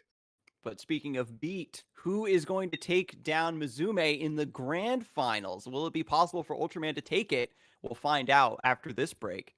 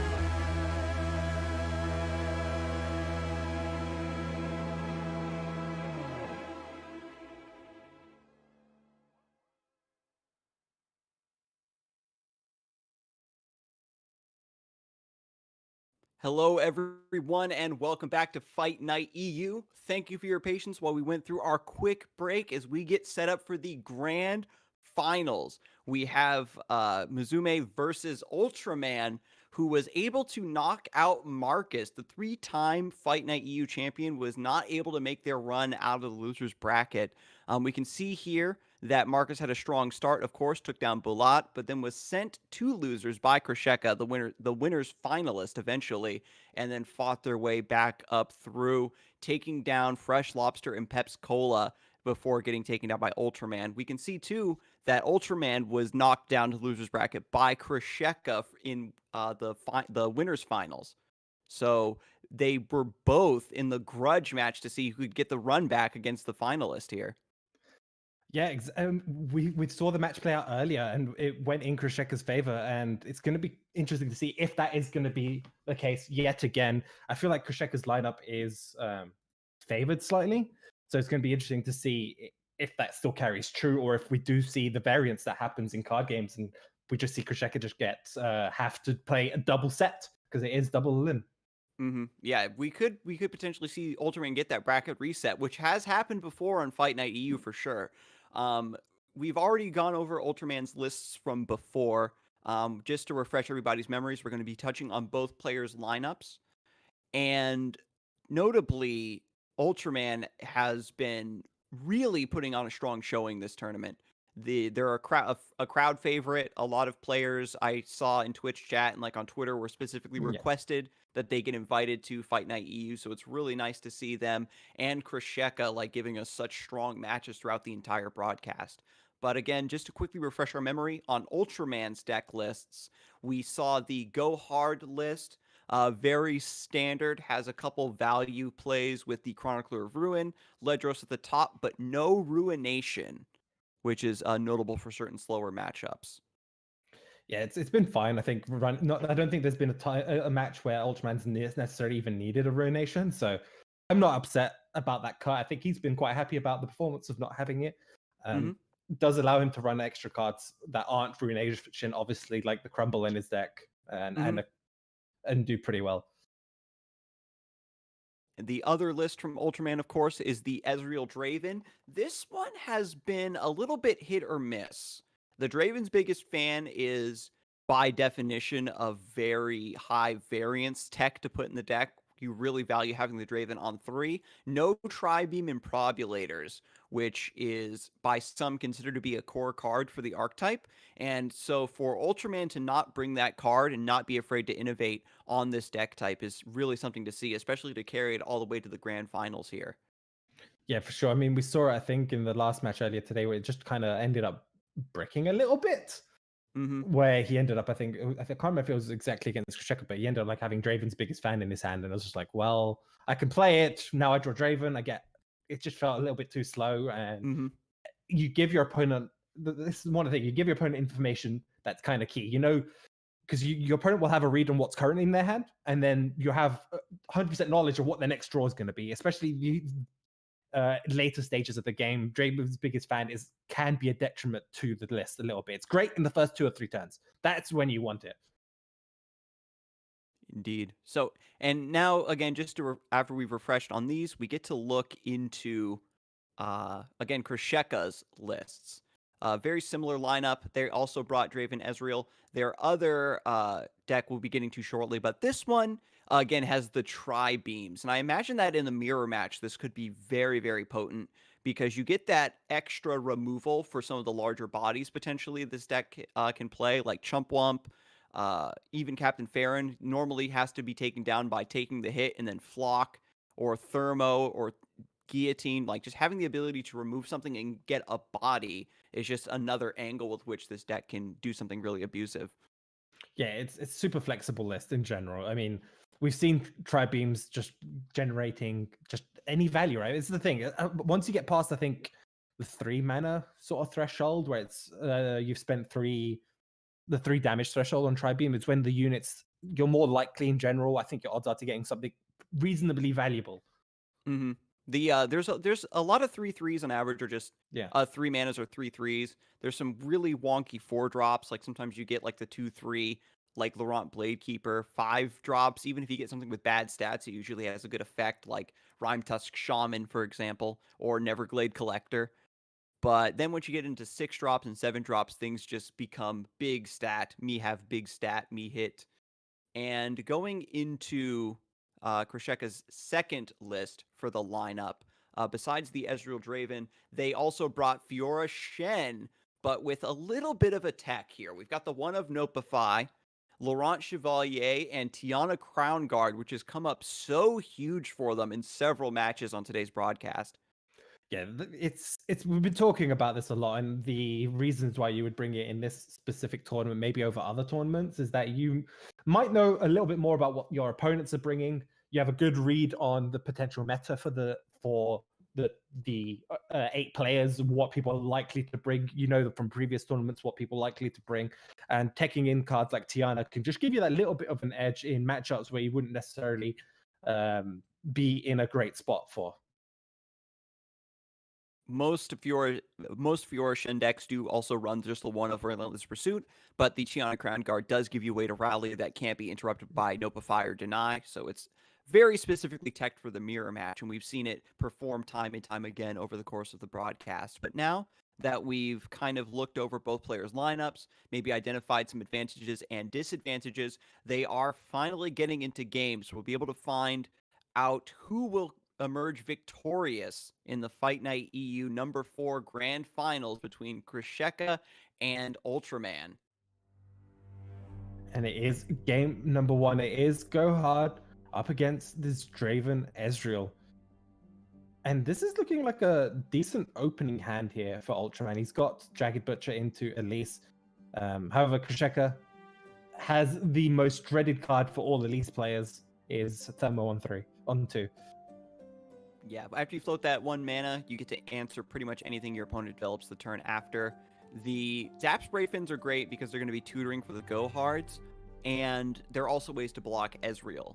Typically, a deck like this is one of the few where you might be able to safely play an Ezreal early, and if you can get your Mystic Shots to line up against the Zaps to move them out of the way, Ezreal sticking to the board, and then just Mystic Shot, getting some of these chump blockers out of the way could be very, very potent for just furthering that win condition of leveling up Ezreal and getting that final burn with Farron.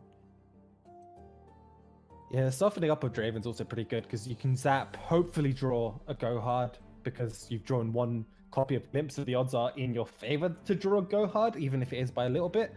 And then that would allow you to clear up this Draven, set up a pretty good turn on the next attack. Right now, Krisheka is just cycling. Nothing too scary coming down from either side. There's the first Go Hard.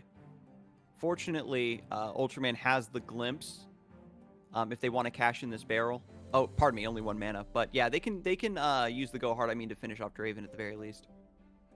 Just a quick question. In Belgium, is the Zap, was it called Torpedo? Zap is called Torpedo.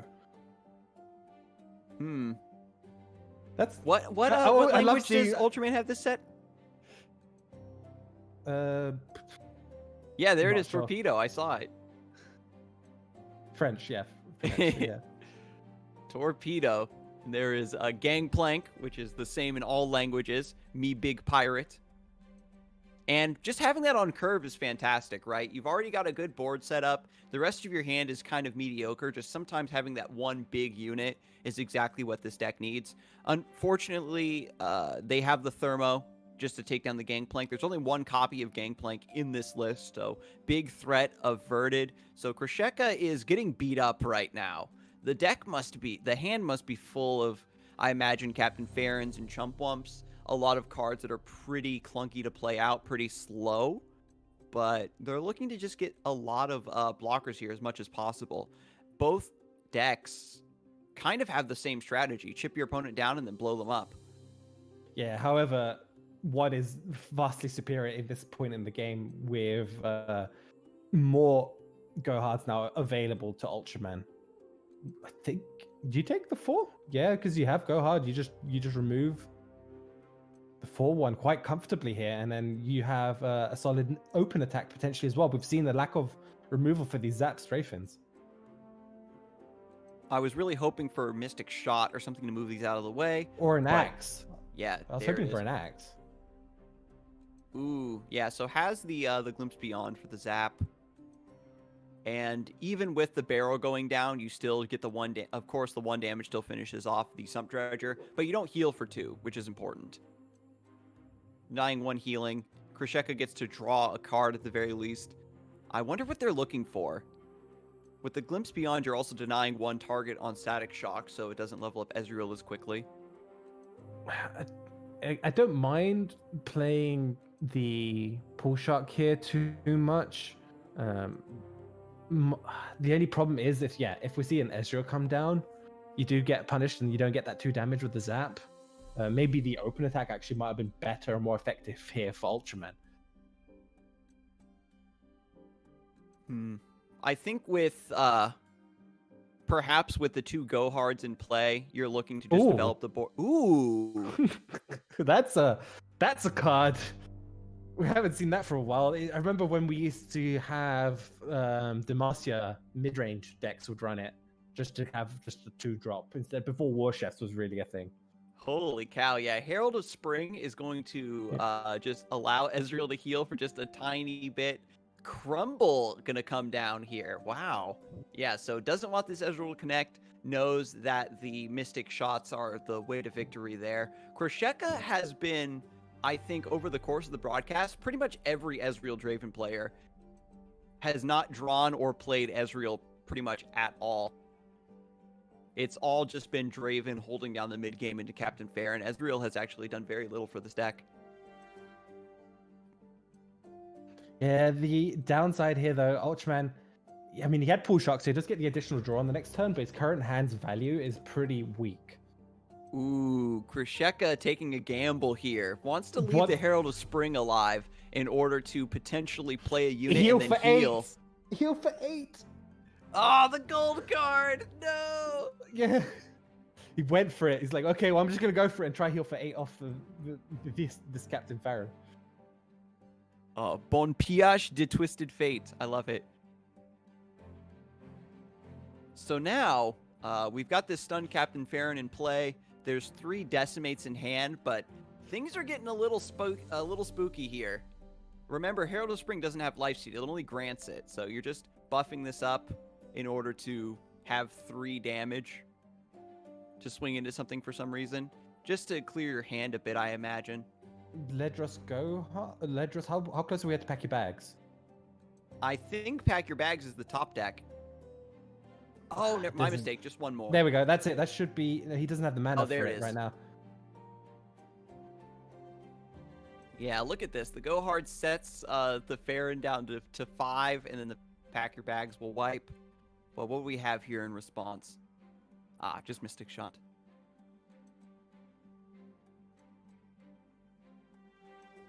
You can play Twisted Fate again for an extra 1. I mean, or blue card to draw. Maybe find another option.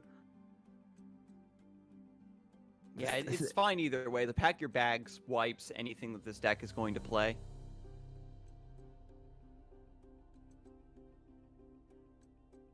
But you can Pack Your Bags first, and then probably play the Twisted Fate afterward for gold card to stun whatever your opponent develops to block post-wipe.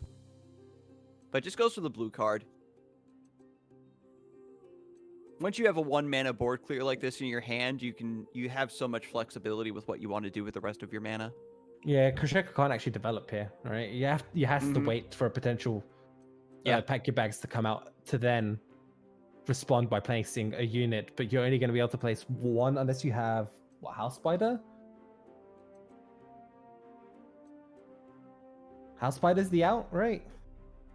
House Spider plus some spell removal? That could help, yeah, because you would take 5 and then 2. The thing is you're gonna get set down to 1 HP and Ledros kills you on 1 HP because he rounds okay, up. so we can see the hand. The static flock.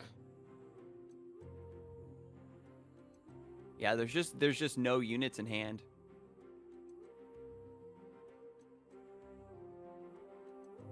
You can develop 1. Oh, yeah, just concedes. Yes. So Game 1. We just get that out of the way. Just get that out of the way. we might see the reverse sort of the reset, the bracket reset coming out here. It's been a while since I've done a double limb, to be quite frank. Double limbs is not very common, so it's fun to see this. I think the last time I did anything double limb related was fighting game related, so it's been a while. In Runeterra, we've seen some champions be born not only through clean play, but also through very strong just lineup and tournament preparation. So usually when they are doing very well in the tournament, it's because they also have a really good lineup advantage over the rest of the pack. And both players, have good decks, and we'll see how they both perform in the mirror match of Ezreal Draven here. Yeah, so this is the one I was talking about a little bit earlier. I don't think we got to see it. I was mentioning how the extra draw options from Ultraman could help out in the long term because it can speed up him getting to that Farron by turn 8. However, he has it in his opening hand now, so it's like whatever, really. Yeah, and with no Draven's Biggest Fan on 1, no Draven's Biggest Fan on 2, that now becomes a bomb that you don't want to top deck. You hope that thing is at the bottom of your deck, I think, at this point. Yeah, that's a scary looking board. Double House Spider is it's one of those things that's so good because of the amount of damage you can start chipping through. However, though, Ultraman, as we can see, obviously has the static, can start clearing this up quite comfortably, leave up only a single spider. He can now even develop the Ezreal if he really wants to. Krisheka even opting for the Mystic Shot there to keep the board in their favor, right? You have the 2-2 and the 1-1. The matchup, again, is all about early tempo and chip damage. Yeah, how can I chip in a little bit here? 1 damage here, 1 damage there. Get that little bit of a lead in terms of the overall game plan. And then when you drop down the Farron, you're inherently ahead. It's very eerily similar to the TF Swain mirrors, where both players are just playing their early game units, trying to get that chip damage, then Leviathan slams down on the board for the win con, and usually whoever gets there first or has a bit more damage done is favored. And again, with the spiders, the early double house spider has allowed Krisheka to have this wide early advantage, and you can see 4 damage already gone through.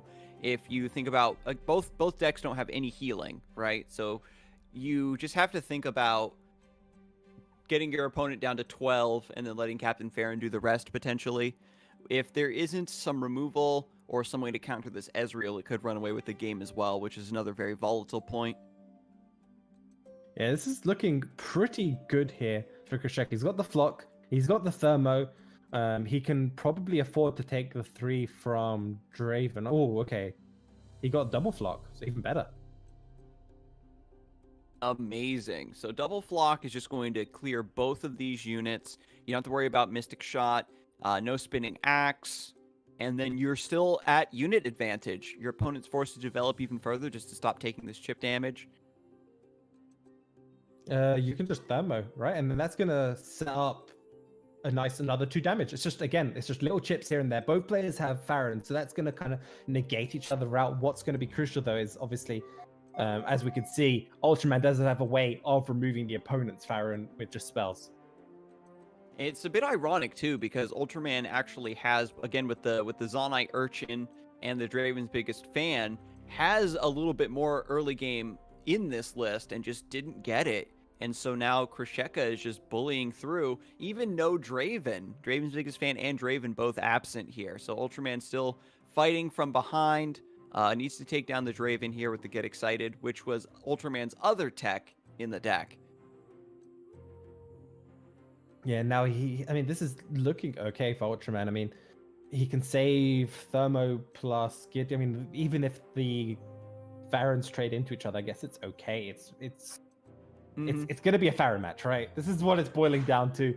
It's going to be who can sort of thread the needle with the decimates and put them in at the right time so they don't get too punished or blown out by an opponent's development. The lines I'm thinking about as well is, do you respond to Farron with Thermo and potentially develop your own Farron onto your opponent not being able to develop against you? and then So- the 8 damage overwhelm potentially swings things back ahead into your favor. So this is the problem now, because we see the Ezreal come down. I mean, if Krisheka goes for the Farron, what will end up happening, obviously, is we'll see the Mystic Shot and then the Guillotine straight off the bat. Yeah, so the Ezreal forces Krisheka off of Farron for this turn. Has to go for the Arachnoid Sentry. And just a very solid trade. Offers up the 3-2. And Ultraman is doing some work here to buy time. And the longer that they can push back Krisheka's Farron, the more time they buy themselves to maybe get this Ezreal to connect. Yeah, there's also the consideration that Ezreal on Krisheka's side is actually leveled up. So if at any point he draws it, that's just a straight up level Ezreal. I'm not sure if Ultraman's is leveled up, although it's probably very close. Yeah, because we had the Static Shock early. And the rest of and then there's the Get Excited. And I think there was one Thermo. So it's very close. Your response is what? Thermo here? Or do you go your own Farron? I think really here what Ultraman's looking for is he wants this Farron to get down on the board and actually pressure, right? So he wants it to slap down the board and then try get an attack through if possible for the damage to connect. So you can Mystic and Guillotine, as you had talked about earlier. And then if you get some good board trades here, you're still going to take some damage. But you get the rest of the trades through. And then if you play your Farron and your opponent can't answer it with the 8 damage overwhelm going unanswered, you potentially just pull ahead with that overwhelm connecting, and then you have your decimates backing you up. I like the chip block there, just so you get the extra rotation on the Guillotine. Yeah, we can see actually that Krisheka doesn't have a way of dealing the open attack from the attack from Farron. You'll have to block then Guillotine as a way of removing. And I actually like the Shroom play is there. Yeah, I think Ezreal was leveled up, right? Yeah. From the double Guillotine. Yeah. So let's go. Oh no, the mushrooms, they're starting to have their influence on the match. Here's Farron. That's gonna be how much damage is that gonna push through? 5? Yeah, once they swing through the Chump Wump. There was consideration there for Sump Dredger to cycle one of the mushrooms instead, but even if you get a removal spell or a damaging spell, it doesn't stack properly with the Guillotine. How close is this match going to be? It's going to be dependent on some of these shrooms, right? They're at 15 and 14. They're out of range. So Krisheka, I wonder if they're going to put the Smell Blood and just cast these shrooms and hope. This is so ridiculous. If Ultraman closes this out, it'll take it to game 3. You have to thermo the 4-3, right? Because you can't afford.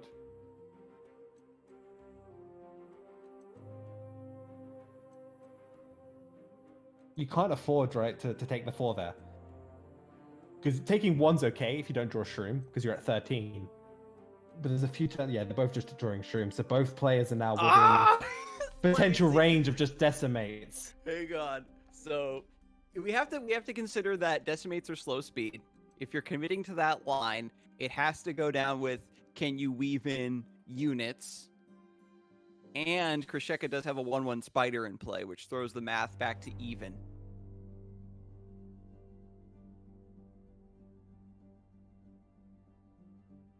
It's going to be turn priority, right? Related.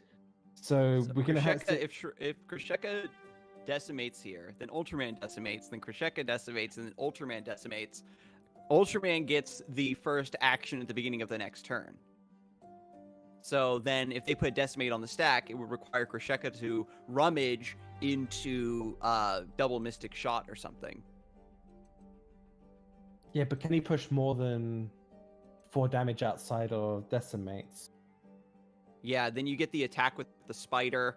The spider's only one, right? It's not enough. Yeah, You're and gonna then there's also potential for shrooms to do 1 or 2 more damage. So Krisheka should just win, right? If he just keeps decimate. No, Ultraman wins, right? He Well, just keeps Ultraman gets decimating. prio because Yeah. they both get set down, and Ultraman gets the first action next round. Oh my god! Gonna concede. Doesn't is there a top deck? I think that you set down, you wait for a shroom to connect, and then when Ultraman puts the decimate on the stack, you rummage. Who knows? Who knows? But you take the loss there probably just to save brain power. And that is a bracket reset, ladies and gentlemen, and everyone. It's just wow. Okay. Okay. You called it. We get the bracket reset, and Ultraman is fighting back against Krisheka here, coming out of the losers bracket. A very small percent there. To have shrooms maybe do something towards the end. You're going to, you're going to rummage, try to get something out of your deck, a mystic shot. But there is the other side of the coin where you want to just save the tilt, save the bother, just get to the next one because both these players have been playing all day. Eventually that tournament fatigue gets to you, and you just have to, make do with your final mental resources to take down one more set against the opponent. Well, in a card game, it's one of those things. If you're in a double, I've been thinking about this, and if you're in a double limb position in a card game, that's huge for you, right? If you're in the winner's side, because you get 2 attempts. So you get, if your first attempt fails due to bad variance because of just bad draw or whatever, you get another attempt now to retry a brand new hand. Might just play out differently, and you might get the better draw the second time around potentially, or something bad happens to your opponent. And it's a huge advantage there to have multiple opportunities to try and take it. And, theoretically, Krisheka's lineup is still quite good. And with, again, just a re-roll of the dice is the way you put it, things could come out completely differently once they get to their next set. So both players are kind of just taking a break right now, kind of regathering themselves. This is, I think, the first time we've had a bracket reset in a while for Fight Night EU. So we have to check the script, make sure everything's still good to go. Maybe a quick read. Let me find the script. Okay, give me one second. Yeah, so we have to see I'm just gonna how long the break read is. the script. Let's have a look through here. Okay, so Ultraman takes this, supposedly, according to my script here. Well, I don't know if you got the updated one, because the one I had said that Marcus was supposed to win up through losers bracket. So I think there was just a mix-up in the mail, but we'll figure it out. They were getting it set up, but looking at that previous match we saw with the Ezreal Draven mirror, it was good, that it came down to the Farron mirror, because you said way at the beginning of the broadcast that it's essentially just a Captain Farron deck. Both players did their due diligence of getting that chip damage in, setting their opponent down, and the fact that it did come down to the fact that, Ultraman gets the first action on the next round for the decimates to stack out that way, basically means it could have gone either way. Oh, for sure. I mean, it's a 2-deck one, so there is no like banning shenanigans happening here. So they just have to play them out, hope to find they get sort of a favorable matchup with their lists and try and take it. I mean, we can go through their list again. We just saw them. I mean, it's Draven has Go Hard, and I'm just thinking, I feel like it should be favored to Ultraman overall, just because of how strong the Go Hard list is towards both decks here from Krisheka. It goes either way. Krisheka's in this awkward spot where they sort of need to high roll with the Fiora Shen to get wins against both of Ultraman's lists. And we saw previously with Go Hard where Fiora can get, 3 out of 4 and is about to kill you, but if you get your Vengeance or your Crumble, you stop that from happening, you turn the corner.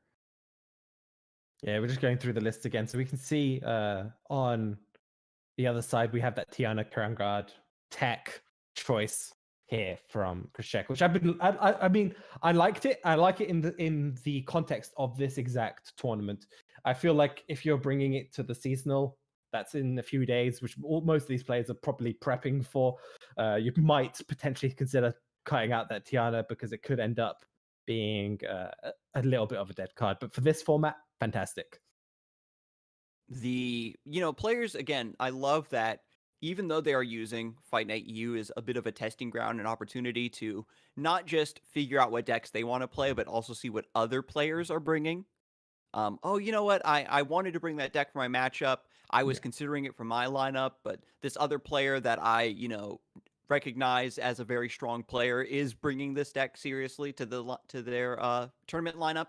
Maybe that put some consideration into players changing their lineups for future fight nights and again for the seasonal tournament. But they are still taking this very seriously.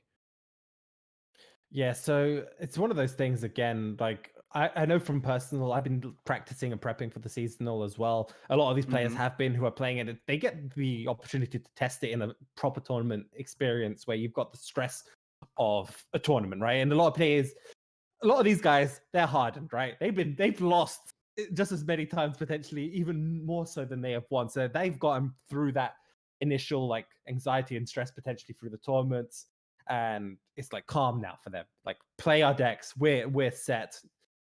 They've used, and it's fantastic. It's a great thing, especially coming up to much bigger tournaments. Obviously, from Riot themselves, Wisdom, shout out to them. Giant Slayer, they're going to be hosting the seasonal here on this channel actually for the Americans, the American broadcast. So you guys, there's a lot.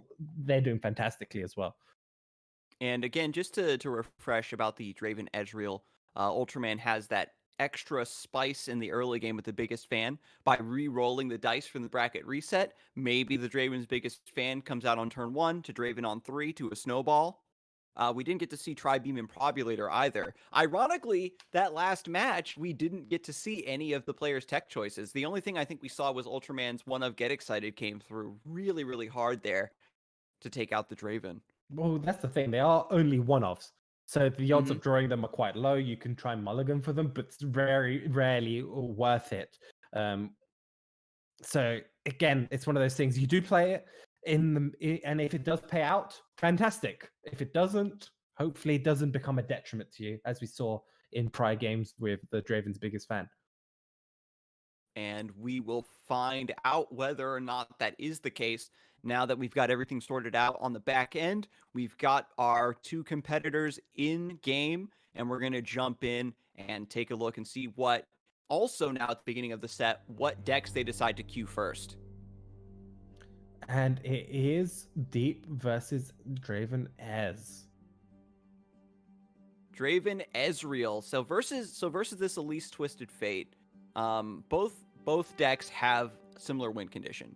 You want to just go wide, try to get early tempo, get that damage in around the sides where your opponent can't block, and then finish them off with your win condition, be that Captain Farron or pack your bags. The notable difference between the two lineups, however, is that Ultraman's deck has healing. Yeah, it's not a lot of healing, but it could be just enough, right? That's all that really matters, though. Is that sort of drain here or there going to be enough to push yourself out of that sort of range where Ezreal or Farron can try and kill you? And a little bit of deja vu here. Jagged Butcher into the Elise gets answered by Thermo, and now we're back into the same setup. Do you open attack with the 2 here? Do you want to develop more and get greedy? Yeah, we're just Doom Beast.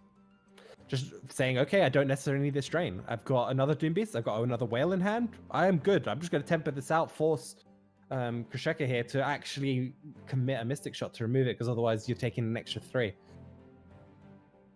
This is a really tough choice, because if you Mystic Shot, or like you even play Ezreal, then if you can't block anyway, so it's rough. That could be a line, don't get me wrong. If you feel comfortable taking 5 damage, you play Ezreal there and maybe get an open attack, so you have a spare Mystic Shot to bring the board back in. But again, without any healing, Krzyzek does need to worry about the HP total a little bit more. Yeah, and obviously because it's now turn 4, you can't necessarily afford to throw down that Ezreal, because you're very, very worried about a Zap Spray Fin coming down.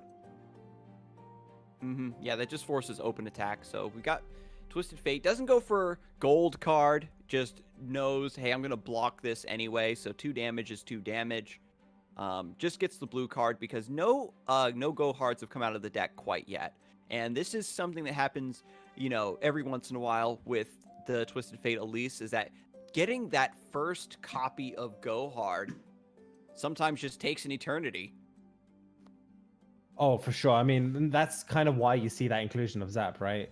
With very limited pool of spells to tutor for, you're gonna get it. The first time it's gonna be what, 50-50, and then thereon in, if you've got like any other glimpses in your hand, you increase your odds, and then later on when you're shuffling more, you're guaranteed pretty much to carry on drawing it. It is kind of the cornerstone of this deck is Zap into go hard. Yeah, so getting it off of the glimpse there is fantastic. Still 1 mana left over to cash this in to clear the 4-1. Yeah, I mean, this is still looking pretty good overall for Ultraman. He's got Pool Shark and a second Twisted Fate. He's got Gangplank available to him as well, which is just a solid blocker potentially as well.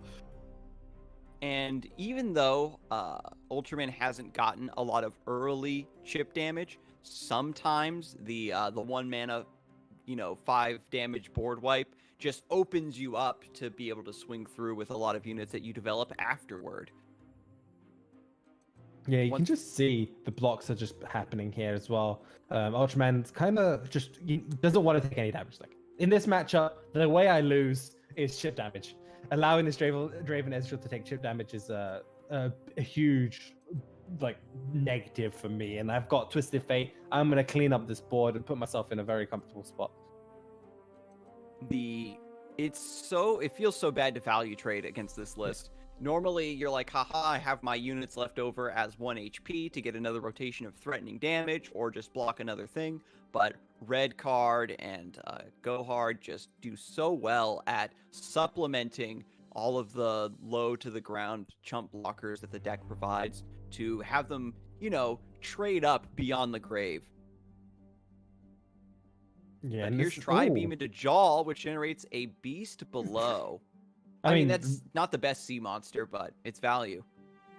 I mean, it is literally just value, and it's also potential. What's the odds of even ever hitting deep in this matchup? I'm just thinking about. What are the odds? I wonder if the game would ever go that long. Also, what's interesting now is that the deep animation should play, which is now that those sea monsters in the mix, but now. We're getting into the late game. Captain Farron on 8 with the attack token is very enticing. Krisheka just thinking about the play here just a little bit, because you can play Ezreal. If your opponent doesn't have Zap, you get your Mystic Shot to take down the Gangplank, and maybe you try to develop Captain Farron after the go hard board wipe happens or something like that. Yeah, that's a 3 damage Withering. Right there. Yeah, that can't really actually unfortunate. Be stopped. Yeah, so I think that with the Withering Wail to wipe here, you're forced to rummage for like a Mystic Shot or something to take down that barrel. Yeah, do you throw the beast from below way? Probably. I don't think you play around 12 away from deep for a 7/7. Yeah, you don't worry about going deep. You just get rid of that freebie card that Jaw Hunter gave you and just hope for that removal. So again, we're looking for Mystic Shot or Static Shock would be fantastic as well, because then you can clean up the barrel and Gangplank. Yeah, I'm trying to think, is there anything else you could look for? And I can't think of it. It has to be, I think Static would be the best, because then you can cycle and draw a bit more. Oh. Ooh. So it doesn't go for the whale. Interesting. So lets the barrels go down. It's very much, Ultraman is very much valuing the lifesteal later on in the game to heal himself up. That's what that screams, right? He's like, I want this whale, I want this Doom Beast to make sure that this Ezrealist cannot burst me down at any point. That's fair, because even though you're wiping your opponent's board, you're losing out on that healing. So you kind of want to take a little bit of damage and then heal it back with the whale. Yeah, and as we mentioned, Whale does get punished as well by Mystic. Yeah, so it's a bit risky to go for it there regardless. With 5 mana up on Krisheka's side. So I like this, just cycling through. That way you potentially draw into something that gives you another proc on the tri-beam before you cast it. Is he contemplating, do I want to... So with Vengeance played, I feel like dropping Farron is fine, because you're out... I believe there's no Ruinations, there's only one more Vengeance. So do you play around the second Vengeance in Ultraman's hand? I feel like if you drop Farron here, there's actually a pretty okay position here for Krisheka. So you play the Farron, yeah, because then Gangplank is fully blocked. You don't have to worry about the Overwhelm. But the Doom Beast levels this up. So that is going to be a 2 damage AoE now coming from Gangplank's attack. Or rather 1 damage. It's 2 damage with the barrel. But Captain Farron still has the means to block this. Yeah, I think you do have to block, because I don't think you can afford not to, right? You have to take... I mean, your Farron will survive at 1, but which will then get cleaned up by the Whale, but you can't. Your life total is way too low and you have no healing. Mm-hmm. Just save the HP. Ooh. Checks the math. Going down to 4 against Pack Your Bags is no good. Yeah, and going down to 1 is also not that great on Farron because of Go Hard as well. Is there a consideration just to take the risk and try finish off the game on the next turn? That definitely is a consideration. But it seems so risky. That's like a very, very, very risky line. If less Go Hards have been cast over the course of the game, you probably block with the Beast Below or something.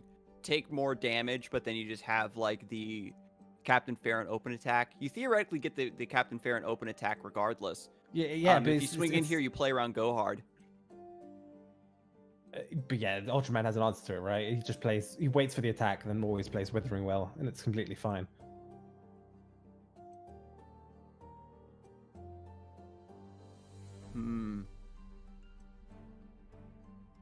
There's Go Hards. There's 2 Go Hards. Okay. So I think that should do it. Yep, that should probably close out this match here. Man, and the funny thing too is that the Beast Below actually ended up slotting into the curve quite nicely, even though there were some better sea monsters that could have been picked up. But Farron, oh, okay, that means you're 100% whaling, right? Mm-hmm. Interesting that Krisheka is taking this so slowly. There seems to be like a strong open attack presented, but I think because of the threat of Withering Whale, Krisheka basically is resigned to Captain Farron being removed, and is just looking to set up as much wide threat as possible. And there's the Pack Your Bags to wipe. Yeah, and because we saw that development with the Tri-Beam, 100% Pack Your Bags instead of that Whale can even just hold on to it now. Mm-hmm. For whatever, and can just play another Doom Beast here as a blocker. How does Krisheka get back from 3 HP?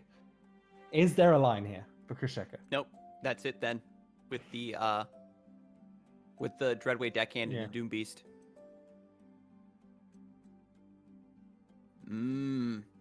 The thing about the deck too is because you have so much card draw, the odds of you having like these very specific cards for these situations is just so high. You end up having to, even if you have a good read on your opponent one turn, it's completely out of the window the next turn. When they play that Glimpse, when they have that Pool Shark, they get that Twisted Fate, and we've even been seeing a ton of blue cards this tournament where players would normally, would you go for gold card or red card here? They just go for blue card. They want that draw, relying on Go Hard as a win condition. They want to make that as consistently as possible, and we're just seeing it here. Yeah, and it is going to be the mirror yet again, but Dravenez versus Dravenez. Krisheka favoring the mirror, I think. He could have stuck with his, he could have switched, basically, or gone Shen Fury or something, but he's just sticking with it. Yeah, and you are once you're kind of in, I think, Ezreal Draven mode, you just want to kind of stick with it. A lot of these matches have been very close. Like the Farron came down, but there just wasn't enough room. Unfortunately, when you take that damage, it just sets up the rest of your board so well. But look at this, we've got the Draven's biggest fan on 1 into House Spider into Draven on 3. The curve is finally happening for Ultraman here. I mean, what were the odds weren't that great. He managed to get it, and this is one of those things I mentioned earlier. If you do get this sort of ideal curve, it sets you up very nicely. However, though, we do see Ezreal here going to start generating these mystic shots, going to start chipping away at this board very slowly. You still get a really nice open attack here if you'd like. I think you can develop though. When you're playing against a deck like this, it has so many removals, especially at fast speed. There's no point to open attack. They're going to remove your thing anyway. So just cycle the axe, get another body in play. And your only worry is units, right? So like house spiders and stuff coming down. Mm-hmm. And if they opt for units, you still, are clearing them, so to speak, with the rest of your board. And yeah, this is pretty nice. Ezreal's going to take a little bit of damage here. Again, both decks, no healing, so the blocking is much more important. And it becomes, how can I stay healthy and not fall below that threshold against Captain Farron? We saw it in their previous mirror, where that's what it came down to. Yeah, and Ultraman does have both his Farrons in his hand right now. So looking at round 5, so Krisheka is attacking on odd turns. So once they get to round 8, it'll actually be Ultraman that gets to play Farron with the attack token. Yeah, and these flocks are actually pretty big. It's just going to stop the Ezreal. And then you just keep passing. I mean, Ultraman's hand is pretty much let's play Farron, hope they don't have an answer, and their opponent, their life is low enough. Mm-hmm. You have 2 chump blockers in play. That's really all you need. Oh boy. Okay, Arachnoid Sentries. Do you go for it just straight up with the flock as well if you need to at the end of it? Probably. You're like so locked into the Captain Farron line. And again, because of you attacking on even turns, everything else is just details. Try to push your advantage even further. Setting your opponent down below 12 is great. Setting them down at 8 or lower is even better, because then you don't have to commit 3 decimates. It's just double decimate, sets up lethal. They can only block 1 thing here, and you're just forcing your opponent to spend their resources on defense. Yeah, I mean, this is looking pretty good. I mean, there is options for Krisheka with the Tri-Beam, if the Tri-Beam can somehow generate a unit that's very difficult to deal with on the next turn, because next turn we're probably going to see Ezreal into Tri-Beam potentially. Earlier we could see a Thermo against the Farron. We did see earlier in the broadcast Tri-Beam and Probulator summoned an Emerald Awakener. But the healing on it ended up not mattering too much. But it's a mystery box. Who knows what kind of shenanigans are going to come out of Tri-Beam. I'm not even going to lie. I have not been tracking what mana total it's up to right now. It's probably going to summon like a 5-drop. I think it's a 3 or a 4. They hovered so quickly that it was very difficult to spot. I think it's 3 right now. But these Ezreals have actually been putting in a lot of work. Just being able to attack for free, it's just the overall tempo from Ultraman's side has been keeping the Ezreals down. We get a nice double guillotine here.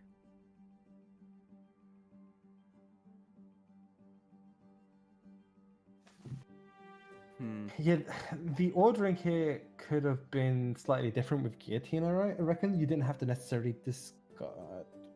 I guess you did want to play the Zornite.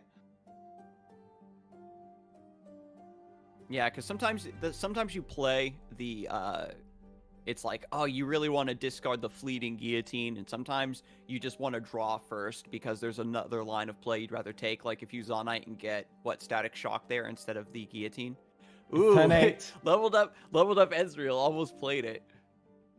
But there it is. Nicely blocked by the sentry here, but 9 HP. Are we gonna start seeing these tri-beams coming down? Wait, is that All right. 7?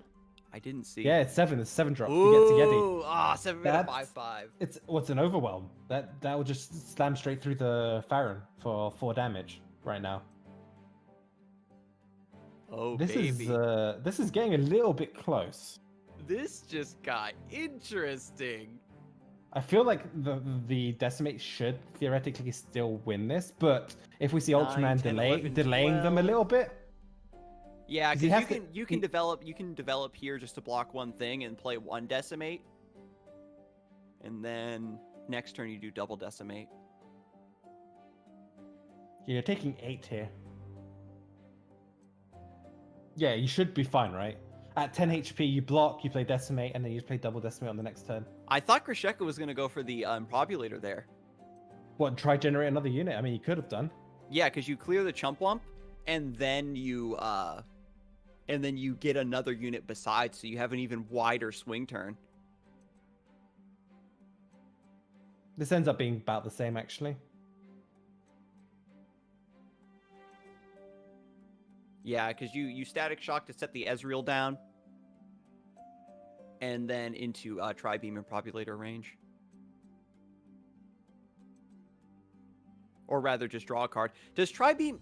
Because Tri-Beam Impropulator, its damage goes up too, right? Alongside with the number of the unit that it summons. So you don't need to, like, chip away. They're just looking to draw a card because they're looking for outs. They drew Probably 2 shrooms Flock as well. or something. That means it's just 1 Decimate is enough. Yeah, holy moly. Ultraman. Oh, okay.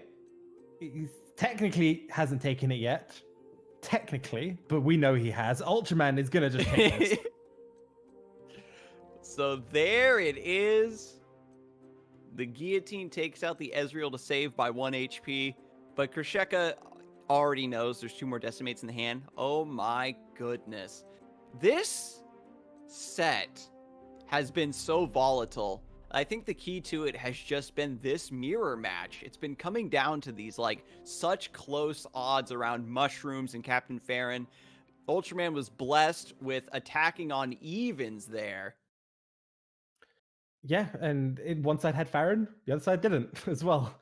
And he had a great early game curve. He had the Draven's Biggest Fan into House Spider into Draven on 3. Perfect sort of beginning turns, which you want in that mirror, which is kind of one of the things that tech choice can offer. And in this case, it paid out for him having that there. Finally having that early tech payoff, so you curve out and play more towards the tempo win condition, right, of Ezreal Draven. Not just having tons of removal, keeping the board under control, and then Farron comes down. It's you are almost dead, and Farron's just here to finish the job. Yeah, for sure. I mean, he had to take a double bracket reset win here to take this Ultraman, and it's one of the hardest things to do, especially when you have to replay the same matches up again and just be like, okay, well, I did it once. Now I have to do all over again, and to do it super cleanly like that was great to see. Yeah, when you extend the bracket like that, you get even more fatigue. You know, you're going even longer. You're going deep into the late game. And this will be the first bracket reset win for Fight Night Legends EU as well. So big congratulations to Ultraman for taking that. Holy smokes. But we're going to go into a quick break, and then we're going to get back with an interview with our newly crowned champion.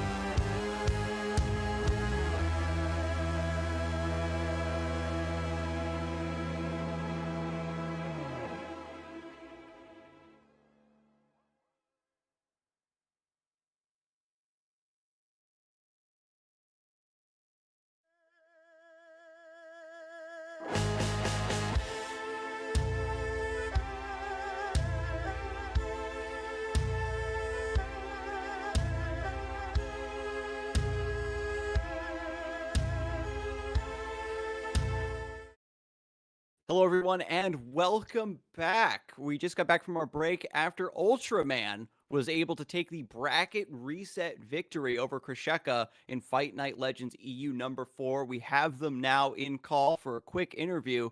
Ultraman, how you feeling? I'm feeling good. I'm feeling good. Yeah, Just once good, again, huh? congratulations as well. I was gonna ask Draven's biggest fan in the Ezreal list and no Tri-Beam. What were the reasons for bringing that specific lineup? Well, it was a question of consistency. The Tri-Beam is an amazing card, but the shittiest top deck in the whole game, I think. So I was a bit tired to lose game because of that, like that draw. I felt like the deck was really, really good, and I feel like it's kind of, I'd say like limiting the deck because it's sure the card's amazing, but the card's only winning like it's a winning card like 60%, 65%. I feel like the deck can have more win rate than that, and yeah, I actually have more win rate than that with the deck. So yeah, That's a good I just assumption. went for like the most consistent possible version, the version that's just gonna give me the opportunity to outplay my opponent the most times, and not decide instead of me. And so that pretty much covers that because that was something that we'd been speculating on throughout the entire broadcast. The It's a Draven's biggest deck fan really my came up there right at yeah, the end. it's a deck my teammate Dan proposed me. I do want to give the credit when it's Mhm. you. But that's an amazing deck, I think, because yeah, your deck is so much more consistent when you have two Draven Axe in hand and you're able to use your Rumage and cards like Mhm. that. That's that we did see that also come up, having the axe as a spare discard for even some dredger, and just cycling through the list to get to those power cards and your removal in the Captain Farron, which really paid off. And to go over the other list too with Captain Farron, with excuse me, the Twisted Fate Elise Gohard. Do you feel like this is going to be the optimal version of the list, or was this specifically teched for this tournament? Because I know that there's a lot of different ways to build this archetype. I think this is the most flexible one. It's Hmm. hard to tell which one is the best because, as you said, Mm-hmm. depending on what you consider the field will be, you can have like really a lot of different interpretation. Um, I've seen some crazy texts. I'm not a believer in Renation. For those two leads, I'm not a believer into the classical version of those leagues. But yeah, this works really well, especially in the mirror. I was expecting to see a few, and I felt like my Zedley and my Fiorashen matchup were good enough that I don't need to tech for those specifically. And the whaling, the whaling is really good. The whale actually, the Mm-hmm. whale is really good against the mirror. It's pretty good against fearsome, even if it's not as good as some other tech might be. But yeah, it's a good in between on that list. So thank you for sharing your thoughts on the deck. I just wanted to know, are there any players now that you are the newly crowned champion, you'll be automatically invited to the next Fight Night EU? Are there any other players you'd like to call out to try to take you on to the next bracket? Oh, that's complicated. There is so many amazing players. I don't know, like well, definitely Marcus because Mm, his pass is very impressive. Any of my fellow teammates, okay, because okay. we love a little bit of rivalry in TLG. Wonderful. And did you have any other follow-up questions, Jem? I was just wondering, in general, how have you felt this lineup has been performing for you throughout the entire series? Were there any matches where you felt like, well, ooh, this is going to be a potential tough matchup earlier on in the earlier stages? So it was less specialized than my Yeah. opponent's list most of the time. So they were usually kind of targeting, but not really targeting. So I felt like my lineup was pretty much slightly advantaged every time, but Hmm. not by a lot. Like by some little percentage. Just I felt like I have a good matchup with both deck to Furashen and to Lee, which meant that I could try taking 2-0 against Furashen with the decks. Obviously, the two people that I was the most afraid of were Marcus and Freshlobster because of the FTR. The FTR that was countering both my lists, so I had to 2-0 Furashen every time, and obviously it was hard to 2-0 Furashen. Like it's easier for them to 2-0 me, let's say with Field Rush Freljord than my list to 2-0 Furashen. So yeah, maybe against Marcus I was a little bit unfavored. Okay. Well, there you have it. I want to thank you once again for taking the extra time after such a long tournament and going through a bracket reset to take the time to share your thoughts about your lineup in the tournament today. But we're going to let you get going because I know you're probably tired, or maybe you want to maybe celebrate. So congratulations once again, and hopefully we'll see you for the next Fight Night EU. Congratulations as well. Bye-bye, guys. Bye. Thanks for that. So with that all being said, it is time for us to finally go. I want to thank everybody once again for stopping by for our glorious return after our holiday break. Freshlobster also dropping that big host. Don't forget to follow because this is the Fight Night Legends of Runeterra channel that we want to get follows for and build back up for the sake of getting our, viewers, notified when we actually go live. But you can also stay tuned because we're going to be switching over to Fight Night Legends NA in a few hours. That's going to be 6 p.m. Eastern Standard Time, where we're going to be running the classic duo of Casanova and... No, pardon me. It's they have the a budget special guest Casanova. over there, too. Yes, it's the budget Casanova.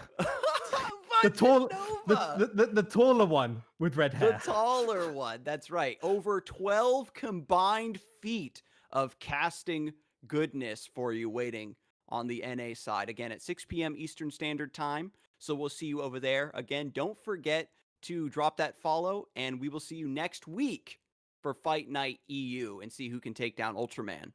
It's been a pleasure, guys.